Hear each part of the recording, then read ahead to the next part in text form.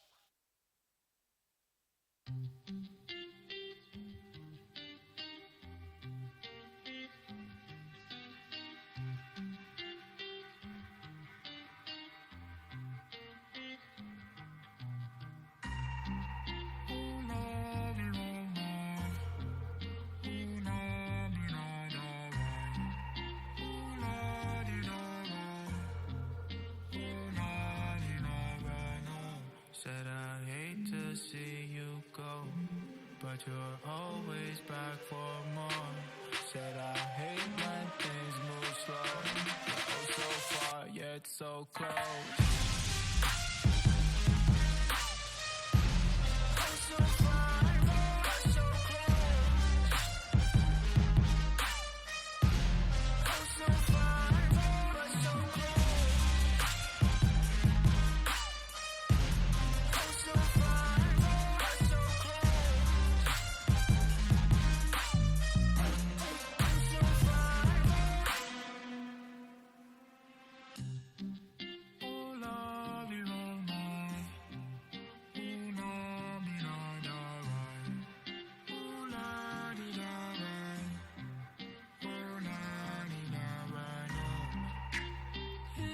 Hello paradise, I can't decide.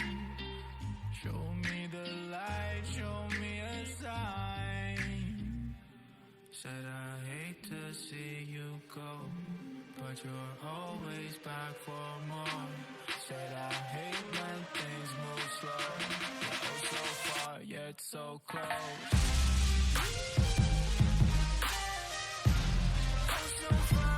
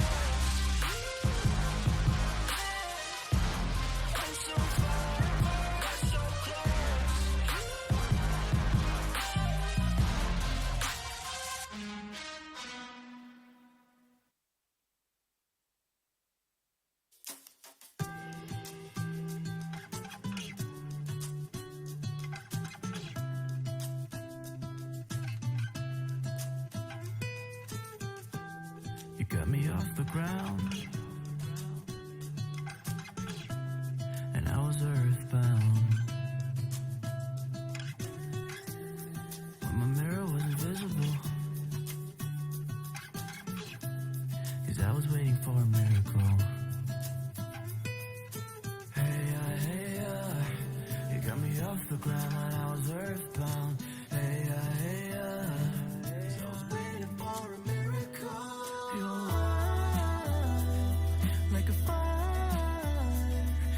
safe in your white fire, in your flames, in your barbed wire. You're wild like a fire. I feel safe in your white fire, in your flames, in your barbed wire. You got me off the ground, and I was earthbound. When my mirror was invisible, 'cause I was waiting for a miracle. You got me lost for words, and it might sound absurd. You're like dope and adrenaline. It's like both well and genuine. Hey, you got me off the ground when I was earthbound. Hey, 'cause I was waiting for a miracle. You're wild like a fire. I feel safe in your white fire, in your flames, in your barbed wire. You're wild like a fire. I feel safe in your white fire,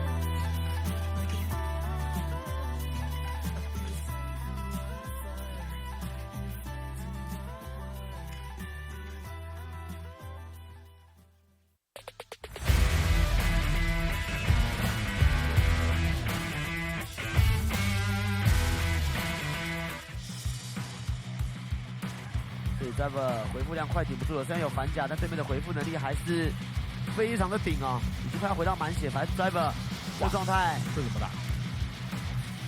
只能看关键时刻了。大姐直接推走，没有啦，没有啦，烫死了，走！见了一见，再见天堂。这我是要不是亲眼所见，我是万万不敢相信的。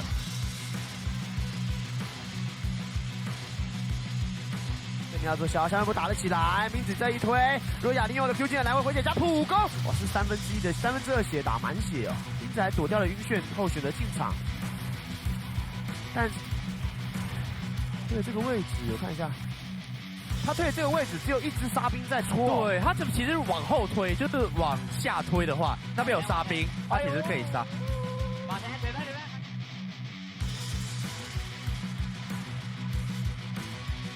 还有Pretend的加持，8000D、7000D，远古龙进入倒数，看起来来不及。高瑞哥拿到了远古巨龙，哇，这里是把这个大物件给拿走了。啊、哦。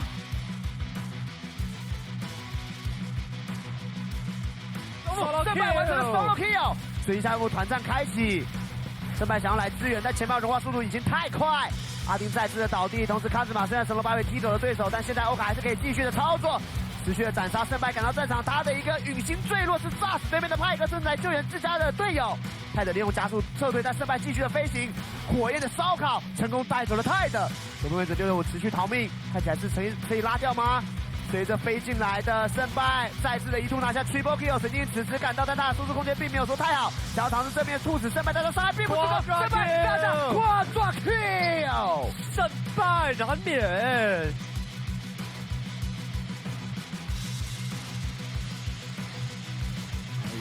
也想做一些进攻，抢2了，一界往前做追击 ，driver， 哇，情理 TP 是吧？这个血量爆开来啦！他前面选择把凤凰的3级直接自己杀他吧，就再卡一波兵线进去，3级直接自己单杀他，3等杀1等，3等杀1等啊！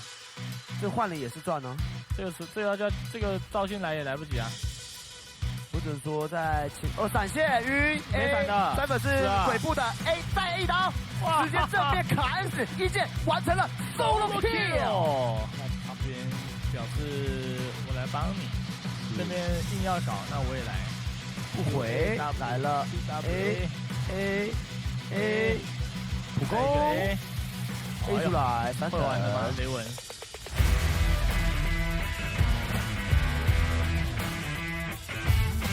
但阿哲伤害超高，又是给到了一发鱼叉。现在 DFM 想要拉成发了，正在主导阿哲又没有倒地，所以热射上到，而且后期攻这一波，先把对方推回来，是热射大爆。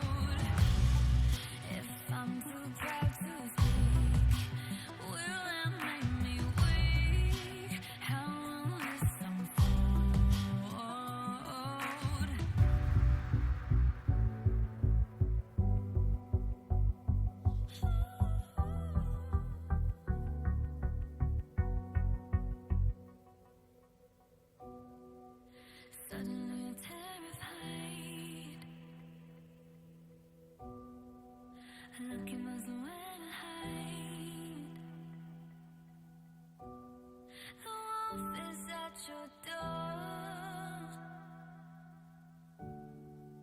Can you hear him roar? Maybe I'm the monster.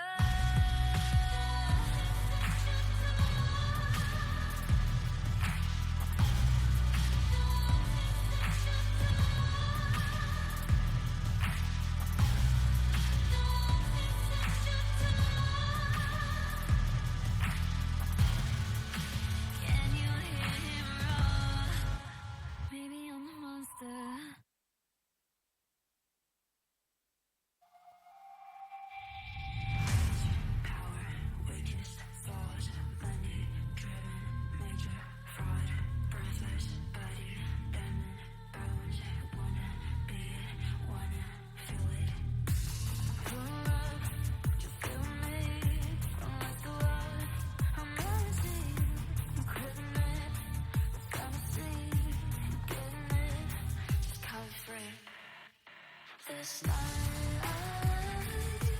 will forever remain in your memory card in your eyes. You and I could be the greatest enemy. Awake now, get wild, awake now, be loud. Awake now, get wild, awake now, be loud. Power, weakest thought, money, driven.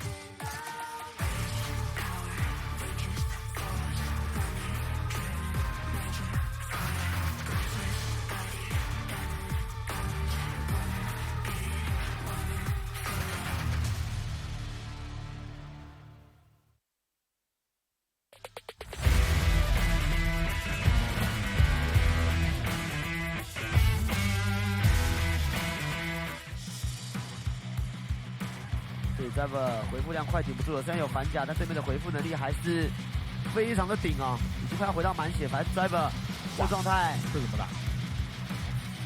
只能看关键时刻了。大姐直接推走，没有啦，没有啦，烫死了，杀！见了一见，再见天堂。这我是要不是亲眼所见，我是万万不敢相信的。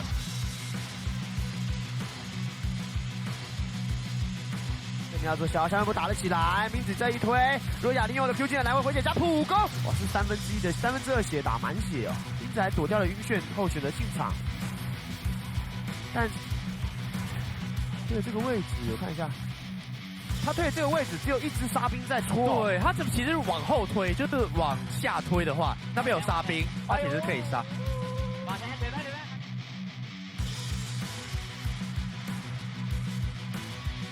还有补天的加持，8000D、7000D，远古龙进入倒数，看起来来不及。高瑞哥拿到了远古巨龙，哇，这里是把这个大物件给拿走了。啊、哦。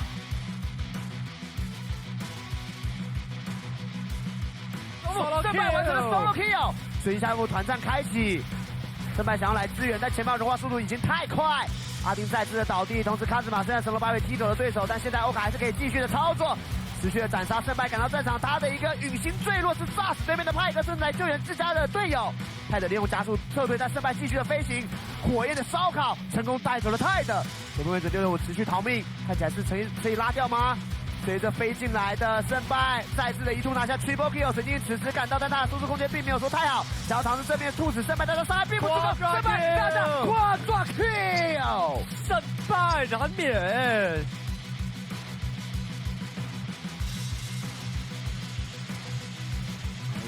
你想做一些进攻，抢抢2了，一剑往前做追击 ，Driver， 哇，情侣 TP 是哇吧？这个血量爆开来啦！他前面选择把凤凰的3级直接自己杀他吧，就再卡一波兵线进去，3级直接自己单杀他3等杀1等，3等杀1等啊！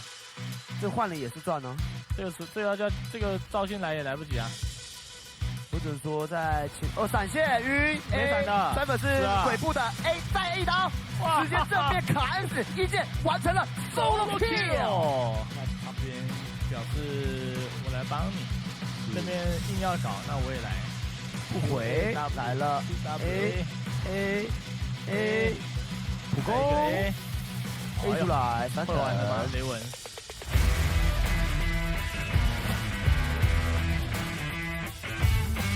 但阿哲伤害超高，又是给到了一发鱼叉。现在 DFM 想要拉神发的制作图，把阿哲更加保利，最热射下到，而且后期攻这一波，就把对方推回来，最热射大爆。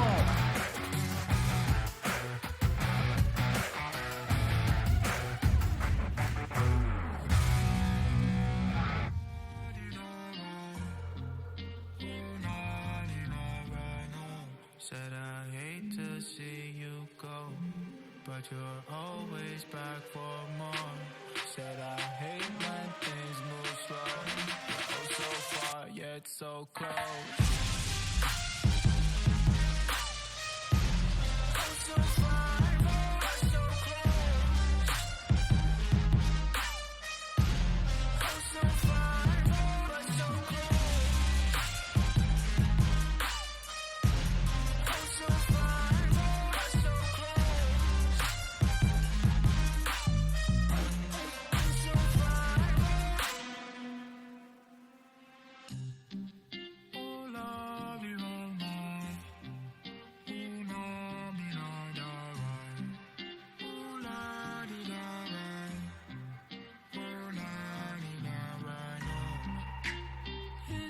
Hello paradise, I can't decide. Show me the light, show me a sign. Said I hate to see you go, but you're always back for more. Said I hate when things move slow, oh so far yet so close.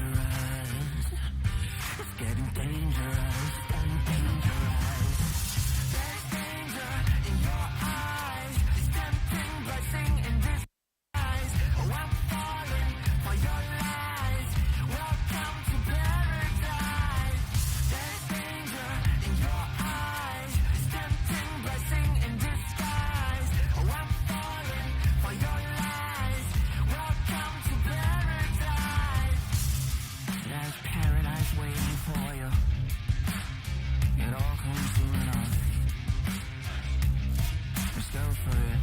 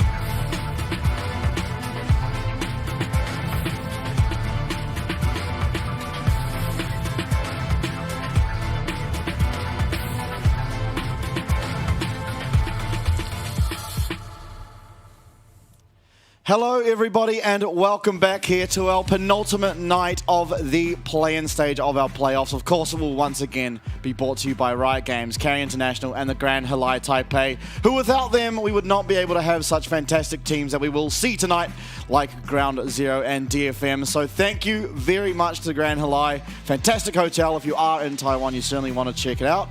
I will once again be your host. My name is Vestian. Alongside me, it will be Low. And what are we feeling about today's games? Because we have 2 rematches on our hands. Yeah, you might feel like you have deja vu if you've seen the schedule for today's games, but it just happened that 4 of these teams found themselves in the same place they did, as I think these matchups opened up the playoffs for us.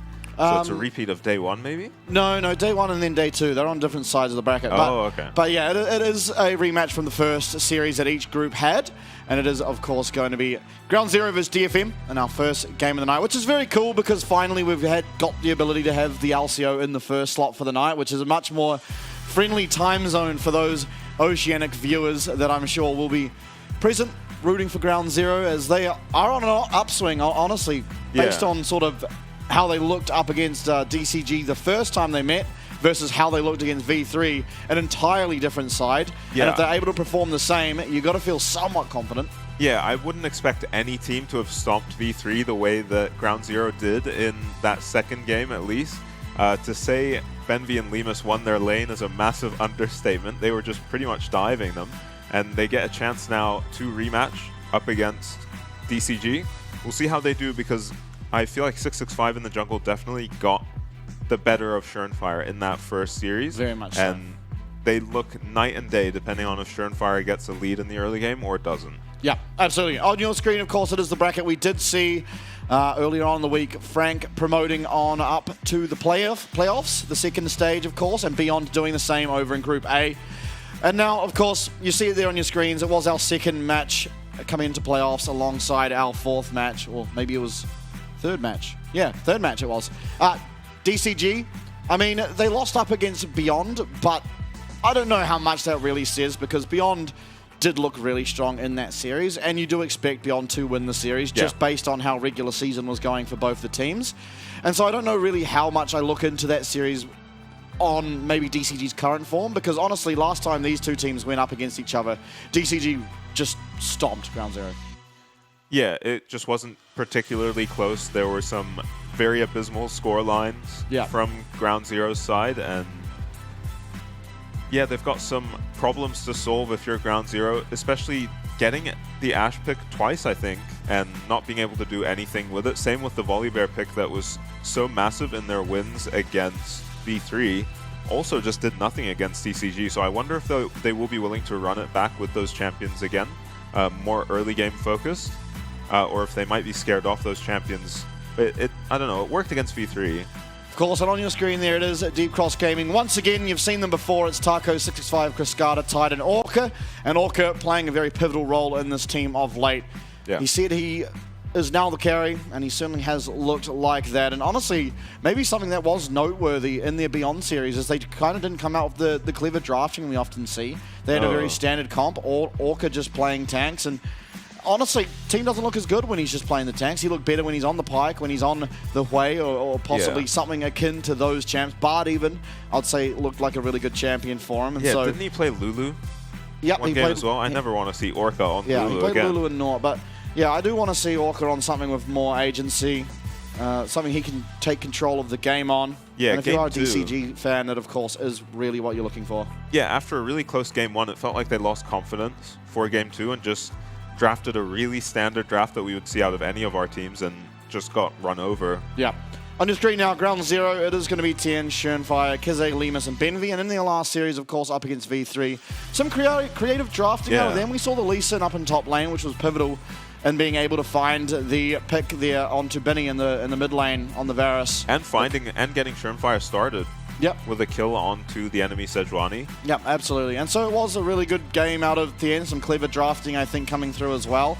Surprising the Japanese side with the Elise in top, of course. And honestly, maybe you want to look for something like that. I don't believe Lemus will be getting the Smolder in it ever again. So we'll see what he's able to pick up and carry on. The Varus was something he certainly was able to carry on. But a shout out there to Lemus's YouTube. Usually it's his Twitch that he likes to spread around. Yeah, check out Lemus on YouTube, I guess. So I hope that's not all though. the coach has written down. Yeah, you do hope there's more. I feel like up against DCG, you need an entire novel to try and have draft notes. Yeah, because figure out. In general, I mean, they generally do just drafts at the most wild compositions. Admittedly, not really up against Beyond, and kind of that's what we're saying is maybe what lacked and what we missed out of them is the first time they went up against BYG, it was a much closer affair. Yeah. But I'm sure they'll come into this and they'll be able to find their way around the draft. I do think a team like Ground Zero probably easier to draft around than Beyond, just because when you have Beyond, there's such a massive carry threat and driver in the top lane that you kind of have to find a way of shutting him down whilst not giving over too many just absurd champions. Yeah, but you might think that until they start throwing Heimerdingers and Lee Sins at you. So, you know, definitely curveballs that can come out of Ground Zero. I'm hoping they're confident enough to do it, and I think after such a strong series against V3, they should be confident enough in themselves with these off-meta picks. Absolutely. I'm excited to see what DCG have to bring, though. I do think, surely, looking back to the last series, they will recognize that their biggest strength has been the draft phase and getting themselves just such a strong team composition. Maybe not based on the meta, but certainly based on what they're up against and sort of what their strengths are as a team. And here's some stats from the last series. I mean, obviously the 52 minutes having 75 kills stands out. Obviously that was between the entire series, not just a singular game, but well over a kill per minute. Yeah, most of those kills going to DCG, as far as I can remember. I don't remember either of the games being super competitive, but Lemus and Benvy looking to step up.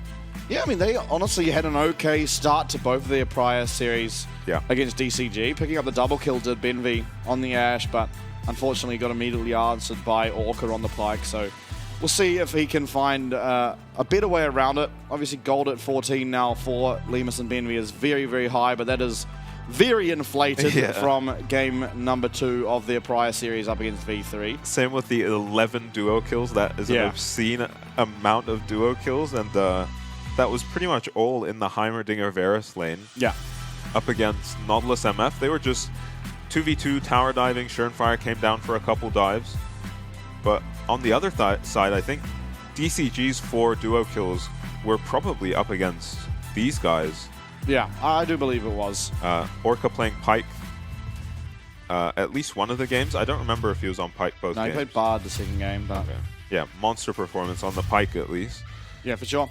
Into draft now. Nautilus going to be banned away. Benvy's not going to be able to pick that one up. We'll see if the Volibear is something that DCG want to consider banning. Maybe the Smolder if they're not willing to pick it for themselves. But we do know that Cascada and Tide both like playing the Smolder, so... Yeah, Lee Sin banned away from 665. We've seen a lot more of this since they managed to take out PSG, and 665 was pivotal in their win over PSG. Not a matchup we were ever expecting DCG to win. Yeah. For sure. Callista and Talia going to be the bans, so getting rid of some of those power picks. Still, Tristan is an interesting one. Is it a takeaway from Lemus or Kizzy? I'm not really sure, but it's going to be taken away regardless.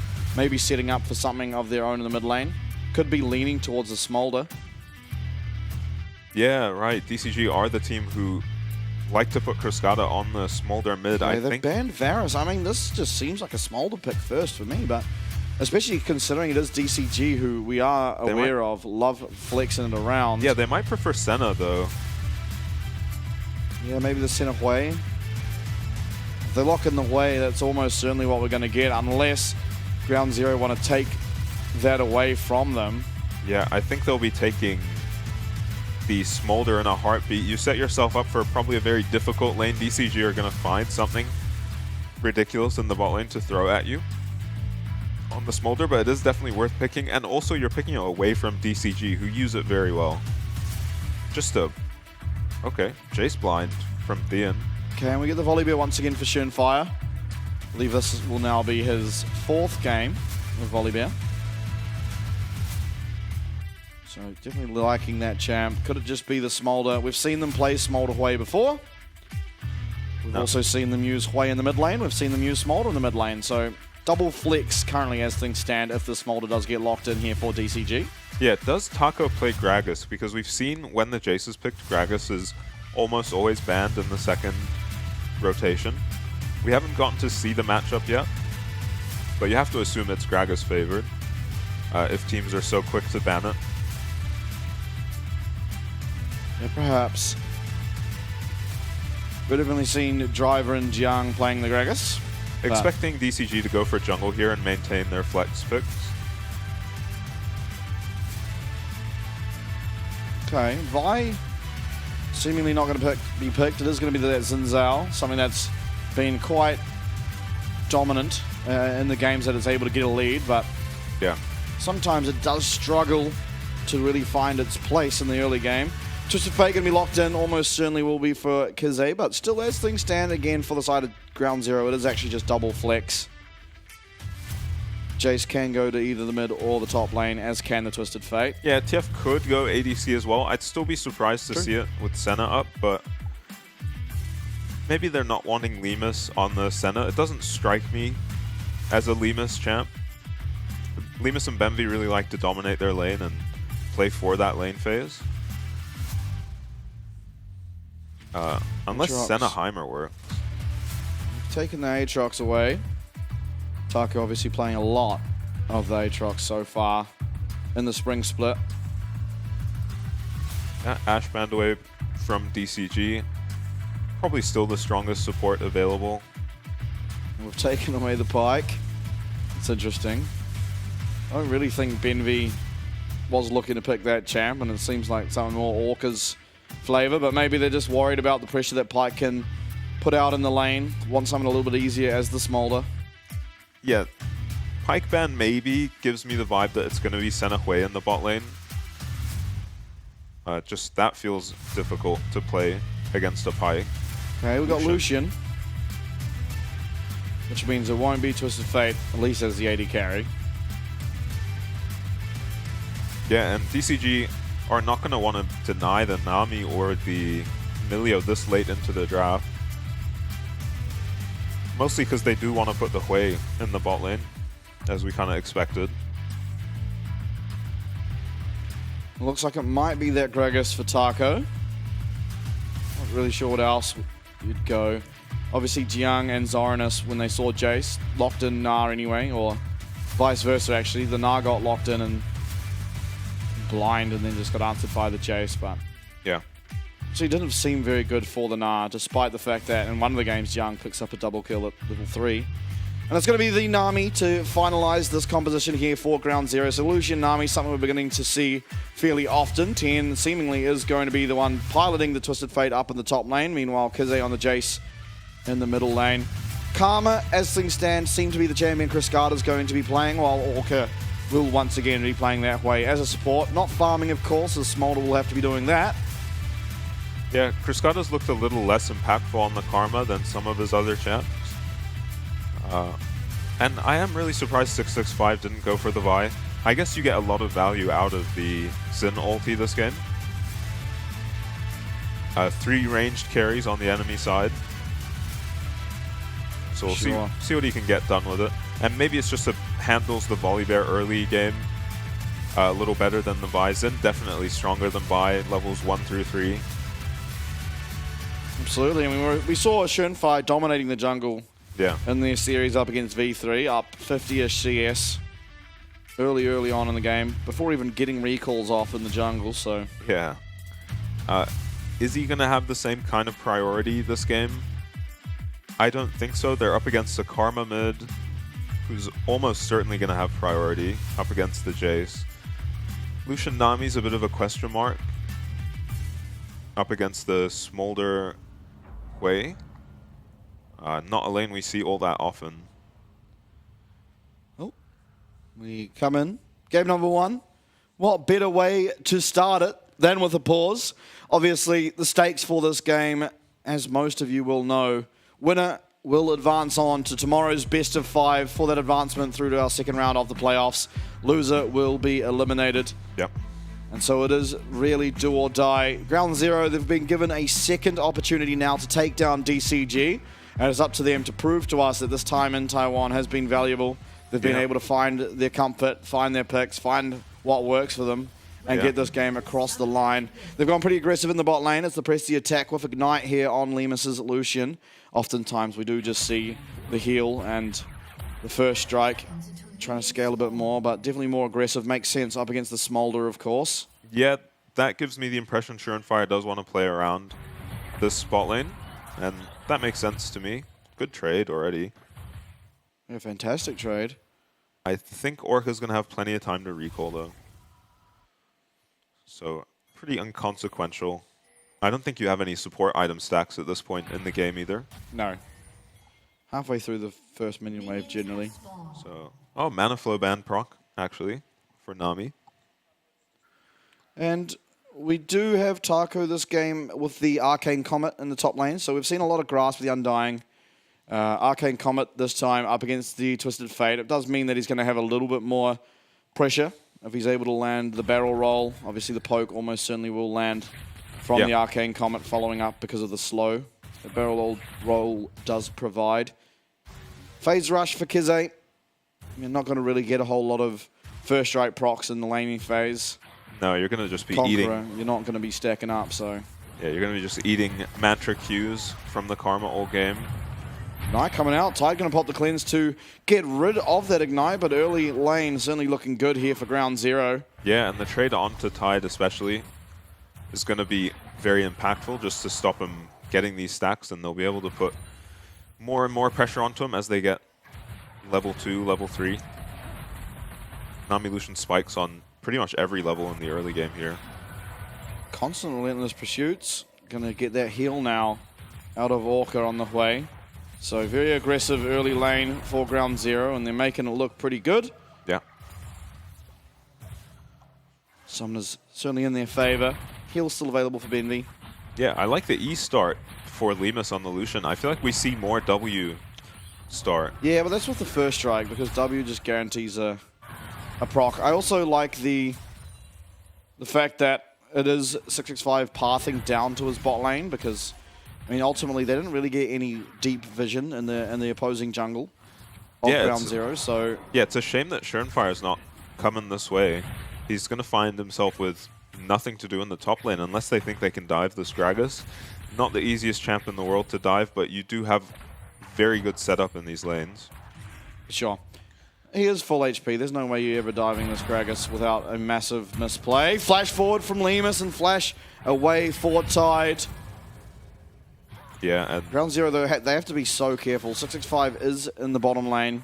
yeah, they have to expect this, though. Schönfire's walked into the top side of the enemy jungle. Got some vision down, and we'll see that 665 is definitely pathed to bot lane. Schönfire, though, might just be running it. Cascada here in the mid lane. Doesn't really seem like much can happen.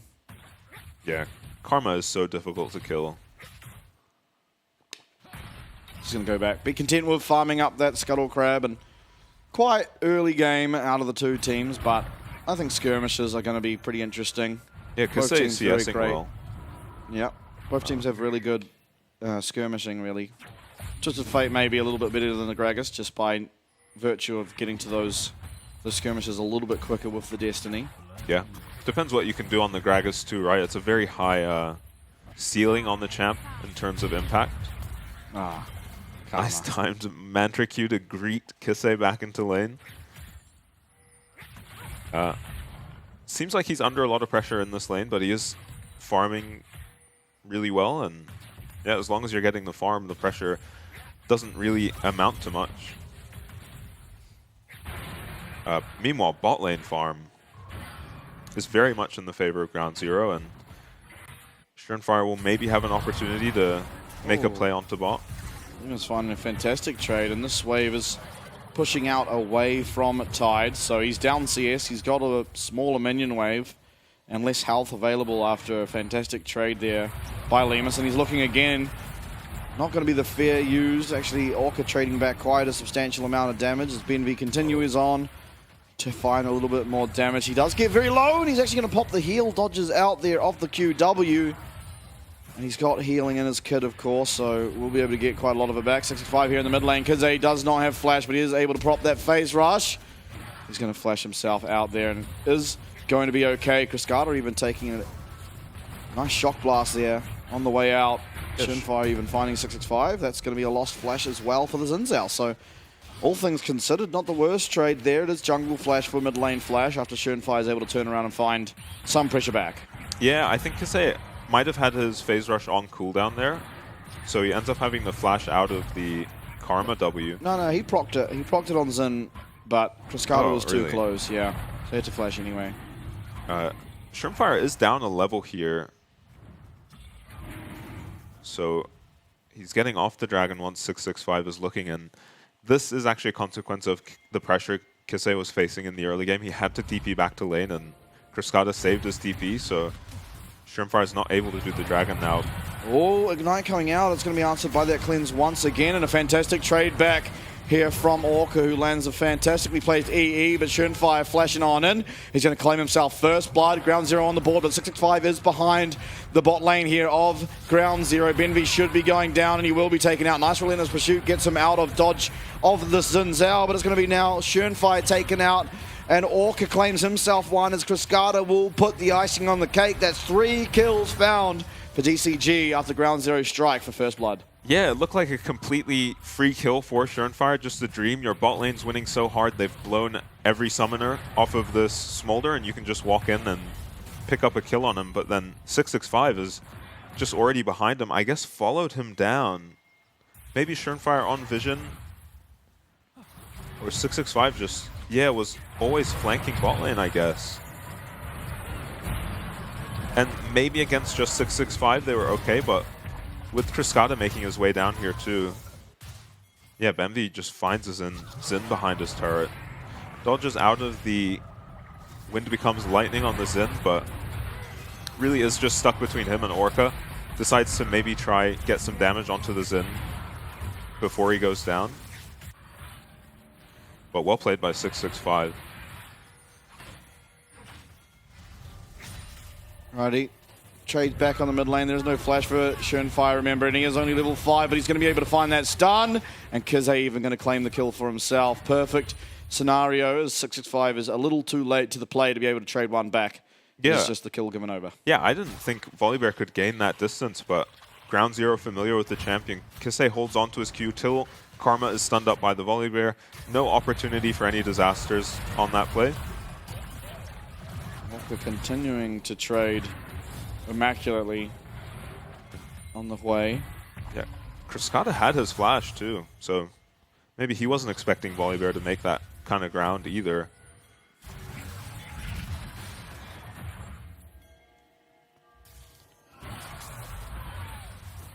Lemus and Benvi not too afraid of 665.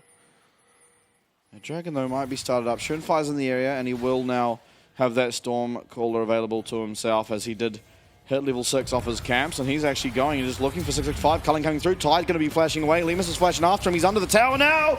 He does get the kill, but it's traded back. Orca actually taking that for himself as he's continuing on to auto-attack this Nami. On the top side, though, 665 seemingly running away as quick as he can, as Kize able to come down, join his jungler, and seemingly the Dragon going to be started up. Orca as well gets hit by one of those bubbles, but won't be really under any threat. Yeah, Lemus just out of range after he flashes onto the Smolder. Theon's going to have to pop his Ghost to get away from Taco. Yeah, Should be inconsequential. 665's here, though. He's on vision. And unlike Antics, he's going to see that there are two people here and just run himself on out. Or maybe he's not. Stormcaller. Cascada's going to flash away. Schönfire gets the shield, though. He gets a bunch of health, and Tidal Wave going to go wide. Going to go between the uprights. That's okay, though. There is no kill. They did manage to get the flash there off of Cascada. Possibly an angle for a repeat gank. Yeah, and I mean, if DCG overcommitted to that play, there were actually 4 members of Ground Zero here. But they do manage to get out of there. Cascada loses his flash. But otherwise, not much lost for DCG. And Schönfire's ulti is down, so should be hesitant to take this fight with how much prio Taco has in the top lane as well. Yeah, no teleport for Tien, of course, as he did take the Ghost, and so this should be a few minions going down to his tower, although he's sticking around. Schönfire in the area means he's not really under that much threat, unless, again, a massive misplay does come through, and we have seen them a lot here in the playoffs. I mean, Taco has ulti soon, and 665 is here as well. Theon is in a lot of trouble. No gold card now. Tien is just going to be dead. Not able to clear out that wave. 665 going to pretty comfortably just jump on him and take him out. Not really much that Tien can do. So that's another mini wave that is going to be going down. No cannon on this one as well, so even quicker. Yeah, and I think Tien was trying to farm one more wave so his ultimate would be back up. And then heavy trades in the bot lane. Nice fear. Spiraling. Oh, culling as well. Yeah, a bunch of ultimates thrown at each other. Wow, that does a lot of damage. Considering he's only got the Bandleglass mirror on the way. Benvi taking so much damage from Orca's poke. And this is kind of a difficult spot if you're DCG's bot lane, just because this Lucian Nami are going to be stronger than you for so long. It is going to be so long before Tide can fight back against these champions. Because this isn't even the strongest point in the game for the Lucian Nami.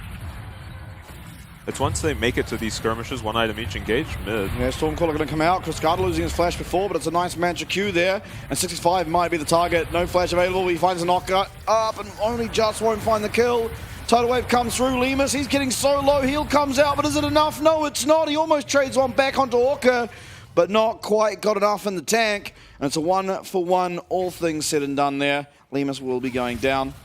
Yeah, unfortunately, Lemus found himself in a fight there with his static Shiv in base. It always sucks to go down in such a close fight with your item completed in base, but felt like they had to rotate to help out their mid-jungle. Tien not going to be able to get out of that body slam, and in fact, he does have flash available, but this is a rough position to be in. Nice dodge out of the barrel roll means he's going to be okay, but another recall going to have to come through for this Twisted Fate. Yeah, so the fight starts out onto 665. Cruzcado just going wide with the Q there. And yeah, Kisei is looking very good on this Jace. Seems to know his damage, and Lemus is, yeah, he honestly just doesn't need to be here at all. Just caught in the middle of DCG when his team had essentially gotten out on that play. And he allows DCG to trade a kill back. Does have his static Shiv finish now, but is actually a level down on Tide. Another position you want to be in because they're going to be looked at here. He's going to need to prop the phase rush. He's going to need a flash. Is it going to be enough? Rooted up. Q comes through, but not got the damage just yet to take out that Jace, who was running very quickly. Yeah, that Q did a lot less damage than I expected from Cruzcado. Probably wasn't expecting it to kill him, but very tanky on the Jace. Bubble goes wide. Tide flapping out of there. Seemingly the Dragon will once again be stopped, but that's kind of a dream situation if you are DCG, of course. We said it all of Thursday. The Smolder, I mean, pretty happy for no Dragons to be going down, as it just means constantly less pressure against your team, more time to stack up.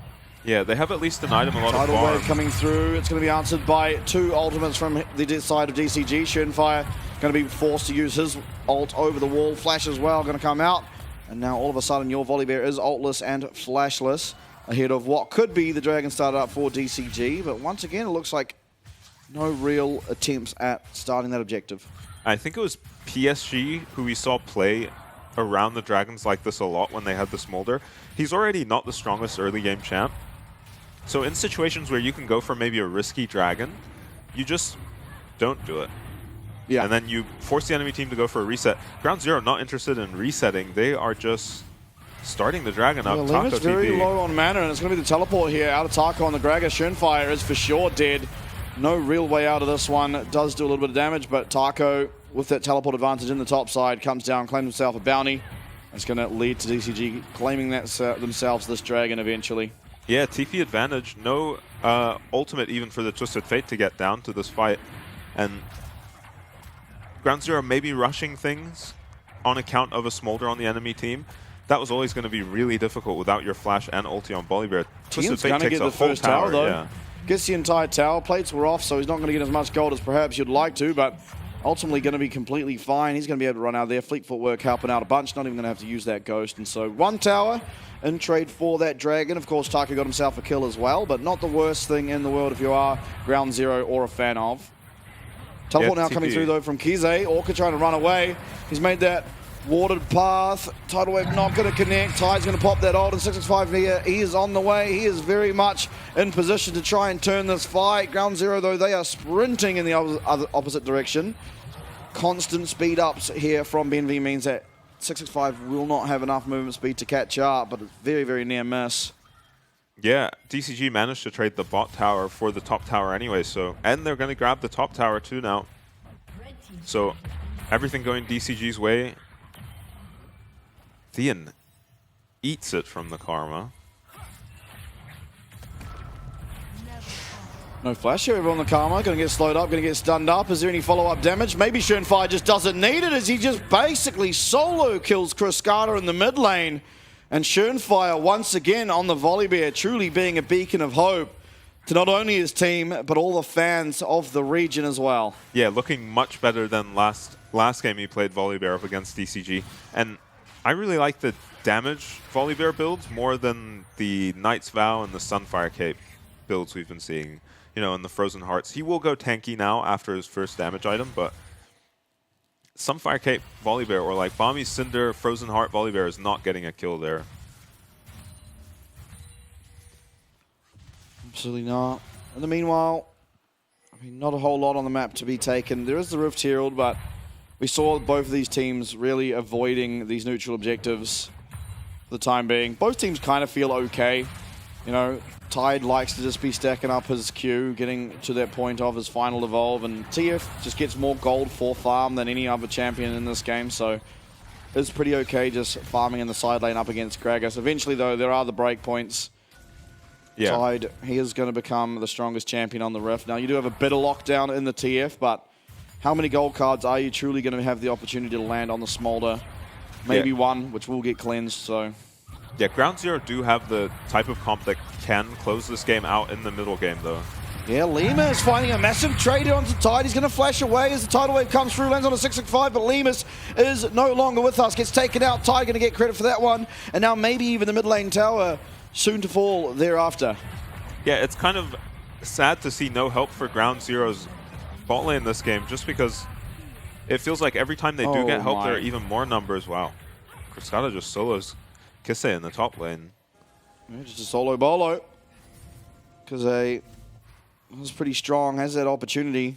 Not much else. Benvi, though, he's been found. He's going to be flashed. His bubble not going to land. Heal comes through. He doesn't have enough health to maybe get off one more heal, but now 65 dives into the tower and takes a large chunk of his health as repercussion, but everything coming up DCG here. You know, it's post 15 minutes. Except for the Krugs. Yeah.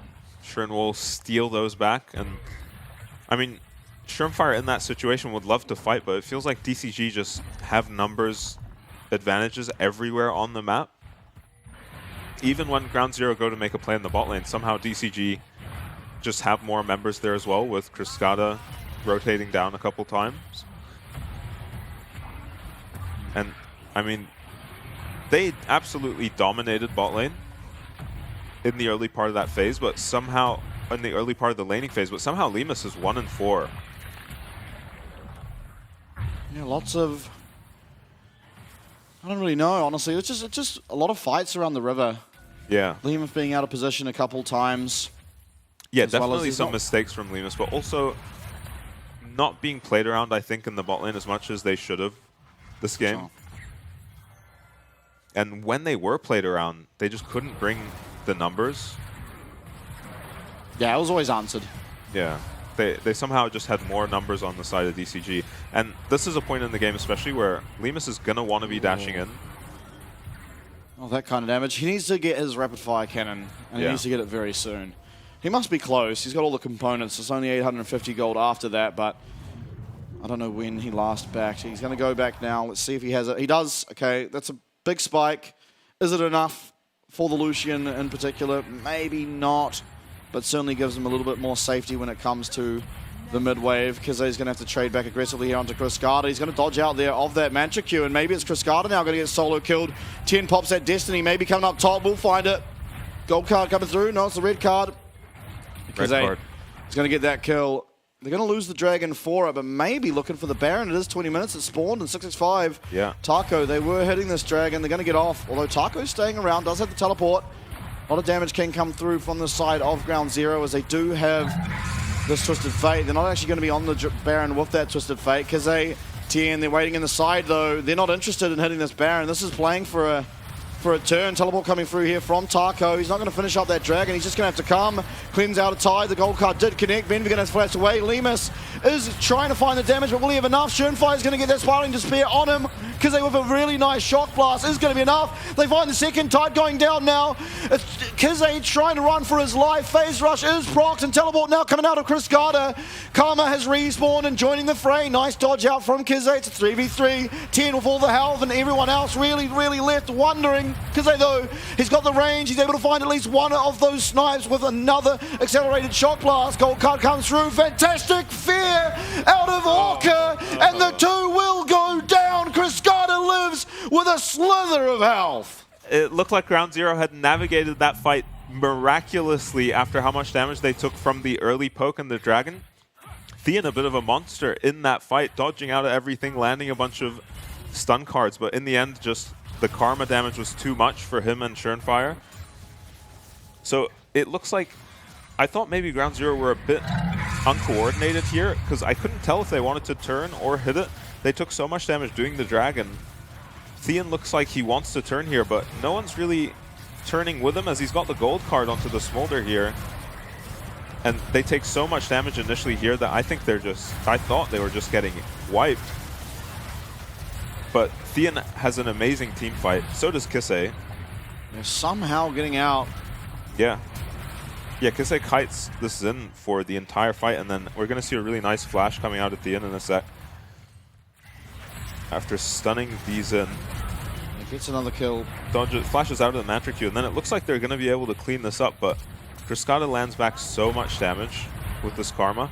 Oh, it's the Hui pulls them on top of each other, and then the Mantra Q from Cascada. So close. Very close, but while that replay was going on, DCG, picked themselves up that second Dragon. Of course, there's a long time till Dragon Wincon really comes through. No cleanse on the Smolder. He will be going down. It's going to be Schönfire picks that one up. But Tien, he's been explosive cast back into the fight. And now there's two fights going on. Kizay's going down on the top side, but not before he just assassinates down that Smolder. Tide not going to be able to fight. He's running. Benvy's got the slow. Benvy's got the bubble. Lemus has got the damage. Dashes away once again from the Zinzao. Zinzao still very healthy. Going to land the slow there onto Lemus, but not going to be able to dash back in. And Cascada is going to go down. So Ground Zero coming up huge in that team fight. Yeah, Ground 4 Zero for 1. Completely outplaying DCG in that last fight. They find a pick onto Tide off of this Lucian engage that we talked about in the mid game, and Lemus finally has a good fight where he's got some space. A lot of resources used on Thean to take him out early in that fight, and it allows Lemus to just completely pop off. I have no idea how Kissei survived on, 2 bars of HP again. We're going to see, Lemus takes about half his HP, but turns straight onto Tide. And it looked like the repeating story of this game, where DCG just show up with a bunch more people and take out all of Ground Zero. But Taco's dead on the bot side, and Kissei's in the middle of 3 people, and one taps Orca and barely makes it out of the Mantra, out of the W from Karma. Nice bubble from Benvy to save him. And I think Cascada goes down here as well. Yeah, Cascada will be going down. And Benvy doing a good job of slowing him up and then letting Schönfire stun him. They get a tower mid and 4 kills in that fight. And what a back and forward exchange this game has been thus far. Ground Zero, they are in a position to be able to take this one. Oh, even 225 is the gold, but we do now have, 222, but this wave will confirm Tide is now very, very scary. He has been going down first in these team fights. Ground Zero been doing a really good job of ensuring that he is not able to find all that much impact, but just getting off those cues from afar now is going to be so, so scary. He's getting close to that rapid fire cannon, and all of a sudden, your Jace has a lot of poke to land before these fights for you to really feel comfortable. It's going to be Schönfire going in, finds the stun, gets that cleanse away from Tide, and a massive shock blast lands. The Smolder now, he's 1 HP. He's got no way to heal back up. He's going to have to recall. Maybe Ground Zero can look to do something here, but it is very scary, of course. Hui, very long range, and Cascada putting out so much damage with those Mantra Qs. It's going to be a Scuttle Crab picked up for DCG. Schönfire not going to have any real way to contest that one. Yeah, health bar is just too low now to look for a Dragon on Ground Zero. Both teams barely making it out without casualties in that fight. Cascada doing a lot of damage with his poke. Same with Kissei. Oh, Lemon's going to have to flash away. Taco found an angle there onto the Lucian. Yeah. Explosive cask for flash. Certainly a good trade if you are a DCG fan. Yeah, especially with Dragon coming up in a minute 30. Taco's ult is going to be up. That flash from Lucian's still going to be a long way away. And he kind of wants that flash, honestly, not for running away, but to have opportunities to finish off these kills onto Tide. Surenfire managed to get onto Tide in that last fight and get him to, 20% HP, but... Got his cleanse, I think, most critically. Yeah, with a Twisted Fate, that might just be enough, honestly, for them to get the kill at least onto Tide. But we'll see how DCG try to avoid it or punish them for committing onto the Smolder. Surely is going to be popped, but they're not going to find any real way in there as Surenfire is moving at the speed of light on this Volibear. Looks like DCG just with massive mid-prio before this Dragon. Yeah, Taco looking for Lemus again. He's going to get stunned up. Destiny coming through, tidal wave onto the front line, but Tien's at the back line. Tide, you've got a problem. You're going to get stunned up. There is no cleanse available, of course, for the Smolder in the side of DCG. They're getting rounded. Tien finding another gold card, this time onto 665, who does dash back and trade a little bit of damage in return. DCG, they're trying to find Tien. Are they going to be able to do it? DCG does. At 665, once again, finding his way onto this Twisted Fate, but there's no real follow-up. Taco at half HP. Surenfire all of a sudden half HP. Does have Stormcaller available if he finds an angle to use it. Maybe find his way onto Tide. There is no TFL, but there is a flash available for Tien, and Flash 4 does go 665. Benvi, he's getting targeted down. Don't have what it takes, though. At 665, he's very low. No Zinzao ult available. Tien still playing around the sides of this team fight, and nobody going down. Low health bars, but no deaths means nothing really to come. Maybe DCG are going to look for this Dragon, but Surenfire's had time to recall, get his health back. He's going to be back on the map now. He's very, very fast, can get to this Dragon in lightning speed. It is Criscata, however, starting up this Dragon, and Ground Zero have no vision on it. Teleport coming through now for this Jace, and maybe because he's made a mistake, he's going to get rooted up. He's going to get the Spiraling Despair. Mum comes down too. The damage is going to be there.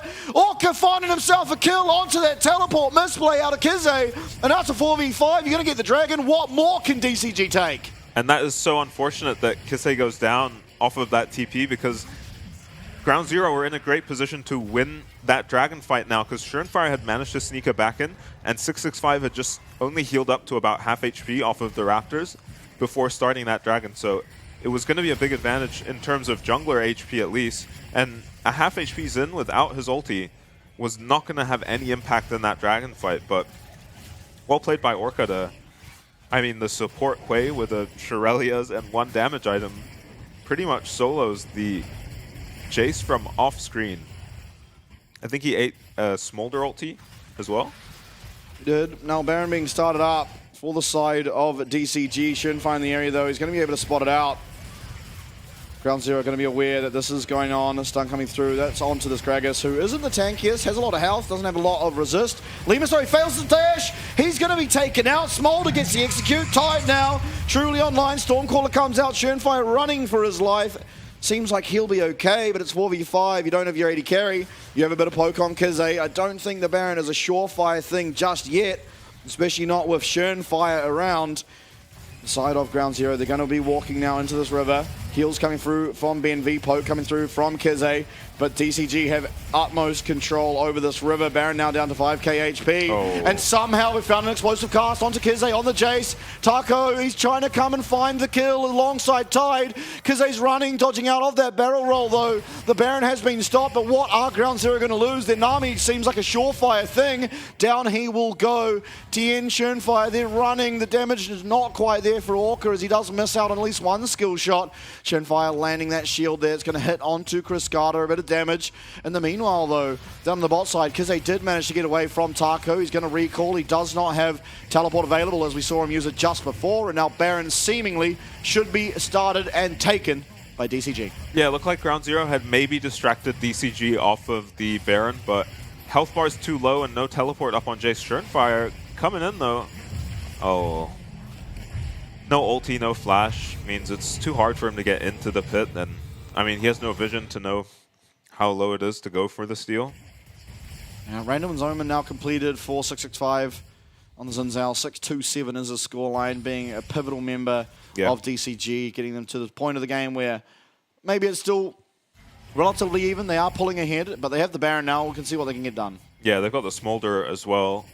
Different tone to these team fights since the Smolder has hit his stacks.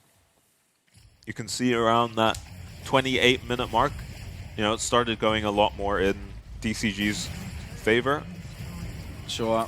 And GZ are still playing the fights well. Oh, Ty getting aggressive. Charlotte's coming out. Chu will not quite slow up Lemus, but priority over this mid wave, and Baron minions crashing now at your open inhibitor.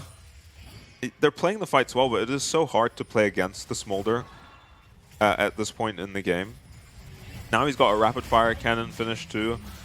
665 though, there's 3 members on him. Bubble connects. Lemus finding the damage. Is Schoenfire going to get rooted up though? Stormcaller comes out. 665 with the ult means he's not taking all that much damage. And Taco now teleporting in. Tien is maybe out of position. He pops that ghost. He's running very quick. There's no ult on the Zinzal. 665 very, very low.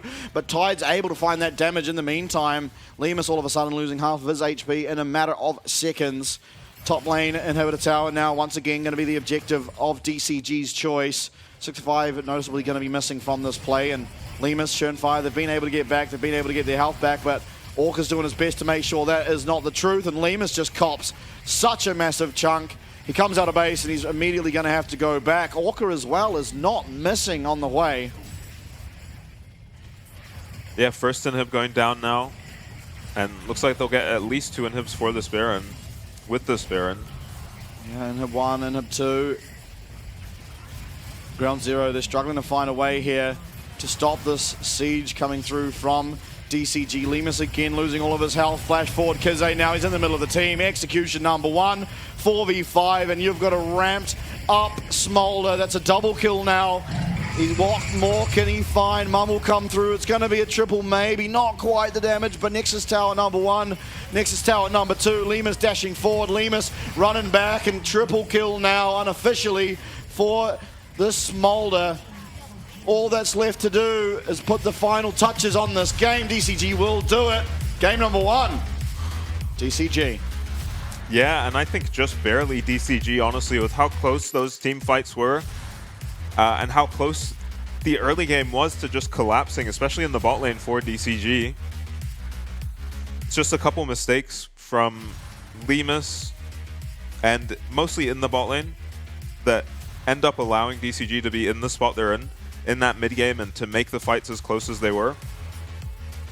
Yeah, for sure. You still saw Ground Zero picking up 4 for 1 team fights, but it was right after that team fight that Smolder got to his stacks, and they needed to be winning fights like that much earlier with finding picks onto Tide, just to extend that mid game longer so that Lucian is more impactful. You saw a tiny window that game in the mid game where Lucian was actually stronger than the Smolder, maybe 1 or 2 fights, and then the Smolder took over, and they had the opportunity to take the Smolder if they wanted it. I see why they went for the Volibear. Schoenfire has been very good on that champion, and honestly Kisei was doing a great job on the Jace too, but I imagine if Ground Zero had the Smolder and they played the early game and the team fights as well as they did that game, but they just had a Smolder, that's the only thing you change, then they are probably the ones winning that game. Yeah, I'm inclined to agree. I guess, I mean, to be honest, for me, I think, we'll talk about the MVP real quick, I think it has to go to Orca. I think he was so instrumental in making sure that game was won. And I think now, as a side of Ground Zero, you really have to strongly consider just banning away the Hui. Not only because of Orca, but also Chris Scott is very comfortable and enjoys playing the champion as well. And you saw that one team fight where they were so close to turning around, Kize living on 1 HP, finding a snipe. It was Orca with the EE onto 2 members that just had the damage atop of course, Chris Carter's Mantra Q. That was turning that team fight around single-handedly, and I think those sort of team fights in the middle of the game where Baron is spawning and there's so much to play for, that if you're losing simply due to one champion almost, you have to consider ways to either deal with that champ next game or just take it away completely. And I do truly feel like it's probably an angle where you do just want to get rid of it. Yeah, not to mention the kill on Kisei off of that teleport was set up entirely by Orca, doing most of the damage on that kill as well. Yeah. And in a lot of those trades in the mid game and even the early game where Lucian was dashing onto the Smolder, it was actually Orca trading back a lot of damage onto Lemus, so that bot lane could have been a lot worse without the Hui. Yeah. And we've seen, I think so far, when Smolder has been picked from DCG, it's only been paired with the Hui. Maybe there was a Bard game, but it's mainly been just them playing the Smolder and the Hui in the bot lane, and you kind of get to see why. They're just so impactful. You have the Hui somewhat dealing with the negatives of Smolder's lane phase, almost single-handedly. I mean, Ground Zero in this replay, they did pick up the first blood, but 665 on the constant flank. Cascada as well, just having priority in the mid lane means it does end up being a 3-for-1. Yeah, and that was the story of the early game, because every time they tried to make a play bot, there were just more members of DCG there. I think you can manage that 3v2 with the low HP bars as Ground Zero, but once the Karma shows up, you're all going down. Yeah. And you can see on the goal graph, they were bringing it back. Yeah, there was multiple times really in that game where Ground Zero, they should have been winning. I mean, you can see in the goal graph there, right, for almost the first entire 10 minutes, it was them in the lead, and it felt like really it should be them to continue, but they weren't able to. And then once Smolder sort of gets to the stacks needed, and I think importantly this game got to the point of having the rapid fire cannon, it just became way too hard to deal with. We found 10 finding a stun on him, but there was just so much range between where Tide was and the rest of Ground Zero that it didn't even really matter.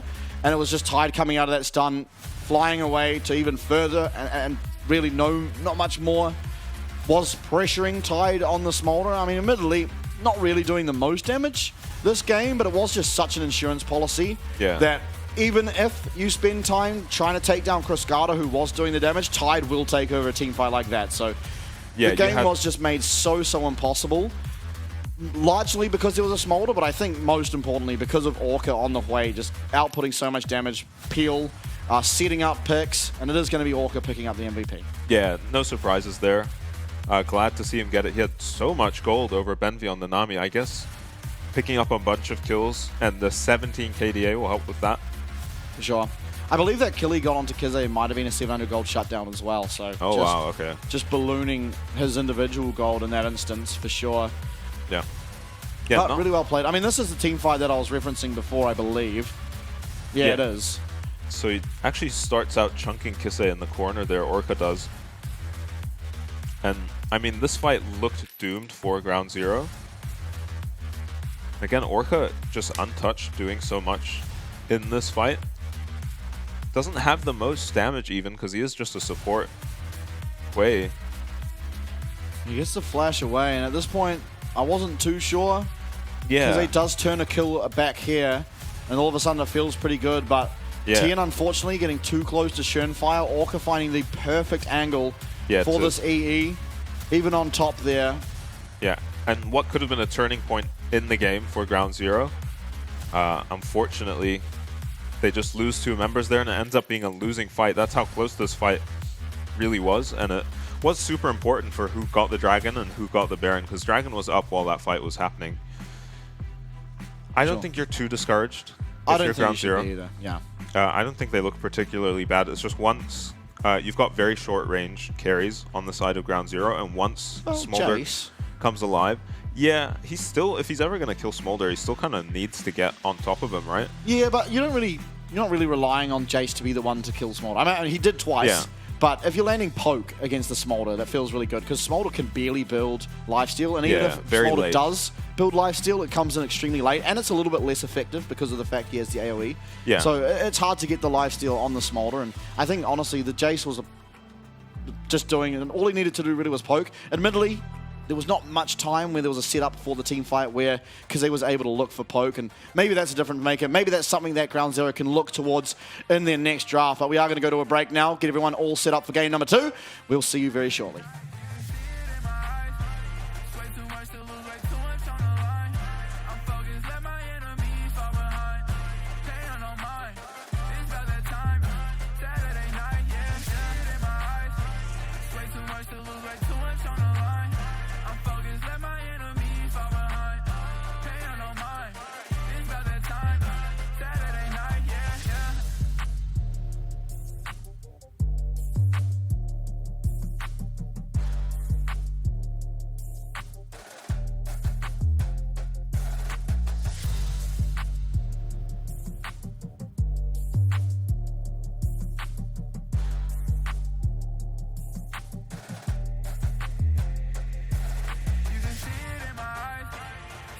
much to lose, way too much on the line. I'm focused, let my enemies fall behind. Paying on mine, it's about that time. Saturday night, yeah, yeah, in my eyes. Way too much to lose, way too much on the line. I'm focused, let my enemies fall behind.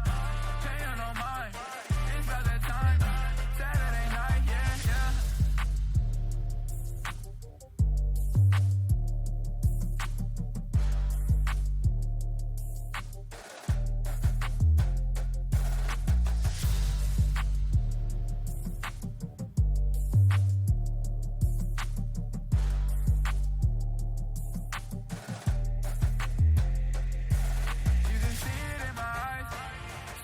To lose, way too much on the line.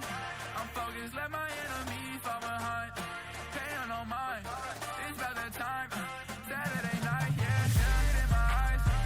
Way too much to lose, way too much on the line. I'm focused, let my enemies fall behind. Paying on mine, it's about that time. Saturday night, yeah, yeah.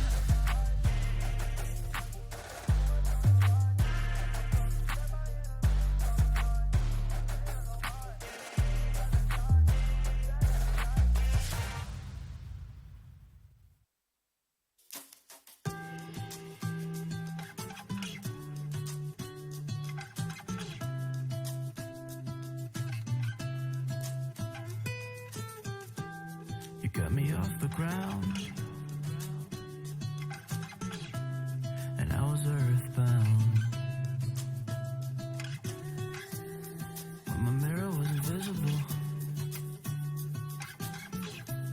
'cause I was waiting for a miracle. Hey, you got me off the ground when I was earthbound. Hey, 'cause I was waiting for a miracle. You're like a fire. I feel safe in your white fire, in your flames, in your barbed wire. You're like a fire. I feel safe in your white fire, in your flames, in your barbed wire. You got me off the ground,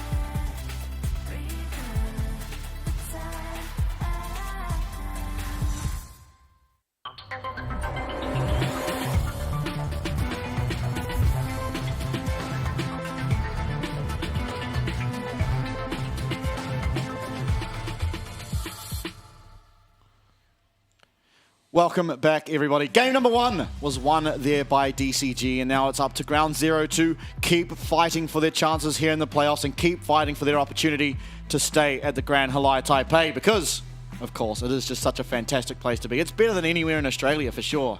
That I can guarantee. And so, of course, big thank you to them for hosting all of our foreign teams going over to Taipei. Now, game number 2, I mean, we kind of talked about it before we went to the break. Something I think has to happen in the draft, whether it be drastic or not.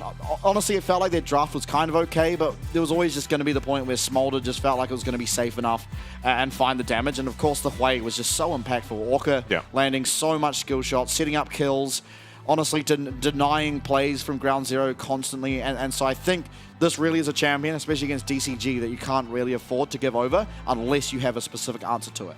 Yeah, and I think one thing that maybe went unnoticed in that last draft in terms of impact, once that Smolder gets online, Twisted Fate and Lucian are going to have a really hard time following up onto the Smolder up against a Gragas. Yep. It's just suicide to try walk into a Gragas against those champs. So the only follow-up we saw in fights, 2 Schernfire's engages, he was finding the Smolder, but it was just Kisei throwing the Qs on the Jace because no one else could walk past Taco on the Gragas. He went full AP. As well. I think he had a rocket belt. He did. At one point. He did have a rocket belt. Giga Chad. Yeah. So, yeah, you're just getting one shot by that Gragas if you try walk into him. Absolutely. Ground Zero there on your screens, or no longer are they on your screens, but it's do or die now for them. They're 1 down in their series. They have to win 2 in a row now to keep fighting for their place in our best of 5 tomorrow to decide who will be going through as our 3rd team into the 2nd round of the playoffs. DCG, though, they're 1 step away. 1 win will get them to that best of 5. Yeah, Taco looks kind of miserable, maybe staring down the barrel of another Gragas game. Yeah, staring down the barrel of a Cassante. I think, by the way, Taco is 0-5 on the Cassante over the course of the split, so not likely to be a champion Taco picks up. But yeah, he'll be grateful for the nerfs then, if that can fall out of meta. Yeah, get rid of that. Yeah, very good top laner, but maybe champion pool issues. Has Mordekaiser. Same draft. Hui picked immediately. So now you're going to have to find an answer to this, and I do not believe it could ever be the Lucian Nami. Not after last game. It was strong very early on, yes, but just weren't able to find anything with it, honestly. Yeah, we'll see what Ground Zero have. Oh my god, this is a salty draft. run back. I don't think they'll purely run back the draft. Well, it's just Zinzel, Smolder here, and then what? Probably Lucian. I wouldn't blame them for a Lucian pick again. Both teams laughing at the run back draft. Yeah, I think they picked TF here. Did Ground Zero? I think that was a mistake. Yeah, we'll see. He struggled in the lane. They ended up swapping the Jace away from the Gragas, right? But they swapped the TF into it, and TF didn't really have a great time up there either. Having to blow Ghost a bunch of times. And TF was laning against Gragas. Yeah, that's what I mean. TF did not have a good time against the Gragas. Didn't find what you want out of a TF lane. I now, like the maybe Karma. taking away the Karma this time. So Jay's going to be top. Karma going mid. Almost certainly. Now it can also go support. Yeah. Also, I mean, to be fair, in theory, 3 flexes picked from Ground Zero.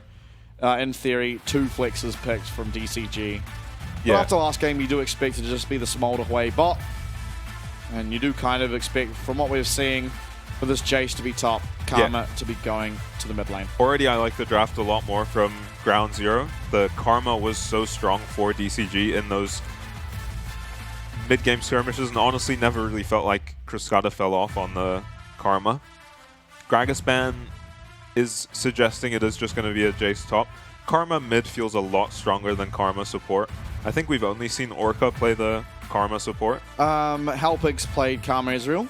Oh, yeah. And they're the greatest team in the PCS ever.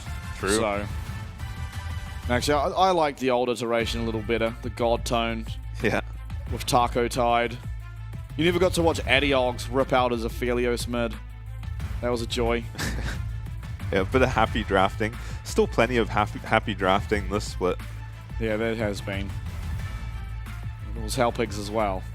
Will it be Pike Ash again from DCG?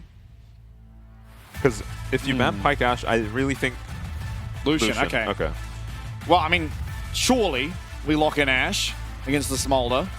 Kai'Sa, maybe we're looking for a Kai'Sa Rel, Kai'Sa Rakan, Kai'Sa insert engage here. Yeah, honestly, I think if you're going to Kai'Sa, I really hope Lemus is going that new LS Condup AP build, the Mermana into Luden's Companion, and just stay well outside everyone's range and just land absolute nuclear missiles from afar. Yeah, and if you're worried about follow-up onto the Smolder, Kai'Sa is going to give you plenty of that, and he's going to have to be navigating these fights against a lot of poke from the Jace Karma, and the Kai'Sa if she does go for that AP build. So I think you can, honestly. You have AD from the Jace. Karma doesn't really care about being solo AP or not. Oh my god, we got the Blitzcrank. Hell yeah. Okay, bit of volatility now. We have a game on our hands. This is going to pressure the Smolder in the way. Smolder a little bit of safety, definitely. of course. Hwei, none whatsoever, really, from a Blitz hook. He can speed himself up, I guess, but... Yeah, that's about it. So this game, I definitely expect the junglers to be running bot, just by virtue of there being a Blitzcrank, though the top lane matchup is pretty volatile as well. Yeah, a lot of volatility, honestly, around the Rift this game.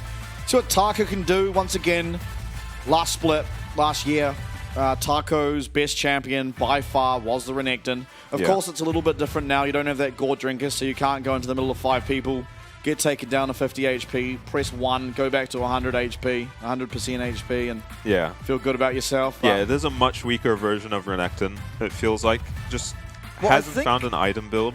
I think it's not weaker. I think it's just different, right? I think, like last split, it was just a crazy drain tank. Like, it would just sit in the middle of your team, do lots of damage, and tank for a lot.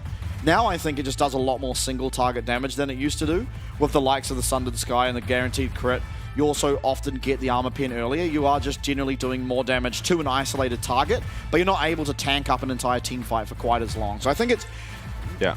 I think it is weaker, but I don't think it's weaker just because of the items necessarily. I just think it's different, and that difference makes it weaker. I miss the Prowler's Claw Renekton. Oh, the Prowler's Claw. Press the attack, Blade of the Ruined King, and just get her done. One-tap people on the Renekton, completely useless in fights. But did get the job done in lane. Old Prowler's Claw was so crazy, man. Yeah. Kiana, Rek'Sai. Yeah. Pike. Just yeah. Eing and then Prowler's clawing through you, and it's like, wow, I should have played better. Halo Blades on Lemus means he's probably going for that build you were talking about with more of an AP slant. Yeah, maybe. It also could just be the Eclipse into AP, the more hybrid build, something we saw Cascada do earlier on. Searching for a hook, but there is no one there, so... Yeah, I think he had a Youmuu's in there as well. I think so. What was it? I think it was Eclipse into Youmuu's into Nash's into Shadow Flame. Yeah. So basically as much damage as possible for burst. And you just didn't want the team fight to last much longer than 10 seconds. Yeah. They had a Vi. Yeah. Just trying to one-shot a Kalista in that game. This game is essentially a poke comp from Ground Zero, so I'm a bit surprised to see the Blitzcrank, but here's a hook. Yeah, lands the hook. Not really able to follow up on the autos. Kind of feels a bit dodgy. Yep. Inside the minion wave that is currently attacking you. And Orca now, he's not under any pressure as soon as that rocket grab is on cooldown. Yeah, got to get a couple levels on this Kai'Sa Blitzcrank before they can turn those hooks into kills. Yeah, maybe even honestly level 2. If you just land the hook straight into the Void Seeker as Benvi secures that CS for himself. And yeah, waste the hook and Lemus ends up taking a horrible trade for it. So always going to get level 2 first against the Blitzcrank. Not much he can do to help his ADC get prio. Yeah. Maybe not as much of a pinata as Alistair, but up there. Surenfire full cleared his top side and has made it to bot, and 665 has done wolves into his bot side jungle, so it could be a big advantage for Surenfire if 665 does get stuck down here defending his bottom lane. Because Surenfire will have killed all his camps and will be pretty happy to hang out bot lane with nothing to do. Just chill. Yeah, while 2 camps will be not done for 665. Tien going the Conqueror this game. I mean, it means you have more damage, but at least personally, I'd be scared of the Renekton, and that would be enough to make me go phase rush.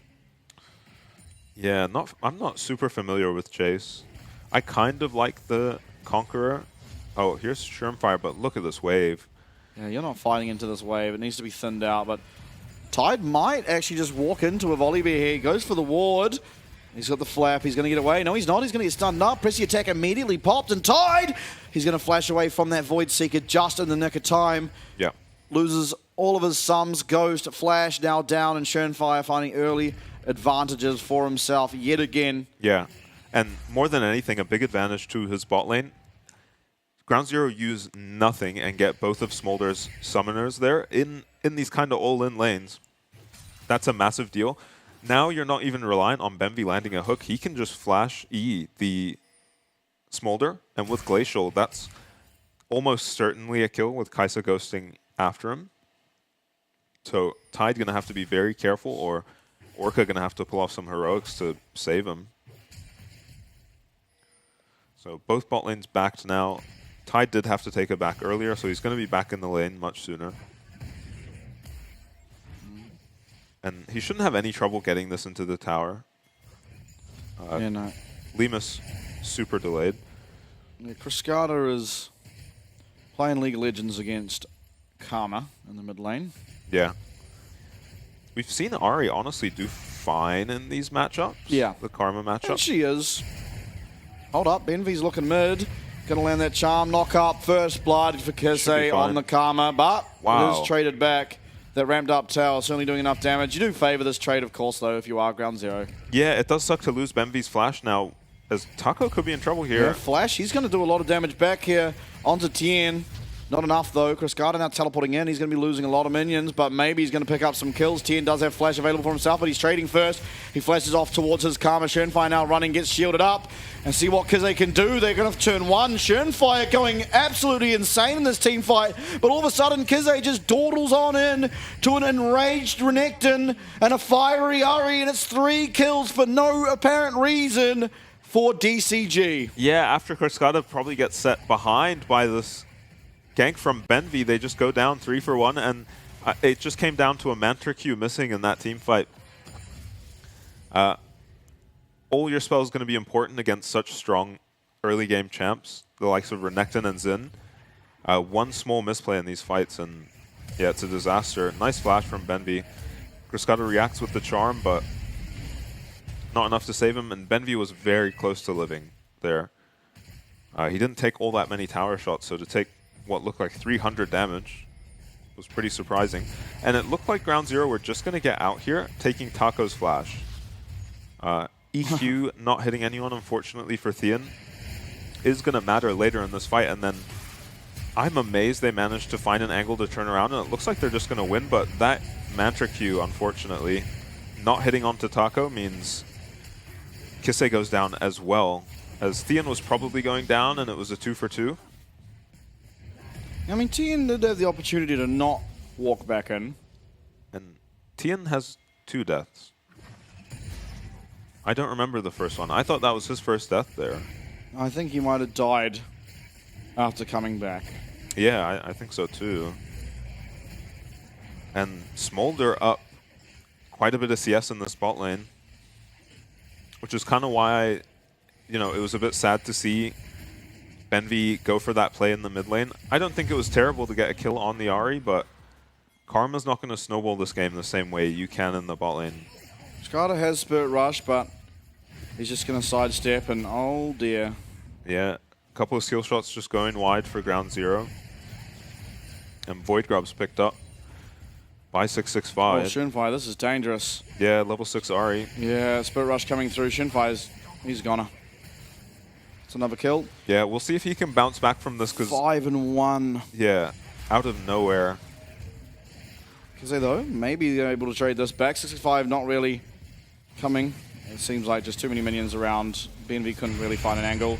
Down the bot side, though, Lemus, he's only level 5. Ult comes out here from Tide on the Smolder, and all of a sudden, the flash forward coming out of 665 on the Sin's out. It's going to be another kill. This is a menacing Ahri in that mid lane, and all the prices being paid around the map as BNV's roam leads to a death in the bot side for Lemus. Yeah, and they've already taken 3 plates in the bot lane for DCG. 665 going to deny this blue and delay Schönfire's level 6 even more now. He's halfway through level 6 before Schönfire has made it to 6 yet. And plenty of plates missing off this top tower too.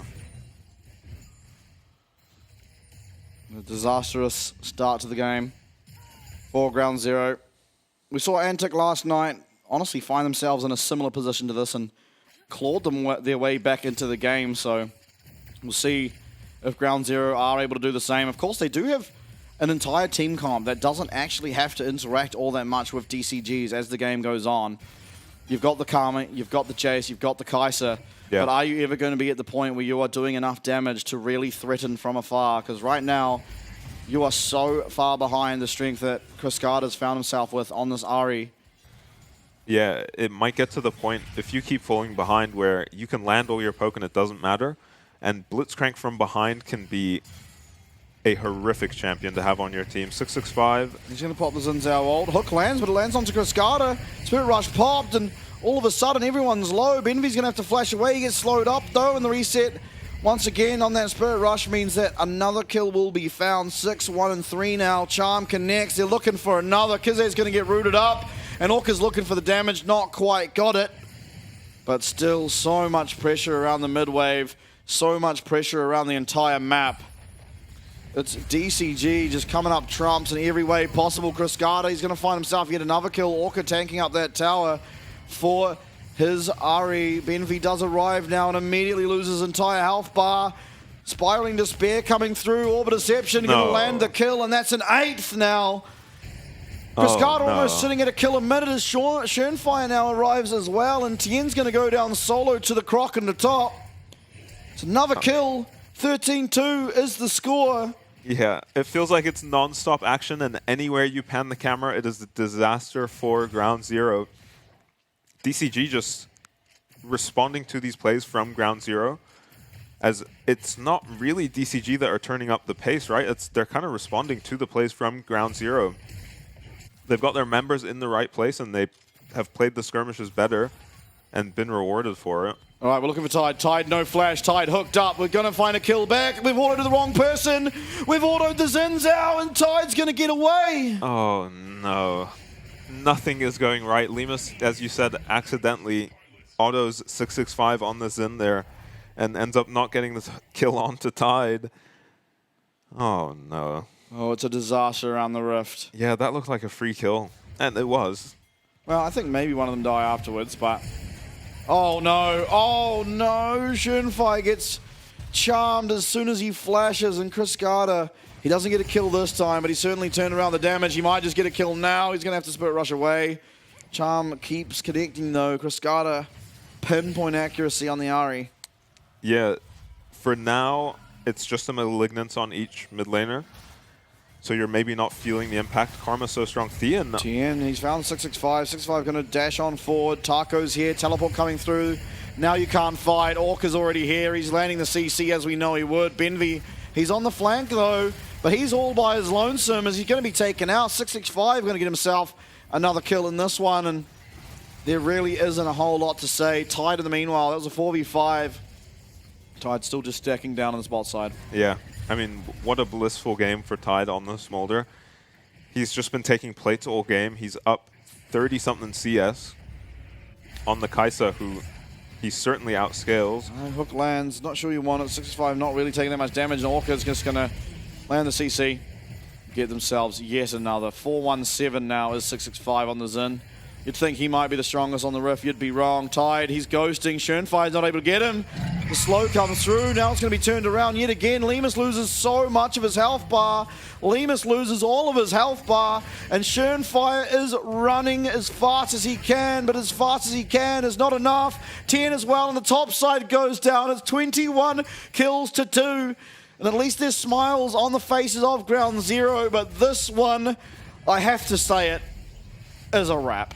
Yeah, it's going to be so difficult for Ground Zero to come back into this game. We're going to need to see them be a lot more coordinated than they have been, and for DCG to just make mistakes.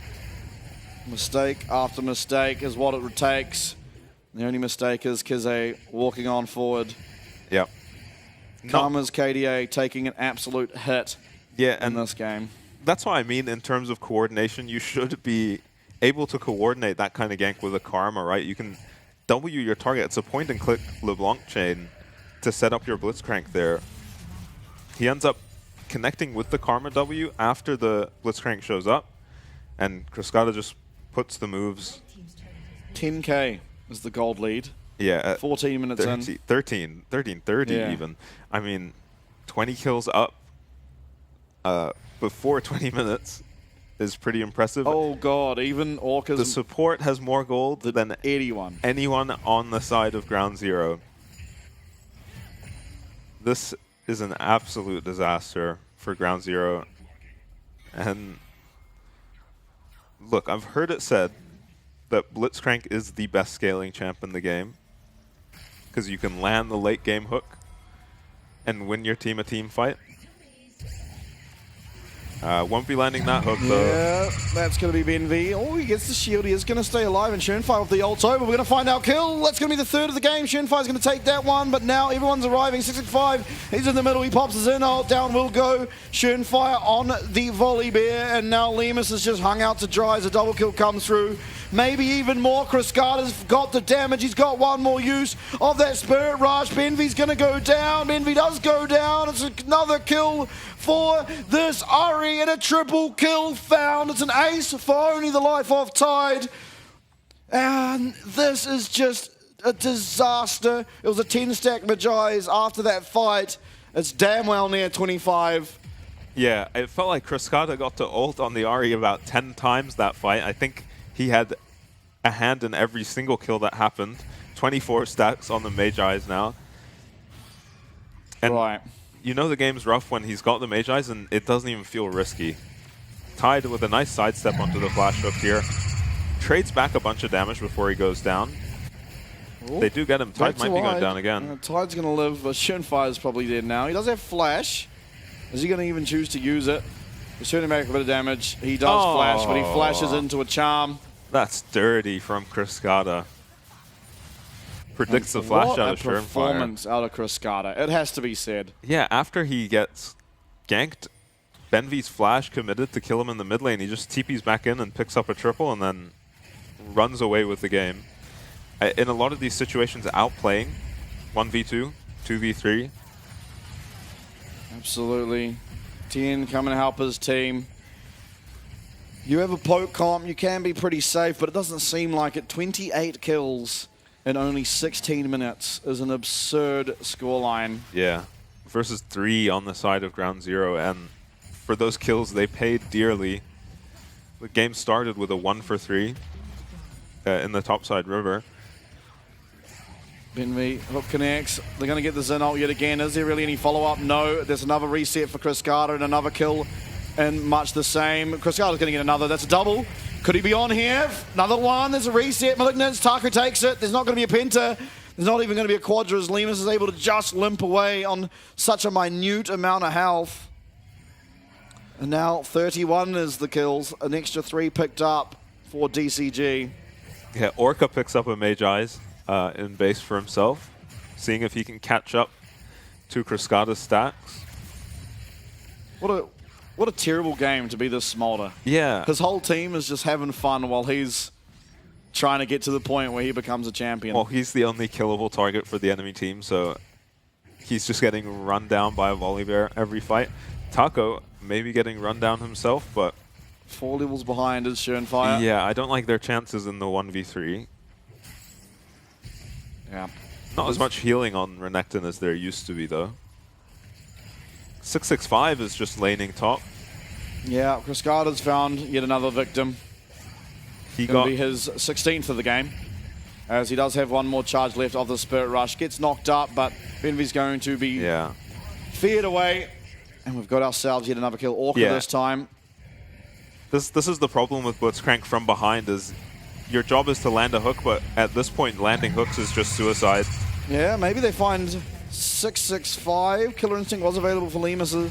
He chooses not to press it, but he gets himself a 1,000 gold shutdown. Lemus is able to find something back, but does go down quickly after, and I think your base is now going to be in tatters as this Blitzcrank certainly doesn't have what it takes to be able to defend. Yeah, tries to flash away from Tide, but finds a Renekton just hitting his mid-inhib turret. Nowhere to run or hide for Ground Zero this game. 17-2. The Rift Shield hasn't even been taken, and you've already lost your mid lane. Inhibitor tower, honestly, top lane inhibitor tower, probably not long to follow. 17-2. Yeah, that is ridiculous. He's down to 17 All right, stacks. it's time to go for Taco again. Teleport coming through. This is the Ari. I do not like your chances in this 3v2. In will come Chris Scarter. We've found quite a bit of damage. Is it going to be enough? We're chasing Taco. Teleport again coming through. This time it's going to be Tien. They should be able to find at least one kill onto Taco. Flash forward, not going to land it. Maybe even a second kill. It'll be another 1,000 gold shot down. Tien claiming that one. Benvi gets himself one as well as Tide. He's going to come in. He might not be that strong yet, and in fact he almost doesn't get the kill. And Orca will take it for himself. It's another 3 turned around, but a lot of gold found from Ground Zero as they're trying to find some glimpse of hope. Yeah, numbers definitely favoring DCG there, but in terms of gold, that was definitely better for Ground Zero. It's just whether it's enough. You do have a bit more value. Surenfire might just be dead. God. Okay. I mean, yeah, this Quay support has looked very strong in the hands of Orca, and 11-0 and 17 doesn't hurt. 156 stacks if we care to count. Yeah. Yeah. If they do need it, he will get there eventually. 40 kills, by the way, for DCG. Pre-20 minutes, we're on 40 kills. Yeah. Yeah, I mean, what do you do as Ground Zero? I don't think there's much you can. I want to try and be optimistic, but your mid lane inhib's going to go down. Baron now has spawned. Of course they have the damage to do it. We have an Ari at 4 items. We have an Orca on this way with 25 stacks on his Magi's. In fact, the Rift Shield's going to be used. They're going to be looking to end now. Taco going to be the one piloting that. Manages to get it into the tower, of course. Pops that Dominus. Gets himself a bit of health. Poke is landing. We're kind of seeing the glimpses of, if Ground Zero weren't so far behind, the hope they could possibly have in this game. But it's 2 going down. It's 3 going down. It's a 4th. And Kize is retreating to his Nexus, his base. He's going to stay alive. He's actually found a lot of damage. He found a shutdown onto Orca. The Magi's win condition striking once again, but Tide eventually will take him out. And after 20 minutes, it's looking like DCG are going to put the nail on the coffin, secure themselves now up into the second round, or not up into the advancement match, sorry, and our best of 5 tomorrow. 45-7. I was not expecting that. At about 20 minutes, deciding to not go for the Baron or any more dragons, DCG recognize how far ahead they are and just close out the game. Oh my goodness. That was one of the games. I mean, they avenged V3. Yeah. I thought that stomp from Ground Zero against V3 was going to be the hardest stomp we saw this tournament. No, I was very wrong. Yeah. That was unbelievable. This was crazy. I think this is the most insane game of League of Legends I've ever watched. Honestly, kind of respect to Ground Zero for just trying to find something. Yeah, and like, fist fight it. What are you going to do? Honestly, at the end, they had so much damage. Their team comp, I actually think, in many ways, is better. Yeah. But they just fell so far behind so early that they never really got to be able to play the team fight. You need to be in a position where your Volibear is able to take some of this front-on damage to be able to tank up a bit, while your Karma, your Jace, and your Kai'Sa are just firing abilities from afar. But everything just went about as wrong as it possibly could. I mean, kudos to Chris Scarter. That guy had the performance of a lifetime. He was dealing with Benvi in his lane for like the entirety of the first 10 minutes of that game. He pretty much avoided every single gank. Maybe he lost a flash here and there, but Ari doesn't care about that all that much. And he would go to a skirmish, pick up 1, 2, 3, 4 kills, however many he wanted. And it was just Chris Scarter just doing absolutely everything around the map. Following up on 65, he'd often get hooked. Perfect person, exactly who you want to get hooked if you are DCG. And then Chris Scarter would just jump on in and follow up, and he absolutely had the damage to do so. Yeah, and not the easiest to navigate that early game as Ari, especially against a Karma, who should be a lot stronger pre-6 than the Ari. DCG still managed to find wins in that 3v3, and because Chris Scarter plays so well around the roams from Benvi, he ends up not falling behind in the mid lane, and the enemy Kai'Sa is down 20, 30 CS in the bottom lane. Yeah, even diving the Kai'Sa at one stage as well. So it's not like, obviously Cruscata was extremely successful here on the Ahri, but they were also, in the meanwhile, Taco's solo kill Just on top. killing Theon on They've repeat, gone down and killed Lemus in the bot lane while he's left alone as Ben V roams around the map. And so they were just playing good macro around what was happening in their faces, and they were also just really, really far ahead anyway, so they could kind of do whatever they want. But I mean, really well played. And DCG, I mean, they lost to Beyond, but goddamn did they come back with a vengeance. And I mean, we're going to find out who they're up against tomorrow. After this, the next series, we're going to find out who they're up against. And I would be worried if I was either J-Team or DFM, because this DCG is ignited. Yeah, I mean, seems like you definitely don't want to fall behind them in the early game. And they don't navigate these team fights all that poorly, or the late game macro. They seem to be really good at identifying their win conditions, mostly talking about the first game. They're really good at identifying their win conditions, playing around them. You saw it in 665's pathing in that first game, and just how they played around stalling for their smolder, and playing those team fights to protect their smolder. And so this is, I mean, the beginning of the end. Yeah. And this is the beginning of the end. This was also the best trade in terms of kills that Ground Zero got in the entire game. Nice charm onto Shermfire there. Theon barely survives, but it comes down to a Mantra Q, and earlier on a Jace QE missing. Yeah, I mean, Taco. Kind of unlucky for Kize that he was trying to hit the Mantra Q there onto 665, but 665 dies as it fires off, if it and hit so him, it just would've goes. Hit Taco too. Yeah, it would have hit all three of them, I think, if not for 665 going down as quickly as he did. And I was surprised, to be fair, with the amount of burst that Shermfire has early on the Volibear. This game actually started off with First Blood going over to Ground Zero, much the same as we saw last game. And then unfortunately, it just sort of didn't matter because they'd lost so much off of the back of that First Blood that it was just DCG able to sort of take that and run away with it. Yeah, it was Cruscata going down for First Blood, but then you barely got to feel the impact of that because he instantly picks up a triple kill, TPing to top turret. Yeah. And it's actually just Lemus who ends up suffering for his Blitzcrank roaming all game. Never able to really do anything in that game, 8k damage. And Cruscata with 41% of his team's damage. Unsurprising. Not particularly surprising when you do have... Well, how many kills did he have at the end? Probably like 19, I think. Something like that. Yeah, close to it. Ridiculous amount. Yeah, might have made it to 20. Wouldn't be surprised. 19. I called it. 37k damage in 20 minutes. This could be close to the DPM record in the PCS. Yeah, it's got to be. At least for the split, I'm like 100% sure it will be. I remember a few games last split where Mission was going crazy on ridiculous builds, but it is going to be Cruscata picking up that MVP, of course, very well deserved. Again, he just took so much pressure off the map for the entire team and got so giga-fed that it was ridiculous anyway. So yeah, and against a behind poke comp, Ahri is just running through your team. There's not enough lockdown to ever deal with her. That's the highest damage to gold percentage I have ever seen. And Cruscata in general, not our strongest laner, not our strongest team fighter, does have some nice niche picks, but when he does get leads, he runs with it. Yeah, he is completely capable of taking over games, and you saw that this game as maybe the worst person those kills could have gone on to. 665, no slouch with a lead either.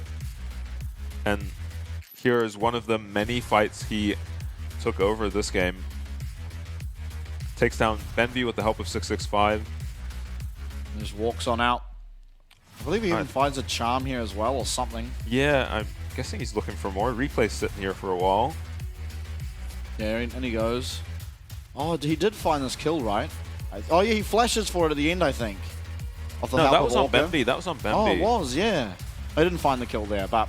Yeah. I mean, credit to Orca again on the Hui. We said it before the game, is that this guy's really scary. This team is really scary when they get Hui, because Cruscata can pilot it really well. I mean, you saw how well Orca was able to play it this game and last game. Yeah. It is a very scary champ to sort of give over to DCG. And I think that's just one of the many things that make this team so powerful. It's just, there's so many ways that each champion can be picked. Nico can go mid, can go support. Yep. Just really hard to draft against them. Really well played by them. Of course, we're going to now have an interview. It's going to be with Cruscata and Paddy, so we'll see you soon. Say hello to your fans. 来到今天的赛后采访。今天来到赛后采访是 DCG 的中路选手 Chris Kata， 请 Chris Kata 先跟观众打声招呼吧。おはようございます。我是 DCG 的中路水精灵。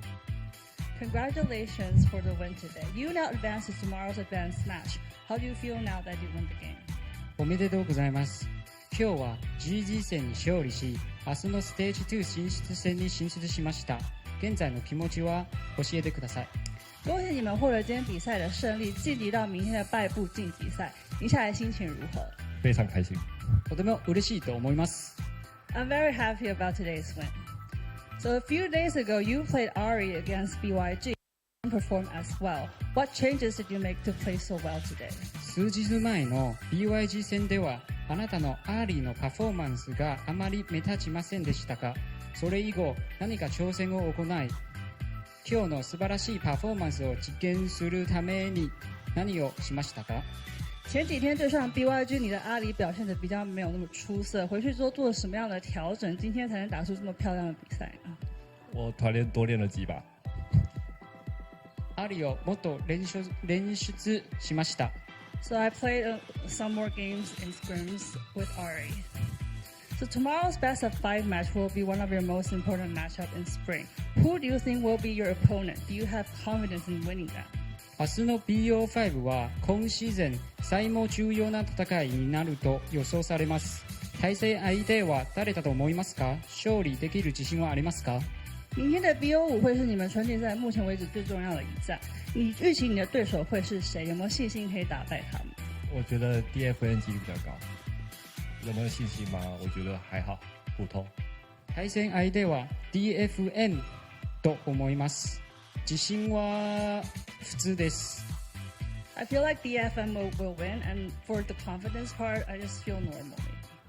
So this year, the play style of DCG is very special. A lot of people have high expectations for you. Do you have anything you want to say to DCG fans?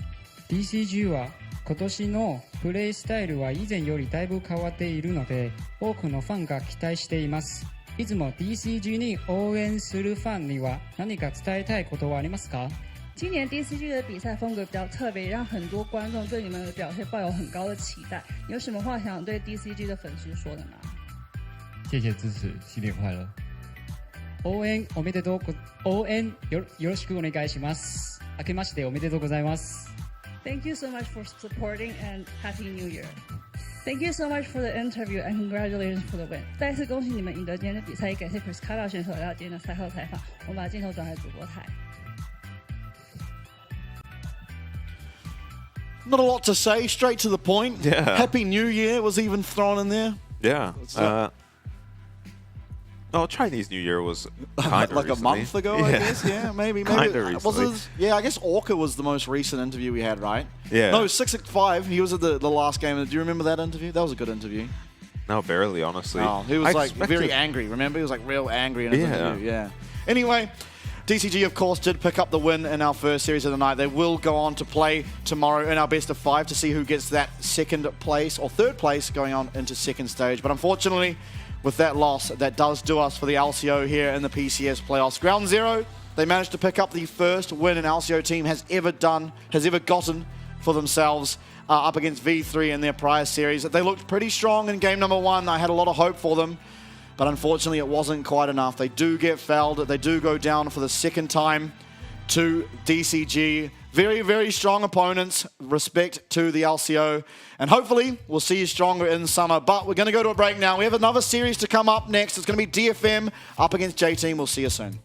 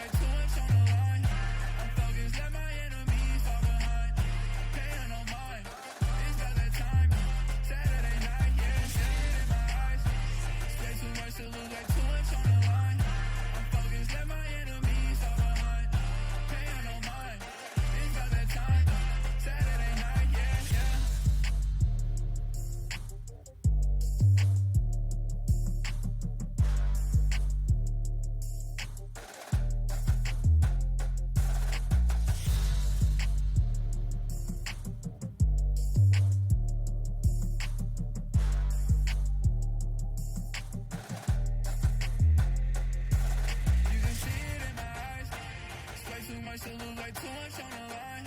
I'm focused, let my enemies fall behind. Pay on no mind, it's about that time. Saturday night, yeah, see it in my eyes. Way too much to lose like too much on the line. I'm focused, let my enemies fall behind. Pay on no mind, it's about that time. Saturday night, yeah, yeah.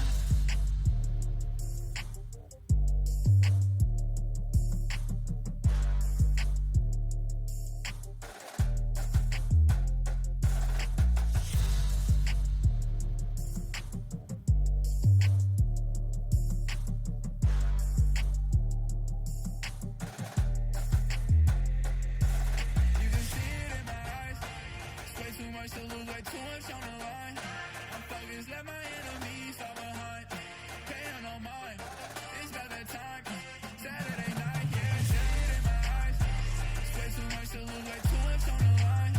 I'm focused, let my enemies fall behind. Pay on no mind, it's about that time. Saturday night, yeah, yeah.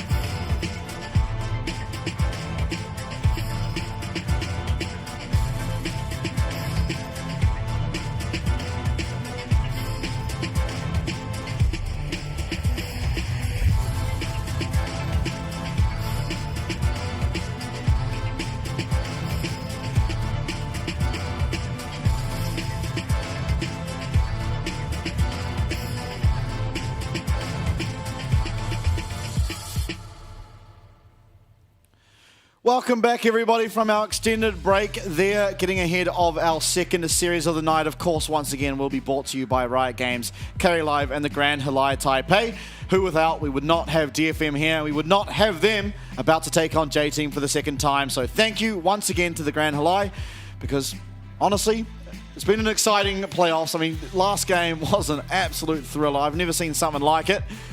And now we have another series on our hand. At the same time as we usually are, still in our second game of the night, we're now heading into the second series. Yeah, we just witnessed a murder in Game 2 of that previous series, but I don't know if J-Team's hopes are looking much brighter because, I mean, they looked a bit better in their previous series. They did win to get here up against Antic, but in the last time they played against DFM, it was extremely one-sided. Yeah. In Game 1 against DFM, they managed to win a couple fights here and there, Yeah, but miraculously. but the game was still completely in DFM's favor the entire time. And then Game 2, no shred of hope even, really. They just got run over. Of course. On your screen, the people we're talking about, Detonation Focus Miz, Ray Farki, Steel, Aria, Udapon, and Harp. Harp having a fantastic series for himself in his prior, especially on the Nami. Yeah. Was single-handedly finding the most crazy engages and just 1v9ing as Nami. Yeah, not usually something you say about Nami. Yeah, for sure. Really, really good performance for him, and seems to be that he is oftentimes one of those carry support players, not in terms of the champs he picks, Yeah. but just the level of play. Yep. So a lot of strength on the bot side here of DFM. I'm sure, I mean, they're my favorites to take away this series win. Honestly, J-Team looking very shaky. Even their wins up against Antic didn't look all that convincing. Yeah. Whereas DFM, they took Frank to 3 and damn near was able to take that series for themselves. So Yeah, very impressive series up against Frank, who are one of our stronger teams. definitely the strongest team we have in the first stage of the playoffs, I think is fair to say. On your screen, it is J-Team, Lakai, Lalva, Minji, Chi-Chi, and Enso. And we've said it time and time again, Chi-Chi kind of feels like a liability a lot of the time. Last series, he did start a game 5-0 as the Zeri, and then kind of chain died for a little bit. It really was on Lakai, who was able to actually get them across the line up in top lane on the Jace. Yeah. Even in the second game was Lakai largely on the Na, finding a nice double kill early after an Enso. Level 1 Nami roams top to deny a dive, Yeah, and it turned the game on its head. Of all the people on this team, though, I'm really looking for Minji to step up. Yes. He was hitting his form towards the second half of the split, but going into playoffs, he just hasn't really shown up at all in any of these games they've played, even the ones they won. So up against Aria, who has been an absolute carry on DFM, I think most MVPs by a wide margin in the LJL, he's going to need to step up and at the very least match Aria or, you know, take him down if they're going to have any hope up against DFM. Of course. And just like our last series, winner of this will advance on to now face a very heated DCG. Loser will be eliminated. And so LJL, I mean, they've got one team through by nature of the seeding. The SoftBank Hawks are already up in that second stage of the playoffs. Yep. But they're looking to make it 2, give themselves an extra slot, an extra chance here to pick up themselves a PCS title, pick up that MSI spot to represent their region and ours. But J-Team, they're not going to just roll over and let them do it. They certainly have shown glimmers of brilliance. Yeah. And so we'll see. It's either going to be 5 PCS teams and 1 LJL team, or it could be possibly 2. It's up to DFM to prove to us that it can be 2. Yeah, and it's the Dragon stat that stands out in this last series, just to show you how one-sided these games were. 23 and 22-minute souls for DFM in their first clash. And that, there was just not much hope for J-Team in either of the series. Bizarre picks from Chi-Chi. For sure. Pretty much only the Senna taken out of the champion pool. You still have picks like Callista. In the second game, you still had the Varus available, but not willing to play either of those. And, yep. Yeah, Ray Farki, I don't know the if X factor of DFM. I'm not sure how exactly they mean that. Maybe he is just their weak side player. He is just left on an island in the top lane. Steel in the jungle completely ignores him. Enso does seem to be a leading force for J-Team. When he has a good game, they tend to do well. But for the most part, it's going to come down to if Lakai gets a lead. It feels like we've returned to early split. Yeah, week 2 J-Team. J-Team. Obviously different roster than then. Yeah, but it's just if Lakai can get a massive lead, he can take over games by himself. He's a very strong team fighter and mid-late game player. The problem with that is your win con though is Lakai is not the best laner. Yes, you absolutely. don't really look at him to get advantages in the early game in the 1v1 anyway. Maybe they'll play for his lane on Lava. Sure. As we do head into the draft, it's going to be the Varus taken away from Chi-Chi, one of the champs he has found success on. Kind of struggled elsewhere, so DFM certainly doing the research. And it kind of sucks, I think, if you are J-Team up in this matchup, up against DFM, because you are just going up against a team with the Grand Halai buff. Yeah. You know, DFM, they're better rested, more choices of cuisine. Even can throw a big party at a banquet hall if they want to. Yeah, I don't know if the PCS teams get to stay in the hotel. No. They'll be at their gaming houses, surely. Yeah. Yeah, massive disadvantage across the board. Taking away the Gnar from Lakai. I mean, he had an 11-1 game on the Gnar, but he started out 2-0, and honestly, still kind of was losing that lane up against Zoranus on the Jace. Yeah, it didn't feel like he was, you know, a massive driving force in them winning that game, but certainly helped out. Had great team fighting, that's for sure, on the Gnar, so yeah, maybe I respect it if you don't have anything to answer. And considering Ray Faki is just weak side player, he plays a lot of Cassandra, he played the Renekton, then Gnar does well into those champs. So yeah, exactly. I think it's more that they like to just blind pick top, chuck him on a tank, and Gnar is one of the best champions in the top lane at punishing that approach. So you're ensuring that you're not going to get blown over in the lane phase at least. We've taken away the Lee Sin. Interesting. Yeah, not a champ I think of when I think of Lava. Yeah, he did play it against Antic, but again, that was a game that was largely decided by a 5-1 Zeri and a Jace that was just uncontested, taking side lane towers left and right. Yeah, he did get his Jason advantage with a nice dive. He did. In the early game. Well, nice dive is a big way to put it. It did get traded as a 1-for-1. Oh, okay. Remember, he missed the Q. It hit a minion. Oh, yeah. And then I can't remember if it was Lakai who went down or if it was Lava, but one of them did go down. Now, Senna going to be first picked here for DFM. Yeah, more of a deny than anything. Yeah. Chi-Chi's looked by far the best on the Senna. Is Lakai going to go for his TF again? He did play it once. Obviously, it still could go to Chi-Chi or Minji. Smolder? Yeah, Smolder makes sense. Makes sense to me. Nautilus is available, so you might want to just pick up a Nautilus here if you're J-Team. I do worry. Chi-Chi is actually one of the few PCS 80 carries who have actually found a loss on the Smolder. So yeah, those are hard to come by. And we were looking at it between games, right? He's the J-Team are the only team in the only PCS team in the playoffs who have managed to lose a game on Smolder. Yeah, up until Frank yesterday. Yeah.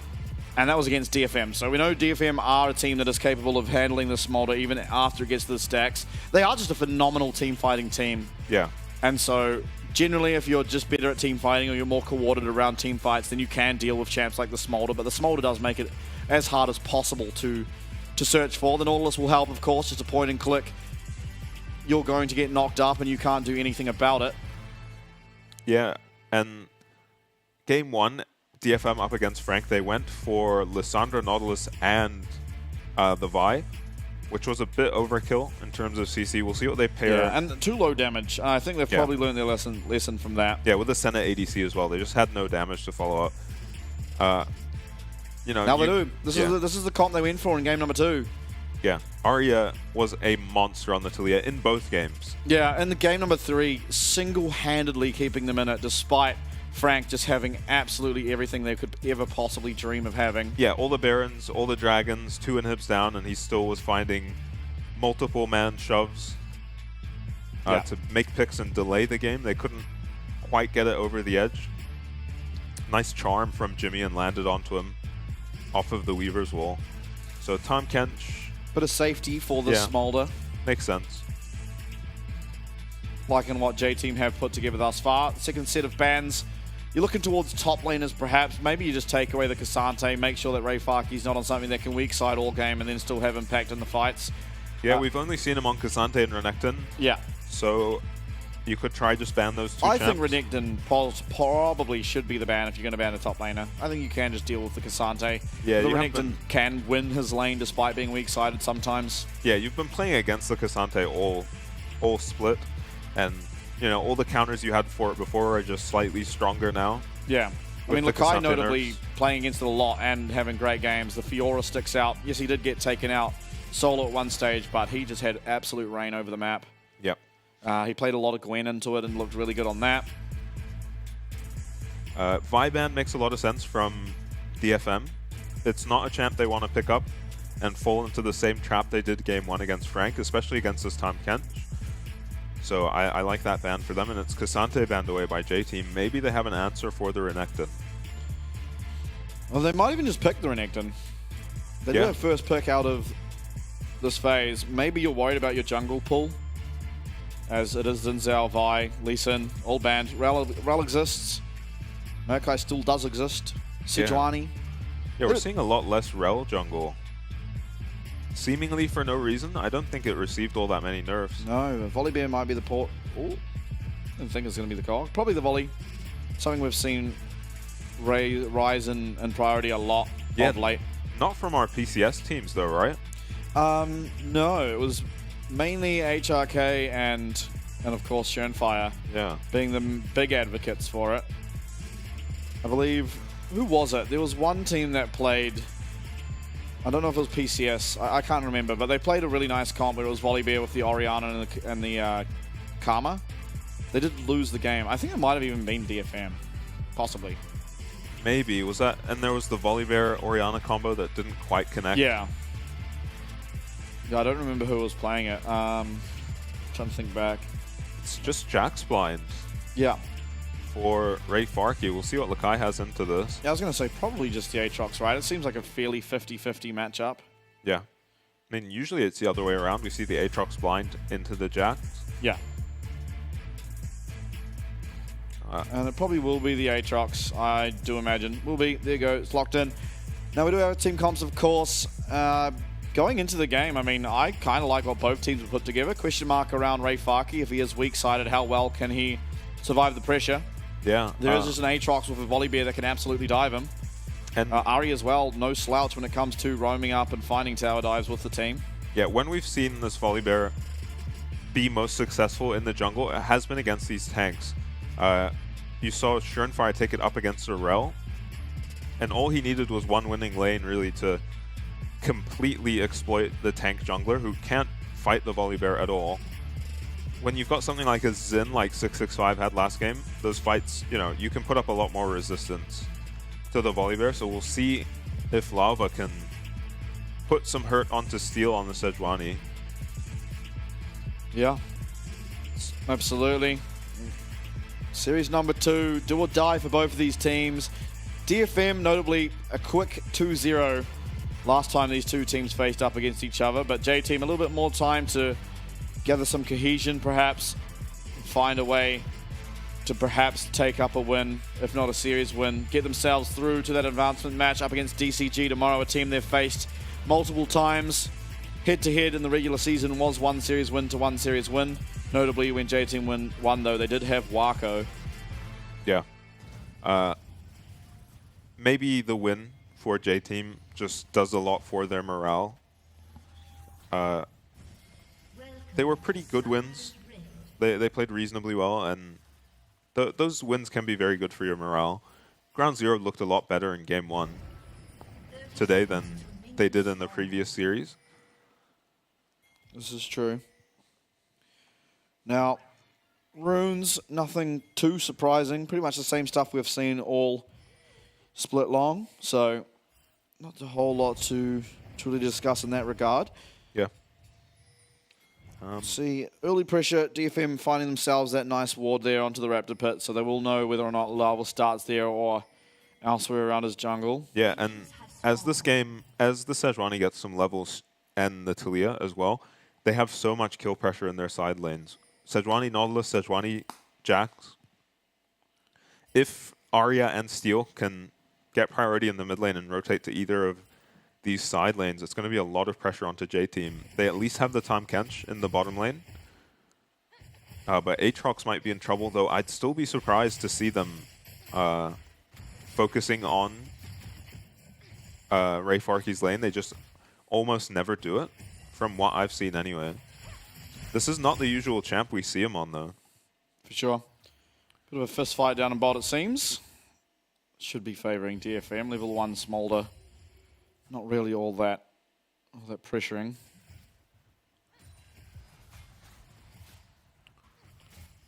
Yeah, not a whole lot going on. Don't expect for there to be much until these junglers have finished their first clear. They can get onto the map. Honestly, all lanes are gankable for both sides, so... Yeah. Obviously, Minji a little bit hard to gank with that movement speed coming through from the W. And same can be said about Arya on the Taliyah. Maybe if you can pop flash, you can look for something a little bit later. Arya's actually getting very, very aggressive into the jungle of Lava. Yeah, I think Lava managed to pick up all the CS there, though. So he should be okay. Just Arya being annoying, and this Volibear Ahri combo can be very scary, right? If the Volibear lands the stun on Taliyah ever, you're going to be able to follow up with a charm, and she's certainly dead. Yeah.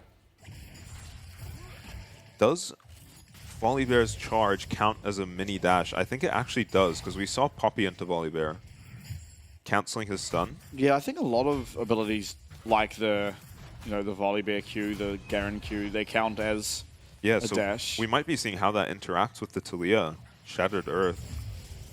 Might be able to shut down, the point-and-click stun hook. Oh, hook lands on Den, so they're going to get a good trade for themselves. Grey health is there, so we'll be able to heal up a little bit of it, but... Yeah, he is so low now, but Steel not in the neighborhood. He has actually pathed to the top lane. As Ray Farkey's going to proxy a wave. Lakai looks probably too healthy to dive for this Jack Sejuani duo. And Arya's not at the point where he's going to be able to be running out of this lane. Not on this mana either. Good trade, though. Lava's going to show up in the top side, and just too late to contest that crab out of steel. Hook Should again. be answered by the bot side, though, as heavy trade once again onto Inso on this time Kench. Harp now is out of mana, and Chi-Chi doing a pretty good job of stacking back in these fights. In fact, Abyssal Voyage will land onto Harp. It's going to force out the flash of Udapon as well. And so not really any kill pressure, but certainly forcing out summoners this early feels pretty good as the Smolder lane. Yeah. And, Lava, with how aggressive DFM were being, maybe could have looked for something bot instead of running up to that crab. Does get a recall off now. Will reset to his top side. Steel in the vicinity. This is really dangerous. Oh, wow. That was terrifying. Very close to getting hooked there. Not a lot of damage to follow up, but he might have lost a summoner. For sure. Looks like a good trade in the mid lane for Arya once again. Yeah, both mids use their TP. Here's Lava. Pretty hard to kill this Jax with the Volibear. Yeah, he can just use Counter-Strike to avoid the stun, and at that point, really, what can you find? So, lane state not the best for Lakai, but Sejuani is on the bottom side of the map. Lava picks up at least one Void Grub. Can probably do all three if he wants to. DFM have been prioritizing Dragons all playoffs, and we'll continue doing that. Looks like it will be theirs. It's going to be traded, though. DFM, I mean, the last series, Dragon win conditions were really the name of the game. You saw on the graphic, I think it was 22.5 minutes and then 23 minutes in their two games. And yeah. Again, with the Smolder, you do want to pick up one of these first three Dragons. That helps you out so much. We'll see if J-Team can manage to do it. It does feel hard. Yeah, it's going to have to be... I mean, they need to find some pick right around a Dragon fight, but it's just Minji who can set that up. Yeah. I mean, maybe Lava can get onto the Senate, especially if her flash is down. Is going to be back up before he's anywhere near bot, I would think. He's in the neighborhood now, but with his red buff coming up, I don't see him hanging around down here very long. And I don't think you want to just be trading farm on Volibear. in these matchups.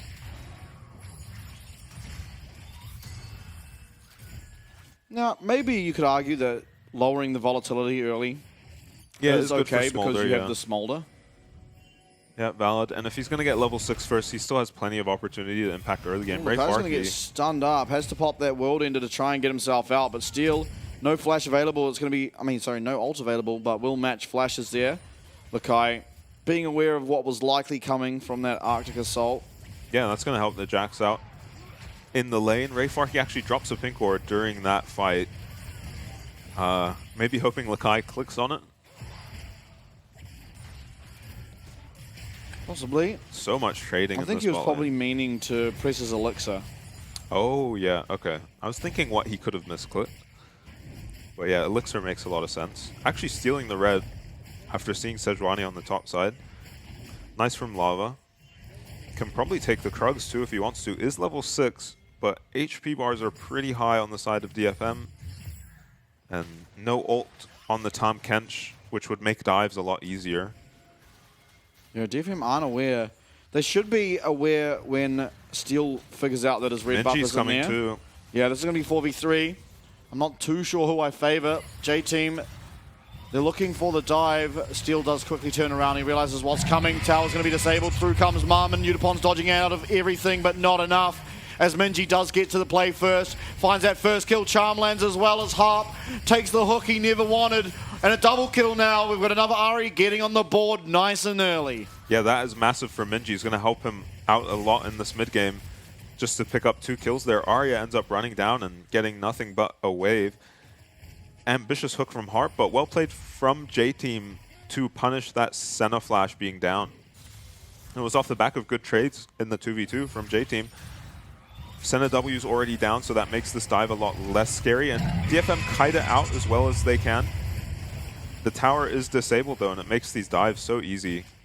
And yeah, very ambitious hook. Does get the Tahm into tower range for a moment at least, but doesn't get stunned in tower range, and Arya is very far away. Could have maybe looked for a Weaver's Wall, I guess. Yeah, perhaps. Not sure, but... Always risky though. 2-0 now is Minji here on the Ari. Bit of damage in the mid lane as there are 3 members of DFM, and so he's going to heal that up though. Malignant's at, just over 8 minutes for Minji. I've seen this one before. Yeah. A lot more tools to handle the Ari on DFM than there were on Ground Zero. I mean, Nautilus hook at the end of the day will... Or Nautilus ulti, as the hook barely misses Chi-Chi. Yeah, and Chi-Chi feels safe now. Does have both of his sons still. He's going to appreciate a time, Nautilus, to wail on for a bit. Yeah, even getting another nice double Q. Lalva's here. There's no sums available for Harp. He's going to use that depth charge, but he might just be going down. No CC coming through, but there comes the stun out of this Tahm Kench's Tongue Lash. Through will come Smolder Rolled, and one more Q will do it, and one more Q. It is Chi-Chi now on the board. Nice and early here on the Smolder. Abyssal Voyage comes through. Chi-Chi tanks the tower, though. Nice W from Udapon. He has his cleanse. He's going to use that. Lalva's coming in. He does have the flash, but he's not going to use that. Q comes through, but he's used his flash well too late. And Lalva as well, going for a second dive. Arya now is here on the Talia. But what can he find? It doesn't seem like anything really. Yeah, Minji's here to match. Well played from J-Team. Again, punishing the spot lane of DFM, who have been trading very hard with J-Team's bot lane, but not getting anything out of it. It's actually J-Team's bot lane who have been blowing sums in the 2v2. And yeah, they're getting punished on the Senna. Nautilus. Big kill onto Chi-Chi there as well. Is going to accelerate his Spear of Shojin. Yeah, it's got his Essence Reaver now, and that's this point it feels all so good as Smolder, as you never have to worry really about mana issues ever again for the rest of this game, and that's kind of what Smolder struggles with the most early game. Nice cancel on that Leap Strike. But yeah, and your damage isn't amazing at this point, right? But it's not as atrocious as it is in the early game. Once you do get the Essence Reaver. Nice knock up, but Enso predicts the Nautilus hook and knocks him up there, and I thought without Tahm Kench, they might not be able to get this kill, but they just barely get it with the Smolder ulti and a Q. And then Udapon hangs around for too long maybe, and Chi-Chi does end up blowing his flash, so does Lava, but Udapon loses both his sums and goes down still. Definitely a trade you favor for J-Team, and now they're 4-0 up. They're up 1k gold, and they're trying to contest this dragon. Yeah. DFM are here to answer. Looking at the items, you'd have to think it would be theirs. No TP advantage for either side, so in the straight up 4v4, it should just be J-Team favored. Just with how strong Minji is on this Ahri, and you can't even land some Miracle Sejuani ult up against the Tahm Kench to hope to get this dragon, so I expect DFM to just not fight it if J-Team are hitting it. Maybe a steal attempt. Yeah, possibly. Sejuani can blast cone in, and then Arctic is sold out, has flash available. Of course, Smite is available as well. They're coming in from the bottom side. I don't think they're willing to just let this one go over. 2k is now the health, and just dodged out of that Arctic Assault did steal. But now the side with the Smolder has secured themselves one dragon early on in the game, and they've got themselves a Smolder that's ahead, and an Ahri that's very ahead. J-Team, I mean, we didn't expect it to look like this, but it certainly is. They're looking good.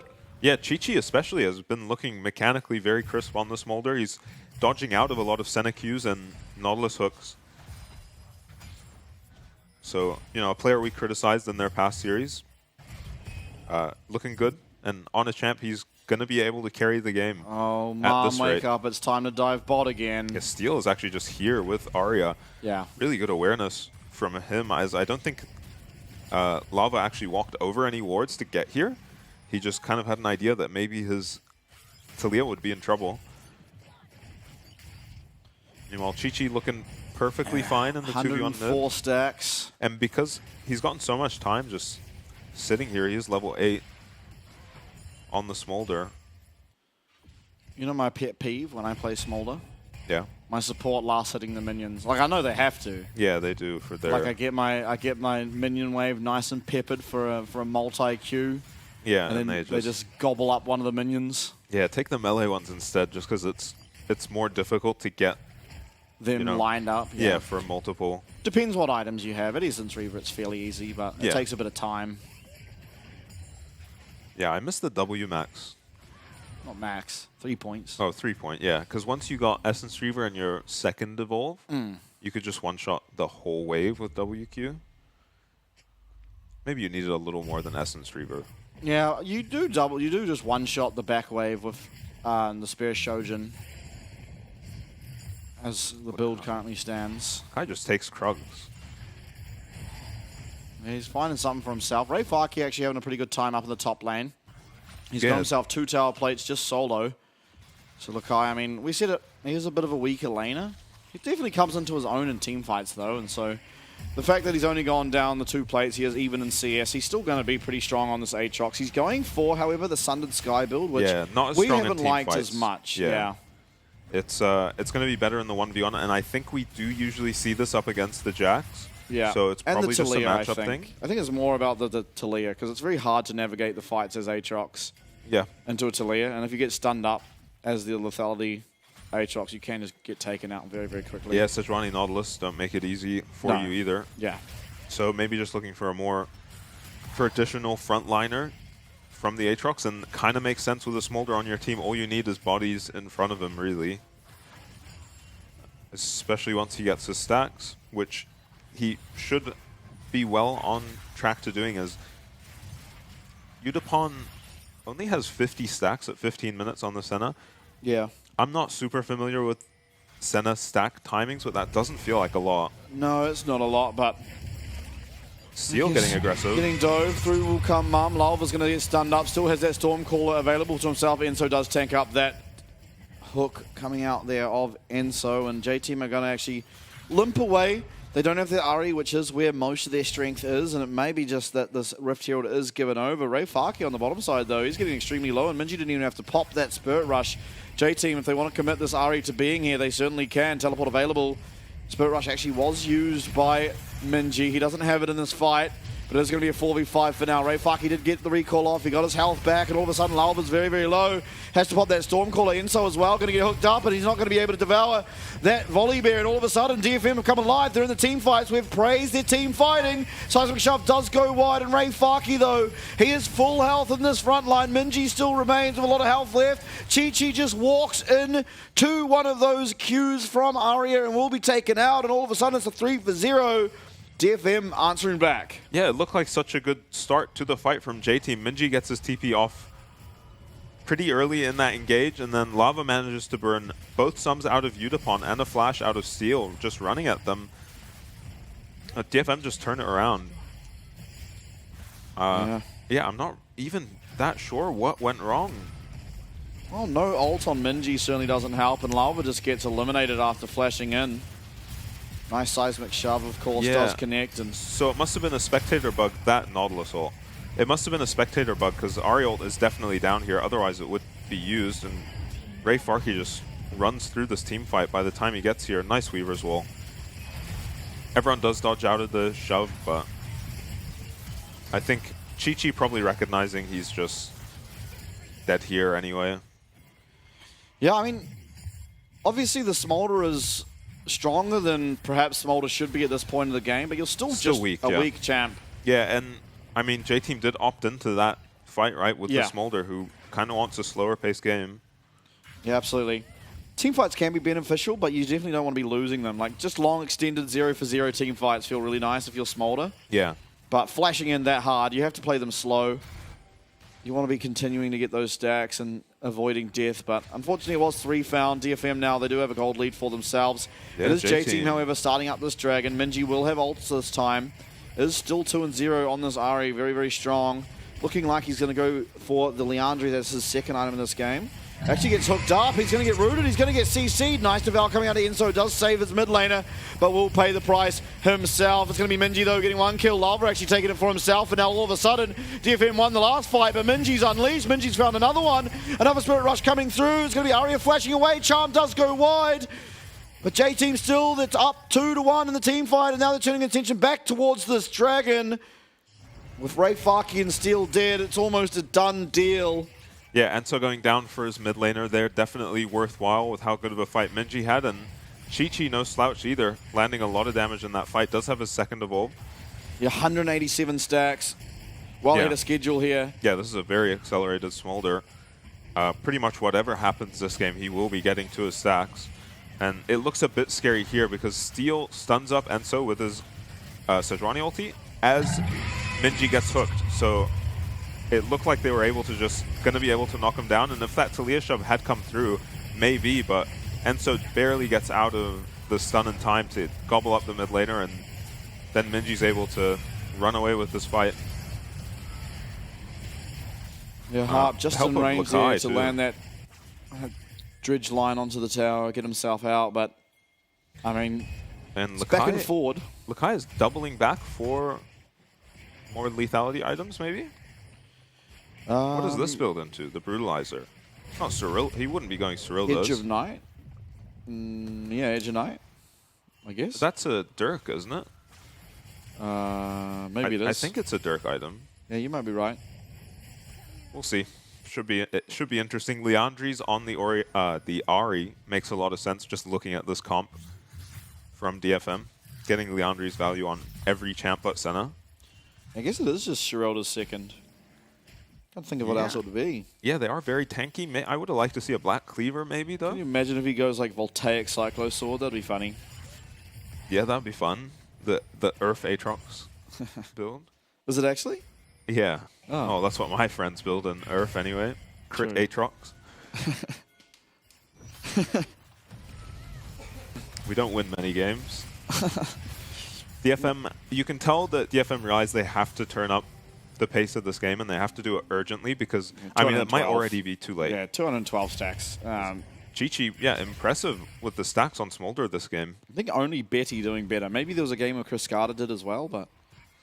Yeah, I mean, yeah, we do sometimes see people getting their stacks very late on the Smolder, but yeah, able to, in a very action-packed game, get plenty of stacks. Yeah, for sure. And looking good for J-Team. I mean, DFM, though, they're still not without hope. Of course, they are very good at team fighting, as we saw them able to pick up that win earlier. Finding a lot of damage onto Lava again at this bot lane tower. It seems to be what they're truly focusing on. No Dragon for 3 more minutes. Baron is live, but everyone down on the bot side. No real threat of that happening anytime soon. Harp does go wide on his Q, but it's going to be the Glacial Prison coming out of Steel that does connect. Everything is going to be available. Minji teleports in. not really going to find anything. Does fish for that charm, but... Yeah, I'm surprised J-Team aren't willing to give up this turret. I guess there's no reason to if they can defend it, but if you can give up this turret and Chi-Chi gets to his stack safely because of it, it's always going to be worth it. He's got them. Yeah, he's got the stacks.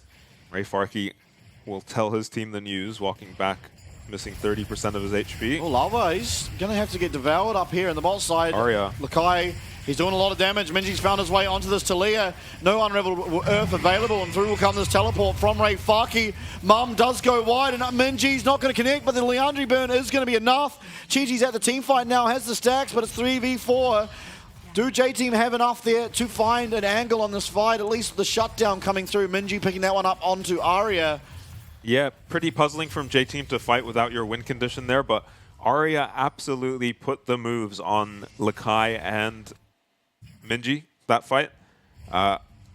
Does go down in the end, but he just takes so many resources to take down. Minji actually went for a flash charm on him and missed. And every other spell went wide on him too. Yeah, it looks like Lakai is just going to kill this Talia, honestly. Minji stunned by Nautilus, so not able to immediately follow up, and then this flash charm is disastrous for Minji. Yeah. And Yutapon actually flashes in front of Arya to try block the charm. And just puzzling to fight without your Smolder, because you've gotten your stacks now. So any fight around the Smolder is going to look a lot better. Hook lands here from Hark. This time Smolder will be present. No seismic shove to land onto Chi-Chi. Glacial Prison won't either, but Enso's very, very low on the front line. Is going to be able to walk himself out. Limp maybe is the correct word as a double kill comes through. Smolder be executed now. Minji gone forward. Harp's going to be able to survive, but this is very, very likely going to be the Baron going down. Enso likely to go bot, maybe answer this Jax for a little bit.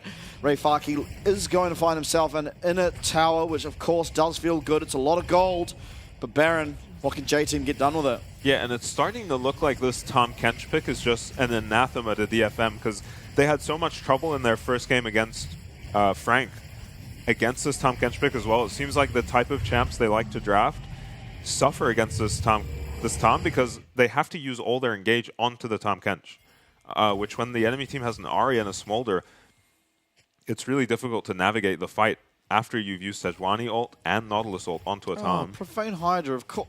Yeah. We are so stupid. Well, I just didn't think he'd... I didn't think he'd go Circle for it as back. second item, yeah. We've Maybe... seen it occasionally. Yeah, maybe he just gets to sit under his tower and wave clear. I thought he'd just go for tanky stuff, just protect his Smolder now. Yeah, Volibear certainly has gone tanky this game as Cloud Dragon number 3 is going to be spawning for J-Team. If DFM get it, it will be their second and make this Dragon win condition feel a whole lot less likely. DFM certainly aren't just going to lay over and give it. Harp on a flank, Ray Farkey marking Lakai. Dragon now down to 3 KHP, is still going to find a way in. Glacial Prison comes out. Once again, it is onto Enso. He gets Seismic Shove, gets a great health out though. Gets a big shield. Is he going to survive? He's on the same amount of health as last time, and he is. Shut down one. It's going to be Smolder. That's a double now. Forward will go the entire side here of J-Team. Yutapon on 1 HP. Does go down to Minji, and now it's 1v5. Arya, you can try as you may, but a triple kill comes through, and J-Team reigning supreme. Yeah, and you have to imagine J-Team are just going to clean up this game now. As you can see, Chi-Chi is online on the Smolder, and barring any miracle team fights like DFM did manage to pull off in Game 2 in their previous series, they did manage to beat a Smolder, but they did have a lead in that game by the time the Smolder got the stacks. This time they were behind and down on Dragons too. And again, you have to engage onto this Tahm Kench, who went for, I can't remember the support item, but it's the old Crown of the Shattered Queen. Makes him so difficult to kill, and Enso's living on a sliver of HP both fights. And there is no living on a sliver of HP against the Smolder. DFM lose Ray Farkey, and rest of the team collapses too. Execute after execute. Oh. Still, Arya, even from the grave, always landing these nice Talia shoves. You're not happy, Arya there on your screen. But this is a very, very strong topside and 80 carry from J-Team. Volibear just building full tank. Lalva doesn't care about doing damage. He's got enough of it on the rest of his teammates, and so doing a good job, taking up some damage. Enso very much the same. Now, inner tower number 2 up on the top side looking like it's going to be going down. Baron's still available for just 15 more seconds. Yeah. Aria, Lava. side Michelle into Lalva. They do get the root as well, but there's not really any follow-up. There's just too much damage everywhere else. Lakai even going to take himself a tower 2. End of the Baron power play. It's 7,100 gold in favor of J-Team, which is, of course, their entire lead. Yeah, that might be our biggest Baron power play ever. I think they took at least 3 turrets, all inner, all tier 2 turrets, and Got probably an a couple ace. tier 1s too, and an ace, yeah. J-Team just getting everything during this Baron. Something about cake and eating. Yeah. J-Team, though. God damn, we didn't expect this out of them. Yeah. I'm liking it. Yeah, especially Chi-Chi. Nice to see him on form. Yeah. Minji too. Having a good game for himself, for Yeah. sure. I like his build. Kai's suffering a little bit in the lane, but now he's just the 3 items. Has that Sundered Sky for a little bit more survivability, and now he's just going the normal lethality items, as you have come to expect from the Aatrox. This is going to be Edge of Night, second item here. Yeah, and DFM, they're trying to put up a defense. yeah, And there is enough wave clear for now, but I mean, you've got 2 minutes until this Air Dragon is up. J-Team can look for that soul, or they could even just let the dragon go and pick themselves up a Baron. Possibly look to end the game. Charm lands from Minji. Harp going to lose about 1/3 of his HP. Yutapon loses half somewhere in the exchange. And, I mean, 320 stacks almost for the Smolder. Chi-Chi stacking extremely well this game. And if you're J-Team, as boring as it is, you're not in a rush to end this game. You have 3 dragons with your soul coming up in a minute. No, I've never seen a Smolder really fall off in the late game. I don't think that's a thing. So you're only getting stronger by just clearing these waves, taking enemy jungle, and picking up objectives. So you can only really lose if you overextend trying to siege tier 3s. Level 17 on Lakai now. Highest level on the Rift. Yeah, very fed. Yeah. Gonna back and Well, you just have so many problems to worry about if you're DFM. yeah. You're worried about Minji, the 5-1 3-item Ari. You're worried about Lakai, the 2-0 3-item and a half Aatrox. Yeah. And then, of course, there is just a Smolder who's now got a Seeker's Arm Guard and is not really looking like there's any way to truly take him out. Threats were already low onto Smolder this game, and Yeah, those became a whole lot lower. I love that Minji didn't go for Zhonya's this game, which might be tempting against a Nautilus and a Sejuani, but he recognizes that Smolder is the target in these fights. He's very rarely going to be the person focused down in these team fights, and if he is, he's got a Tahm Kench as well, so nice itemization from Minji to just go full damage. Okay, Baron spawning. DFM are on the wrong side of the map, but they might just run into an Aatrox that they can look for. They get the Edge of Night shield away. How do you play these team fights? Arya might have to find the most ridiculous Weaver's Wall of all time to split up the fight. Lalva, he's going to get taken out pretty low, but he's still got that ult available, and Harp is just eliminated from the fight. In will come Ray Farkey teleporting into the middle of this one, but Chi-Chi remains untouched, and Chi-Chi gets his first execute of the fight. Weaver's Wall is going to be used to run away. Minji might go down to Ray Farkey, but it's going to be Chi-Chi who flashes forward and secures the kill for himself, and now Dragon Soul on the menu, Baron on the menu, everything on the menu. Lalva, he's walking back and forward. Yeah, Yutapon manages to do a lot of damage on this Senna, as he usually does. He's quite good at this champion. Just not enough. Never going to be matching the damage out of this Ahri and Smolder at this point. Chi-Chi not even needing a 4th damage item, just is building towards his Zhonya's. We'll see if he just keeps the Seekers or if he upgrades that. Usually the games end before we get to see a 4th item out of Smolder. Yeah, this one might have a little bit more in the tank, though. We're at 31 minutes now. Baron number 2 going to be taken here by J-Team, and they truly are on the cusp of just winning. If they win one more clean fight, then it will just be theirs to claim. Lalva, patient jungler, waiting for Minji to respawn to make sure there's 5 Baron buffs, and makes it easier to 1-3-1 with this Baron. Try and get your minion waves synced. It's something that the higher tier teams in the PCS are very good at. Yeah. They get the Baron, they make sure all waves are hitting into the tower at the same time, and so you are just going to get one of them because you don't have the wave clear to clear all 3. Yeah, you have to commit multiple members to stop these Baron waves. Nothing in the way of wave clear really for DFM. Even Talia isn't super comfortable walking up to waves to clear them, you know, in the face of a siege from an Ahri and a Smolder. 360 stacks now. Yeah, he's massive. Okay, he is just keeping the Seekers until he uses it and then upgrades it to his Zhonya's. Yeah, now waves are not synced. They're very far from being synced, and so this push for at least now, DFM should be okay to thwart off, unless there's just a tower dive come through. Yeah. Which, of course, is always very possible. In fact, maybe it's DFM starting up. They're fine Lava. He's going to get devoured, and now all of a sudden he's no longer under any threat. Enso running forward. There goes Yasir Juani. Legendary now is J-Team's Smolder. Lakai, he's going to pick himself up another one onto his adversary up in the top lane. One more kill. It's going to be Minji's to claim. And now Arya, he gets that Seraph shield, but he is under a whole hell of a lot of trouble. Minji, though, he's getting very, very low. Dawning Shadow coming out of Udapon on the center is going to chunk his health quite substantially. Weaver's Wall coming through. Arya's doing his best to put on some form of defense, and nearly Udapon able to take out Chi-Chi, but the execute is just too strong. In will come this teleport, securing that this minion wave cannot be destroyed, and Arya is going to go down just like his Nexus. Game number 1 in dominant fashion as J-Team leads the series. And I was not expecting that out of J-Team at all. That is a completely different look from them, especially in the bottom lane. Under a lot of pressure, they managed to win the 2v2 against one of the strongest lanes we've seen. Senna Nautilus can put a lot of pressure, but they burn Udapon's flash in an early fight that game, and then J-Team are able to build their entire early game lead off of just that one summoner being blown. Very impressive. Yeah, very well played, I think, out of the entire side of J-Team, but I want a special shout out to Enso, because those mid-game fights where Smolder had just got the stacks or was about to have the stacks, so many of them were won off Enso taking an engage, living on literally 1 HP. There were multiple times that Lava was engaged on and Enso came and saved him with the Devour. Even Minji had that happen to him one time in the river.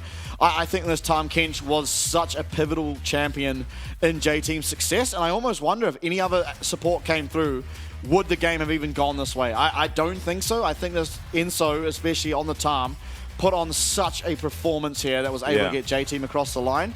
And maybe it's something DFM want to look to ban, or maybe it's... I mean, I don't know. The Smolder just seems illegal to give over. Yeah. It hasn't been punished enough. DFM were able to find one win against it yesterday up against Frank. But seeing Chi-Chi, he's looked rusty on pretty much everything else, and having a game like this on Smolder, alarm bells have to be ringing. Yeah, definitely don't give up the Smolder, and yeah, DFM seem to really struggle against the Tahm Kench in general.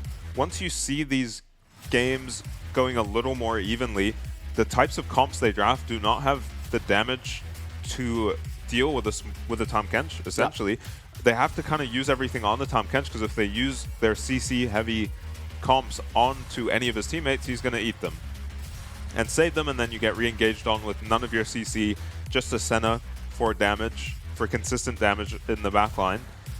So maybe just the Tahm Kench. That is what they did in Game 2 against Frank. They banned the Tahm Kench, went up against the Smolder again, and managed to... It wasn't easy, because it never is against the Smolder, but they did manage to beat it. Yeah. And it'll be interesting to see what approach they take. They'll have side selection. Yes, DFM will come into game number 2 with side selection. And of course, I mean, we were surprised at all that J-Team won, I think it's fair to say. Yeah. Maybe you expected a win? No. No, yeah. I came in, especially off how these teams fought against each other in their last series. DFM was so dominant. But J-Team, maybe they've stepped it up a little bit. I mean, Lakai in his interview yesterday saying that he wants to show you another level and show you how far they can get in the playoffs. And, I mean, if they continue to play like this, I have pretty high hopes for them.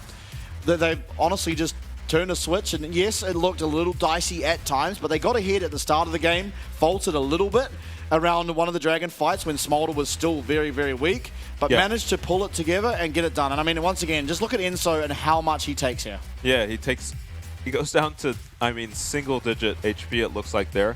Again, extremely low, but manages to live twice, and at this point, it's already hard if you land that engage onto Tahm, but if you land it and don't kill him, while Chi-Chi on the Smolder's been 3-hitting the entire time, there's no hope in these fights. They already have Baron, they already have 3 Dragons. Just very difficult team fights to navigate at that point, as you're never expecting to be behind in the bot lane up against the Smolder. For sure. And Arya, I mean, he had a very good performance yet again. It's very scary if you're going up against Arya and he's on the Talia. Honestly, this guy is just really good. Yeah. Just don't give him any champion. Try and ban the player maybe. Because, I mean, even in this game where it did seem like it was just very over, he was time and time again finding so much damage and being the biggest nuisance to try and take down. Yeah. Even on death, you saw it in the bot lane. He managed to find a 3-man seismic shove as he was going down. And maybe if the game looked a little bit different, that could have been a game changer. Unfortunately, everyone kind of living on a slither of health yet again. What's kind of the story of this game? Just Lalva, Enzo, Minji even living on just such slight amounts of HP. Damage tells a whole hell of a lot of story. Your Jax probably shouldn't be doing that little amount of your team's damage. Yeah, especially he got some attention in the early game, right? And they took out Lakai early on in the game. He was just winning his lane too. It's kind of surprising to me that he wasn't able to find more. Yes, he was in the side lane a lot. He did find that side lane tower, importantly, when it was the Baron going over. Realized, cut his losses and find something on the other side. Now, most kills, Chi-Chi. Most gold, Chi-Chi. Most damage, Chi-Chi. And most damage taken per def. This time, it won't be a jungler. It'll be Lakai on the Aatrox. Yeah, win for the top laners and the damage taken. And oh, based. Yeah, deserved. The playoffs have been so much better than the regular season at who has been chosen for the player of the game. Yeah, a couple incidents. Yeah, a couple incidents where with the MVPs. maybe the wrong champion screen, champion frame got put up. He was down gold. He was down 200 gold against a farming Nautilus. Yeah. That's problematic. Pretty impressive. And this was the champ that really just threw a wrench in the works for DFM. I think even the Smolder wasn't as much of a problem as this Tahm Kench, it felt like. Yeah.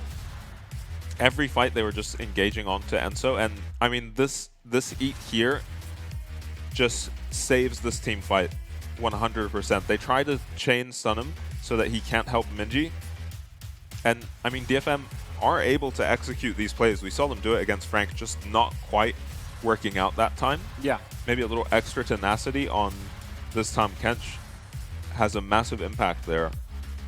Yeah, what a performance out of J-Team, and I mean. Yeah. This series, I think now that J-Team have picked up game number 1, it's starting to feel like a 3-gamer. It's starting to feel like... I don't think DFM are the type of team to go down one game in the series and just roll over, and especially just how strong they looked in both this other series. Against Frank, yes, they lost, but they put it to Frank, and J-Team never even looked like they could contest with Frank. So I expect a big comeback from DFM now. Now I'm uncertain who wins the series, but I definitely don't think that DFM are going to give over game number 2. Yeah, and I think it's going to come down to how they approach this draft. There were a lot of question marks in that game, and we'll see how DFM decide to go for, what they decide to go for in the draft. Absolutely, we sure will. We're going to go to a break once again, of course, getting ready for game number 2. When we're back, DFM, J-Team, don't miss it.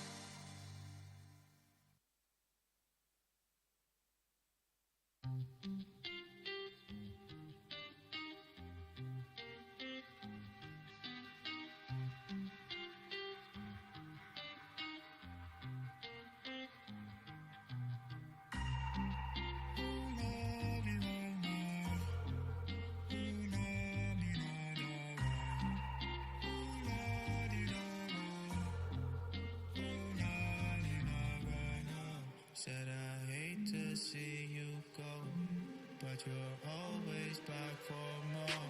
Said I hate when things move slow. Oh, so far yet so close.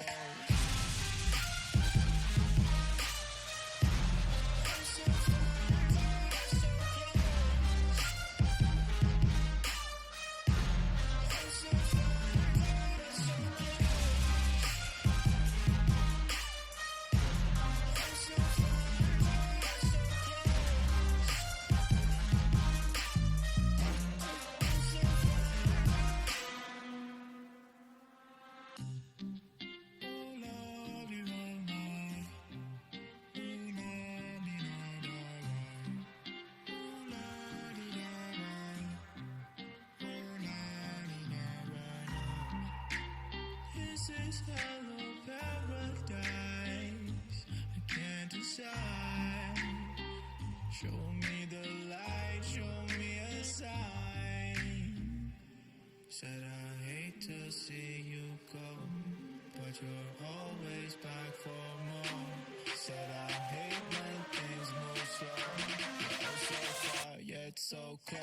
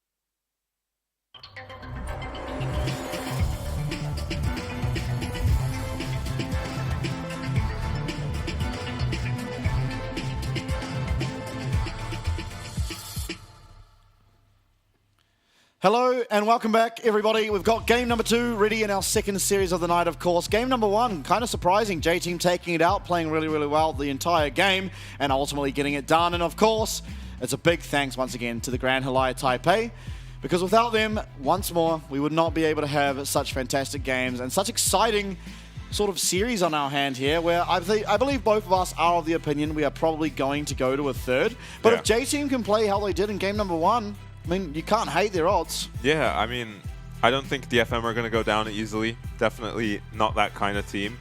And they are very clearly good on the side of DFM, but I really think they make these games so difficult for themselves in draft. Yeah. They have to just constantly be outplaying in skirmishes and team fights, and they put themselves on massive clocks every time they go up against Smolder. Capable of doing it, obviously. They're a very strong team. And yeah, I'm looking for some adjustments out of draft, and impressed with J-Team, on the other hand, who we haven't seen them win through bot lane ever. And they did this game. Lakai got to take a game off. Minji having a solid performance, but yeah, he played really well. Not putting the game on his back by any means. It was Enso and Chi-Chi for the most part.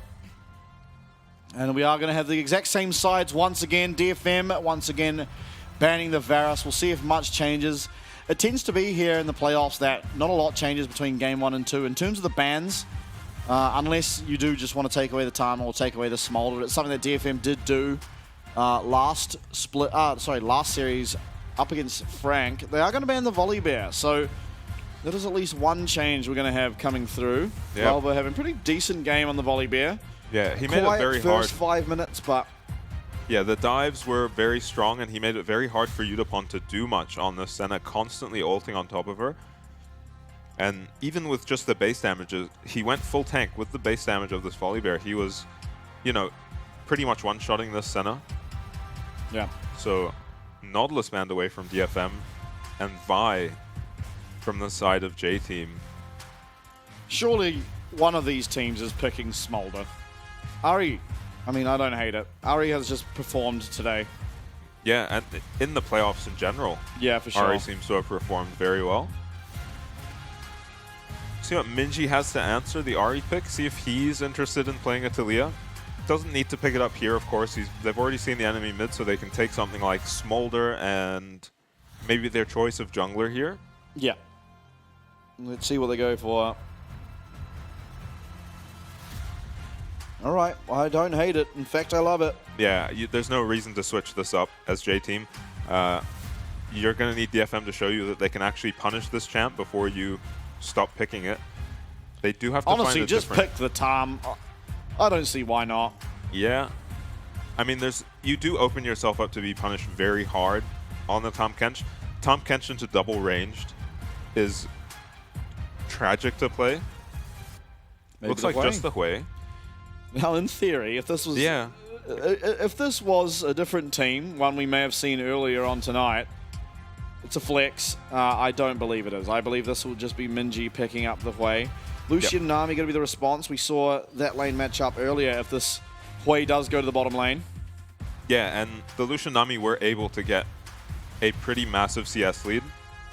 Yeah, but they didn't find kills, and in fact, it was Lemus who was just taken out, kind of on repeat. Yeah. Yeah, and no Volley Bear available for DFM, no Vi available. Oh, I love the Maokai. I don't understand why we haven't seen it. Yes, it lost a bit of damage, it lost a little bit of CC, but this champ has absolutely everything. Yeah, it is so strong, and just locking this in means Lucian probably can't go Ignite this game. He probably needs a cleanse. This is true. So just that and on its own is massive. As well.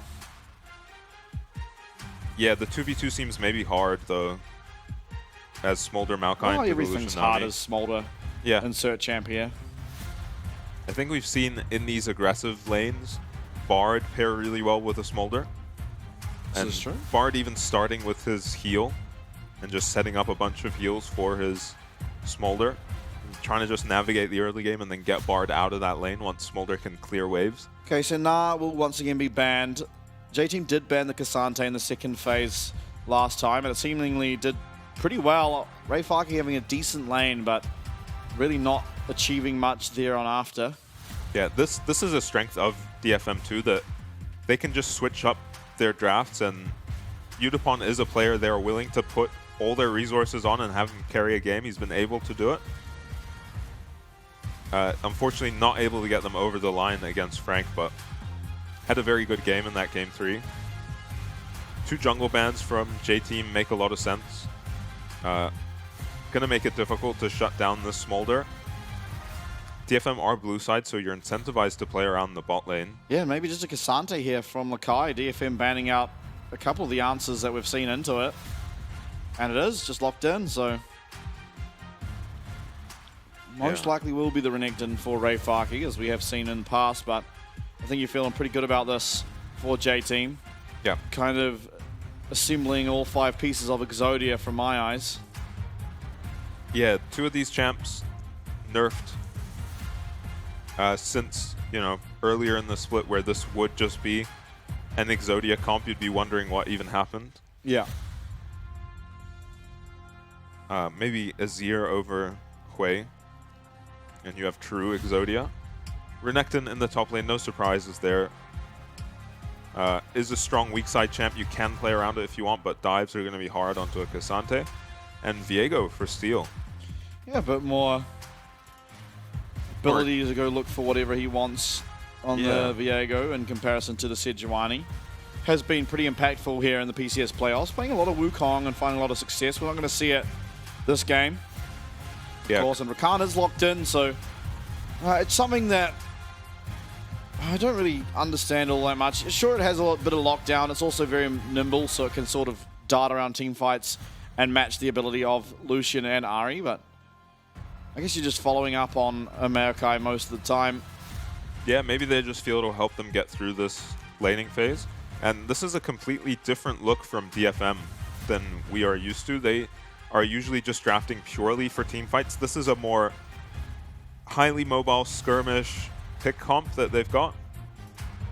And again, they will have to be applying the pressure early on to J-Team, and we'll see if they're able to do it this game. Not as reliable lockdown as the Sejuani Nautilus, but they're not up against the Tahm Kench, at least. All right, Lo. Who wins this game? Oh. You're the king of predictions. I don't think you've ever been wrong. I'm going to go with DFM. All right, you heard it here. J-Team win the series 2-0. I think, I mean, we haven't seen this look from DFM yet, but it's a very early game centric comp. It's a very skirmish comp. Somewhat. You have the Smolder. Oh, on DFM, I mean. Oh, you said J. Wait, oh, you know, you did say DFM. I'm just delusional. Yeah, so they have to close this game out quick. Yeah. And they do. It's not really a way we see them play. We see them play 5v5 comps. But I have faith in them that they can pull it off. They are clearly very skilled and very coordinated as a team. And I don't expect them to go down 2-0. Yutapon did play the Lucian Nami up against J-Team in the prior series and looked really, really strong on it. Ahri as well. I mean, just a strong champion. Oftentimes it's just banned away from Ahri, so... Yeah, not to mention Harp's Nami. Yeah, exactly. Yeah, we've got a real comp on our hands here for DFM. And yeah, question mark is going to be Steel on the Viego. He's almost always on Sejuani, Wukong, Rel, tanky champs. But you do have a lot of setup for this Viego to get the resets in. I mean, Ahri, fantastic single target. Lucian, fantastic single target. Renekton as well. There's so much single target damage coming through here for the side of DFM that you have to feel like in these team fights it should not be very difficult. Yeah, and Viego feels really good against these tankier champs especially. When he can pick up resets on stuff like Nautilus, Maokai, Cassante, he feels a lot better. Picking up those resets because you're a tanky champ with CC, so you can follow up and turn those resets into multiple kills. Minji already pretty much showing us what he thinks the pace of this lane is going to be like and just immediately tries to clear that wave. Ahri, though, she's no slouch when it comes to wave clear, especially when starting the queue. Yep, minion demat as well for the Ahri. Yeah. So later on she can one-shot the backline with her Q. And... yeah, already the impact of this Maokai, they're essentially up a sum for the J-Team bot lane in all of these 2v2s. You're going for the double defensive, in fact. Pops a barrier there. Yeah, just for the trade. You're not really feeling like you're going to be taken out, so denying an entire trade feels okay. It also is just cutting through Yutapon's mana. Yeah. If you're going to be taken out, it'll be just being slowly whittled away and then dived. Yeah.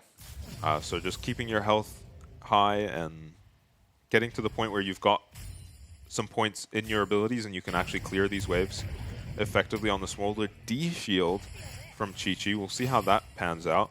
Might be running into mana issues. Yeah, it feels like he will. He did start Q though. So not really interested in poking out as the Smolder. And honestly, it feels very inconsequential if you do poke up against the Nami. Yeah. She is just going to heal it back up, and Smolder's never got the amount of damage to just take them out anyway. Yeah, is just planning to spend a lot of time under his tower this game, getting harassed. And we'll see already half a plate down for DFM. They might just be picking up a plate on the first crash. Yeah, even up a substantial amount of CS. Yeah. Bone plating too.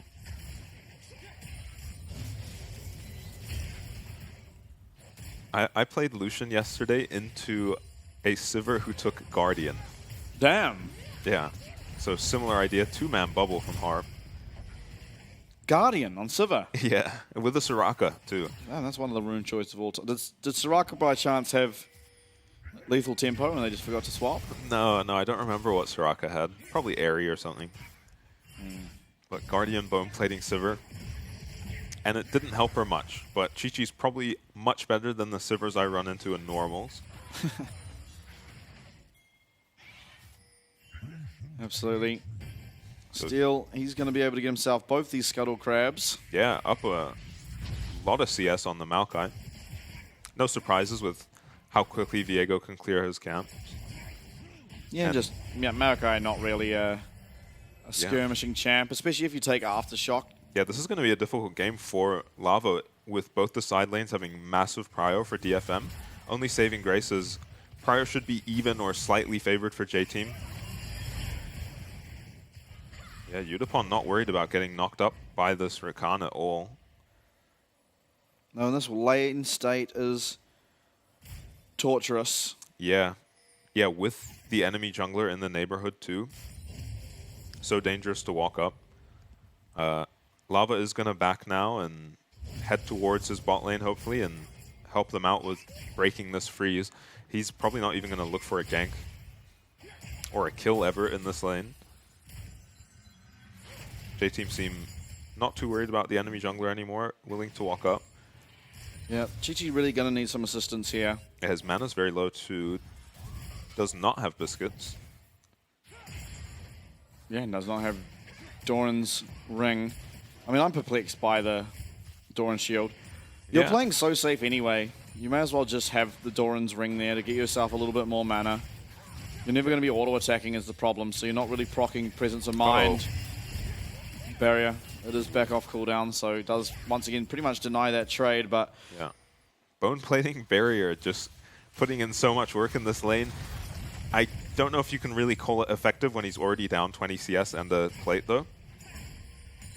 Yeah, even before first base. Yeah, though maybe it looks worse with a D ring. As at least Lava being in the neighborhood emboldens them to clear out and break that freeze. Udapon not doing all that great on mana either, so probably just going to be a back for the DFM bot lane, and when all's said and done, he backs almost 30 CS up and a couple first strike procs. And yeah, your mana problems are not solved off of the space either, right? You've got the Sheen now. Yeah, which doesn't do anything. Yeah, it doesn't help you at all. Especially if you don't have 25 stacks yet, which I don't think he would. Back in the day, it did. Back in the day, the Sheen built out of mana, a sapphire yeah. crystal, and now it's a glowing moat. Yeah. My preferred item in the Mundo Dodgeball 1v1 in Baron Pit. Yeah. Feels so terrible to buy that item, though. Oh, it does. Except on Smolder. Like, it should just feel like, cool, I get better than nothing here. But it just doesn't. Feels like you're not even getting an item. Well, I don't mind it on Smolder, though. You Yeah. build like 6 of them in his first 2 items. Arya. Yeah, chunked out. 2 Minji doing HP. well. No teleport either for this Ari. Yeah, well played by Minji.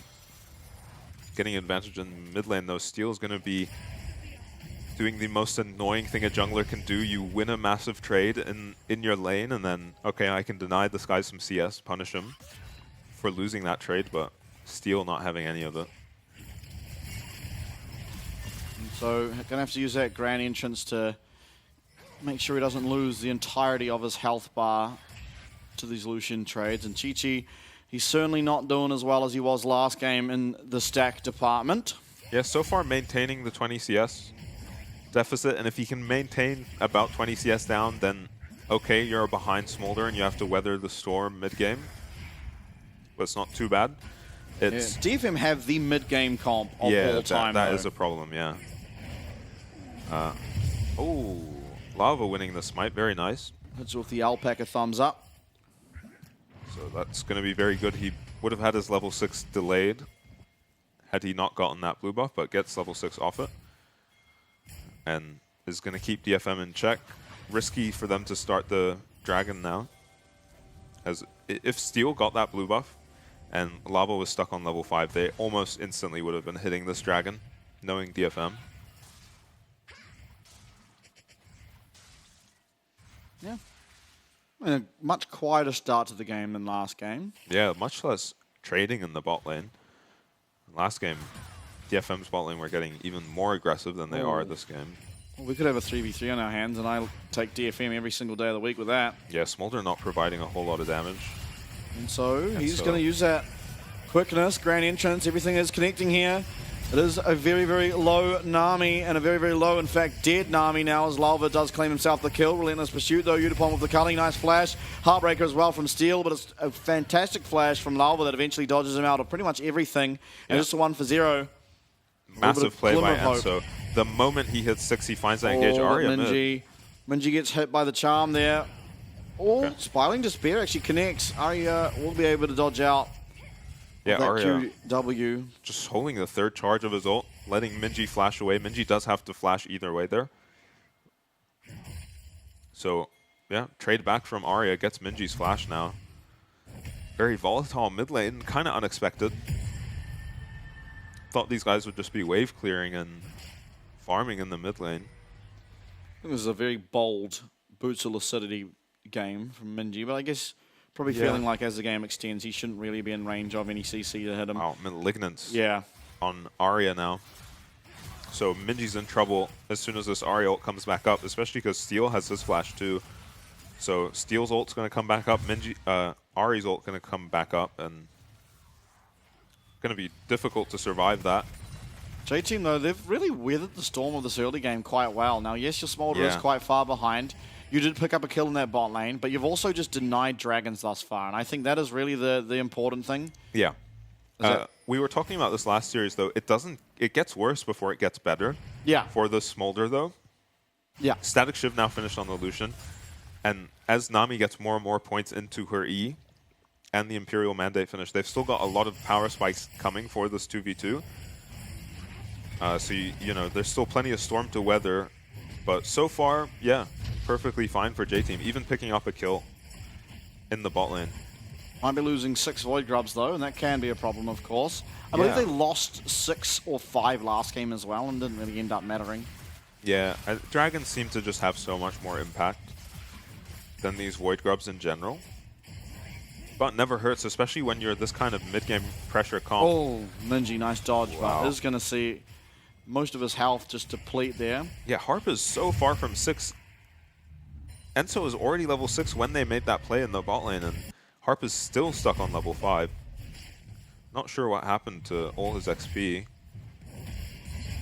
Makai having a good time up in this top lane now. He has completed the Sunfire Cape, and Ray Faki gonna have to recall, does have teleport, so we'll be able to come collect this next minion wave, especially because it does have that cannon in it. Yeah, should have his first item completed too. Goes for Black Cleaver. And Harp is coming back to lane, still level 5. Down 2 levels to Enzo somehow. Oh, 46 stacks is not what you want to see at 12 minutes. Yeah, so they've successfully slowed down the Smolder. Now they have to convert that into mid-game team fight wins and close out the game. Ray Faki, he's completed his Black Cleaver now. Of course, up against Cassandre, who will just stack a bit of armor. Yep. Mostly probably can just keep going armor. Maybe a Jack Show and then armor is pretty much all This Cassante will need to build. Harp going to be looked at again. Grand entrance, flash, quickness, everything. Mum comes down 2, and that's another kill. Lava now 2-0 on the Maokai. A fair lands onto Steel up on the top side of the fight, and now J-Team in a 4v5 or even 3v4 have priority over this Dragon, and that would be a critical pickup if they're able to find it. Steel not willing to give it over, and Arya with ult, with flash. It's certainly not a done deal here. Enzo trying to guard, trying to help his team. Culling coming through, and Enzo losing all of his health. Through comes the knock-up. It's a 2-man grand entrance, but it's a double kill here for Udapon. Chi-Chi's trying to run away, but he certainly can't flash. But the ult here from Arya is going to mean that for sure going to catch up to Smolder. And the team fight's a disaster. Lava dodging out away from that Heartbreaker, but all things said and done, it is the kills. But Lakai on the top side's found the solo kill over on Ray Farki, and so it's not all for nothing. But certainly a great start for coming back here as DFM. Yeah, and Udapon has a monster team fight there. No Nami needed, as kind of puzzlingly, DFM's bot lane were overextending into the enemy side of the jungle on top of wards while Arya was recalling in the mid lane. So Harp goes down essentially for free. They do use Rakan ult, and it looks like they're just going to pick up the Dragon. Yeah, and here's Harp overextending on top of Vision as well, not sweeping. There's Vision all the way there. And they do use 3 ults to pick him up, honestly, and I think that's what kind of triggers DFM into defending this. And Udapon actually snipes the kill onto Enzo. Really nice culling initially. Enzo feels like he kind of has to block it off of Minji and Chi-Chi, otherwise they would take way too much damage. And then this Q snipe from the Lucian onto Enzo. Maybe Ahri takes him down anyway, but nice to not let him live on 1 HP. Resets follow for the Viego and the Ahri. Actually, both reset champs. So these team fights are going to be very thresholdy for DFM, depending on if they can finish these kills. And I think Ray Farki took some tower shots there. Yeah. And goes down to the Cassante. Well played by Lakai. Yeah, a little bit scary. Cassante is a difficult champ to kill this game for DFM. Not if Arya continues as he's going, though. He's going to be stacking mostly armor on the Cassante. Yeah, looking like he's going to be going for Bramble Vest next, maybe even just a full Thornmail. Smolder ult used to try to clear this wave up. The tower is very, very low. Might even just burn down to the Void Grub burn. Doesn't look like it will, but it will eventually. And Arya is also going to claim a tower down here in the bot side. Yeah, this is exactly what you want happening as DFM pressure in... You kind of hoped all 3 lanes, but for now the Cassante's holding his own against the Renekton, more than holding his own. Yeah, 4k gold lead though, for DFM. Yeah. Firmly ahead. A lot of that on Udapon, of course, as he is up 40 CS. He's also found himself 2-0-2. Yep, bunch of plates in the bot lane as well. And Culling. Chi-Chi getting chunked out once more. There should be a Rift Herald going over to DFM. I don't think J-Team will have much to say about this. Cassante, maybe their strongest member, is around, but no item completed on the Maokai. Seraph still stacking on the Hui. And you're in no rush. Yeah. You just do have to figure out a way to defend this Herald later. So Udapon's going to recall for his rapid fire cannon here. Pretty sure you get an enhanced recall if you just wait for that to go down. But yeah, but you only get 1. Yeah, so maybe saving it. Yeah, that's smart. I like it. So rapid fire now for Udapon. Terrifying on the Lucian. Yeah, and just the Kindle Gem as Chi-Chi heads towards his Spear of Shojin. Yeah, it's going to take a long time for that Smolder to get to his second item. Yep. Meaning stacks are coming through slower. And they're already extremely slow as things stand as anyway. So yeah, and here's the power of the First Strike Lucian. Even if he doesn't convert these trades we're going to be seeing soon into kills. Oh my, 78 stacks. Yeah, disaster. If there's a game that Smolder is not making it to his stacks, it will be this one. There's the Rift Herald Charm lands. Lakai, he doesn't have all that much magic resist. Substantial chunk coming through there from Arya, who is extremely strong here at the 16, 17 even minute mark. And so stunned up. He's going to have that battle dance, gets himself out of harm's way, but it is the culling used. Everything else does remain up. Kai once again just loses his entire health bar. Yeah, Smite on the Rift Herald, though, will mean that nothing much to do for DFM now, so they've got to figure out a way to break these tier 2s. Dragon stacking very delayed, but so is Smolder, so it might still be a win condition for DFM in this game. Probably just the Baron, though. GG didn't get either of those. Unfortunate. And you kinda, at this point, as J-Team, you're just gonna have to somehow win a miracle fight around a Dragon or a Baron. There's not much hope you're just gonna passively get these stacks off of waves. It will take just such a long time. At least in the fight, for the most part, Steel and Ray Farkey should be pretty accessible. Yeah. For the Smolder. Yeah, the way DFM will be taking these fights, though, will be, you know, they're over in an instant, right, with these kinds of champs. Either they get the resets for Ari Viego or they don't. Absolutely correct about that. Yeah, last game we saw at this stage, Chi-Chi nearly on 200 stacks already, and yeah, he was this ahead game of the clock, 103. Yeah. Not good. Yeah, Udapon so much farm this game as well. But there still could be a long time left. Udapon going forward. It's going to be that flap, flap, flap, and in fact it's going to force out the flash as well. Mum does come down to clear this minion wave out. Chi-Chi will eventually be able to find that farm on the back end. Now DFM, they're going to be picking up this Dragon, still just soloing it away as there is no pressure around the map for the side of J-Team to look for all that much. Now maybe they could look for a dive onto this Renekton, but Hui's, I mean, he does have his Archangels still though. It's not worth it. Yeah, and difficult kill. Good news that Grand Entrance to try and survive this onslaught that is Udapon on the Lucian. Yeah.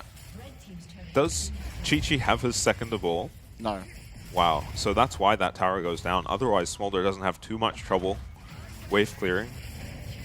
Obviously, the Lucian applying kill pressure constantly.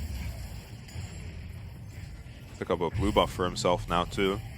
We'll see how much gold he got off of this last sequence on the Lucian. Shouldn't be a full item. Okay, he's going towards an LDR, and he's got his Last Whisperer. Yeah, it makes sense against Cassante, Maokai, who are going to be the only realistic problems. Rakan going for a Frozen Heart as well. Is he? No, he's not. He's going for Zeke's Convergence. Oh, does that build into Zeke's? Yeah. Oh, okay. Oh, right. It's a Warden's Mail and the Glacial Shroud for the Frozen Heart. Yeah. Yeah, I'm super unfamiliar with this Zeke's item. I think it just does damage in an AoE around you now, right? And slows. Does it do anything on auto anymore? No. No, okay. The burn was removed. Now, and you don't have to obviously link it. It's just when you press R, you get a circle around you that slows and does a bit of damage. Okay. I think it's like 30 per second. It's not. No. Yeah, more for the slow, right? Yeah. He's got his work cut out for him in these fights. They're going to have to find some kills they're somehow. Looking for something here. They're going to find a lot of CC. The Heartbreaker was used from Steel, and through will come that Smolder ultimate. They get a lot of cooldowns. Steel, no ult now. I believe Arya might have even used his, but Udapon ultimately is still half HP and feeling pretty comfortable with himself. It was that Nature's Grasp, the quickness, the Smolder ult, the Spiraling Despair, all used. They do have wave clear. Minji on the way is making sure of that. Through comes Lakai though. We're looking for the flank, and Enso does manage to survive. Lava in the front. Everyone's really low. Through will come Lakai. He's going to find it. We've seen him take over team fights on Cassante so many times before. He might not have the ability to do so here, but he does find at least one kill. Ray Farkey now is going to have to slice and dice over the wall, and J-Team have extended the timer on this game just that little bit more. Yeah, that is massive for J-Team. They managed to pick up Arya and get his flash there. Steel trading his flash for Minji's earlier. Really nice TP from Lakai, who is looking pretty unkillable in these fights for now. Just finds himself a shutdown onto that Ari, and with Arya going down, your hopes of winning the team fight certainly are a lot lower. Yeah, DFM may be feeling the pressure to siege here. Does land a charm onto the Smolder, Arya does, but takes way too much damage doing it. Yeah. There's no front line that can really dive. Oh my. Oh, the stun coming out of Ray Farkey might have just saved his life there. Yeah, he manages to get away, and DFM lose you know, the bare minimum for that disaster. But slight misstep from Arya. And it does delay this game. Yeah, definitely. And that's what you need to happen. Maybe 1 or 2 mistakes like that now from DFM, and you know, you're pretty confident Smolder will make it. Yeah, all of a sudden now Smolder does have the Spear of Shojin, so stacking just got a lot easier. Yeah. Let's see. I mean, I hope we go to his Palea frame soon to find out where we're sitting. Yeah. Because we are at the 22-minute mark, which is oftentimes where we see the good Smolders have their stacks, if not well over it. Yeah, it'll be much later than that this game. Yeah, for sure. Probably like 150 or something. Yeah. Maybe a little higher. We might be trying to get it by 30 minutes at this rate. But Okay. 30 minutes, not impossible to delay this game for that long. Yeah, the last one went to 30, but honestly, with how Smolder got changed on this patch, you also just do a lot more damage from having stacks and AD, so obviously in time you will have just more items, and wow, that was a lot of damage from a singular auto attack. Yeah. So the problem with DFM's comp is their siege, and they seem very reluctant to just hit the Baron. There is Dragon coming up in 20 seconds, so probably just playing for that as their win con. But they're not going to get anything done in these sieges, not with Smolder evolve on his Q now, the second evolve. Between Minji and Smolder, they're going to clear these waves way too easily, and you don't have anyone tanky enough with Engage on DFM to ever threaten a dive. You have plenty of damage, but I mean, they'll just walk away. Well, Lakai gets out of harm's way. Charm does go wide, and Pathmaker going to be used here to make sure this wave does get cleared once more. All right, I need to hover Smolder. Yeah, let's get a stack check. Minji doing a decent job keeping up in farm, but definitely Yutapon the strongest champ on the map right now. 3 items, 250 CS, and we'll see if he goes for... We've seen a couple IE Lucians with this build. 153, that is really bad. You have 5 minutes now to try and get those stacks online before you have to contest a Mountain Soul. Yeah, at this rate, I don't think he's going to make it. He's going to pick up some jungle camps, but Steel on the other side denying these wolves. Yeah. And we're just not able to auto-attack or throw Qs as the Smolder because the Lucian's just trading almost your entire health bar into you every time you walk up. Yeah. So, yeah, they do need another fight or 2 to go their way, J-Team, if they're going to make it. 2 levels up on Yutapon. Sure. Spirit Visage completed for Lakai. So, recognizing that Lucian as well as Ari are actually really starting to hurt him, and so getting a bit of magic resist on. Almost got his 3rd item in that Thornmail as well. It's unfortunate, I guess, for J-Team that all the kills they've found have gone on to the 2 tanks. Yeah. I mean, Lakai could be very unkillable this game. Yeah, we've seen him. Do you remember that game he had on Cassante where it was like his team had just lost and then he just won team fight after team fight solo? Just by himself, yeah. It was against, I don't remember who, but they were on Senna. Yeah. Yeah, I don't remember either. Minji in trouble, though. I mean, DCG. Minji, yeah, he's in a lot of trouble. A lot was used, yes. Heartbreaker, the culling, tidal wave, but you've lost your Hui. That's a big part of your wave clear now. Out of the picture. Chi-Chi is alive, is going to be using that Smolder ult to try and clear up a bit of this wave, but ultimately the cannon minion does survive, and that's a tower going down once again. Yeah, Minji loses his flash. There are no flashes used on the side of DFM. See if they're willing to hit the Baron now. They seem very reluctant to do it. 15 seconds now until respawn for Minji. Charm bubble lands in, so the Guardian's not going to be able to keep him alive, especially with Steel just being right there. Lalva, he might also be going down. He's going to flash, he's going to get charmed, he's going to be taken out. That's a double kill now for Yutapon. And now, if they weren't confident enough before, they certainly will be as they head towards the Baron. The 5-man unit of DFM all up and available. Yeah, nice CC chain onto the Rakan. Not the easiest champ to lock down. Charm into a bubble, followed up by Steel and Yutapon. We'll see what happened to Minji here. He's kind of hanging around with Lava. He looks like he's playing far back enough, and he also is in Fog. Oh, and he just misses the fear. Yeah, misses the fear. Gets stunned up by Steel. Oh, and he ults backwards. Yeah. Well, that was a disaster play. Yeah, maybe a misclick from Minji, and DFM finally taking this Baron. And it will transition them very nicely into a dragon. They can just pressure lanes without really committing too hard for turrets, and then J-Team will be in no position to contest the dragon. They'll be busy trying to defend their base against this Baron for the next 3 minutes. Okay, 190. 191. We're not going to get there, I don't think. Well, maybe. Yeah, maybe. It's going to be close. It's harder with Baron minions, but the mid wave right now isn't actually stacked up. I wonder if J-Team should just funnel 30 stacks into Smolder within the next 2 minutes. I feel like you kind of have to. Yeah, that is your only hope this game. Don't want to be playing against Mountain Soul. But they have to survive this Baron as well, so they don't have much time to funnel him. Oh. Okay. Alba hopefully needed an item. Smiting the Raptor away from Chi-Chi. He did. He picked up Spur Visage. I think right now in the immediate future, as DFM, you kind of, as J-Team, you're kind of hoping for a mistake, but I don't think DFM are going to make one. They're now up 12k gold, by the way. Yeah. Like, kills are fairly even, but just CS is an absolute disaster for J-Team. Through comes the Nature's Grasp. They're looking for something. Mum comes through. Going to land only onto Ray Farki. They clear out this minion wave, but Tidal Wave coming. Look, we're going to have Lakai, Lalva even just stunned on up and taken out in a matter of seconds. Arya continuing on forward is going to take out Minji to near on 0 HP, and DFM, all they've got in between them and a victory is a couple of inhib towers and inhibs. They get mid lane inhib tower gone. This will be the inhibitor as well, falling near on after. Yutapon going forward. Pathmaker from Lakai, and the flash charm will go wide from Arya.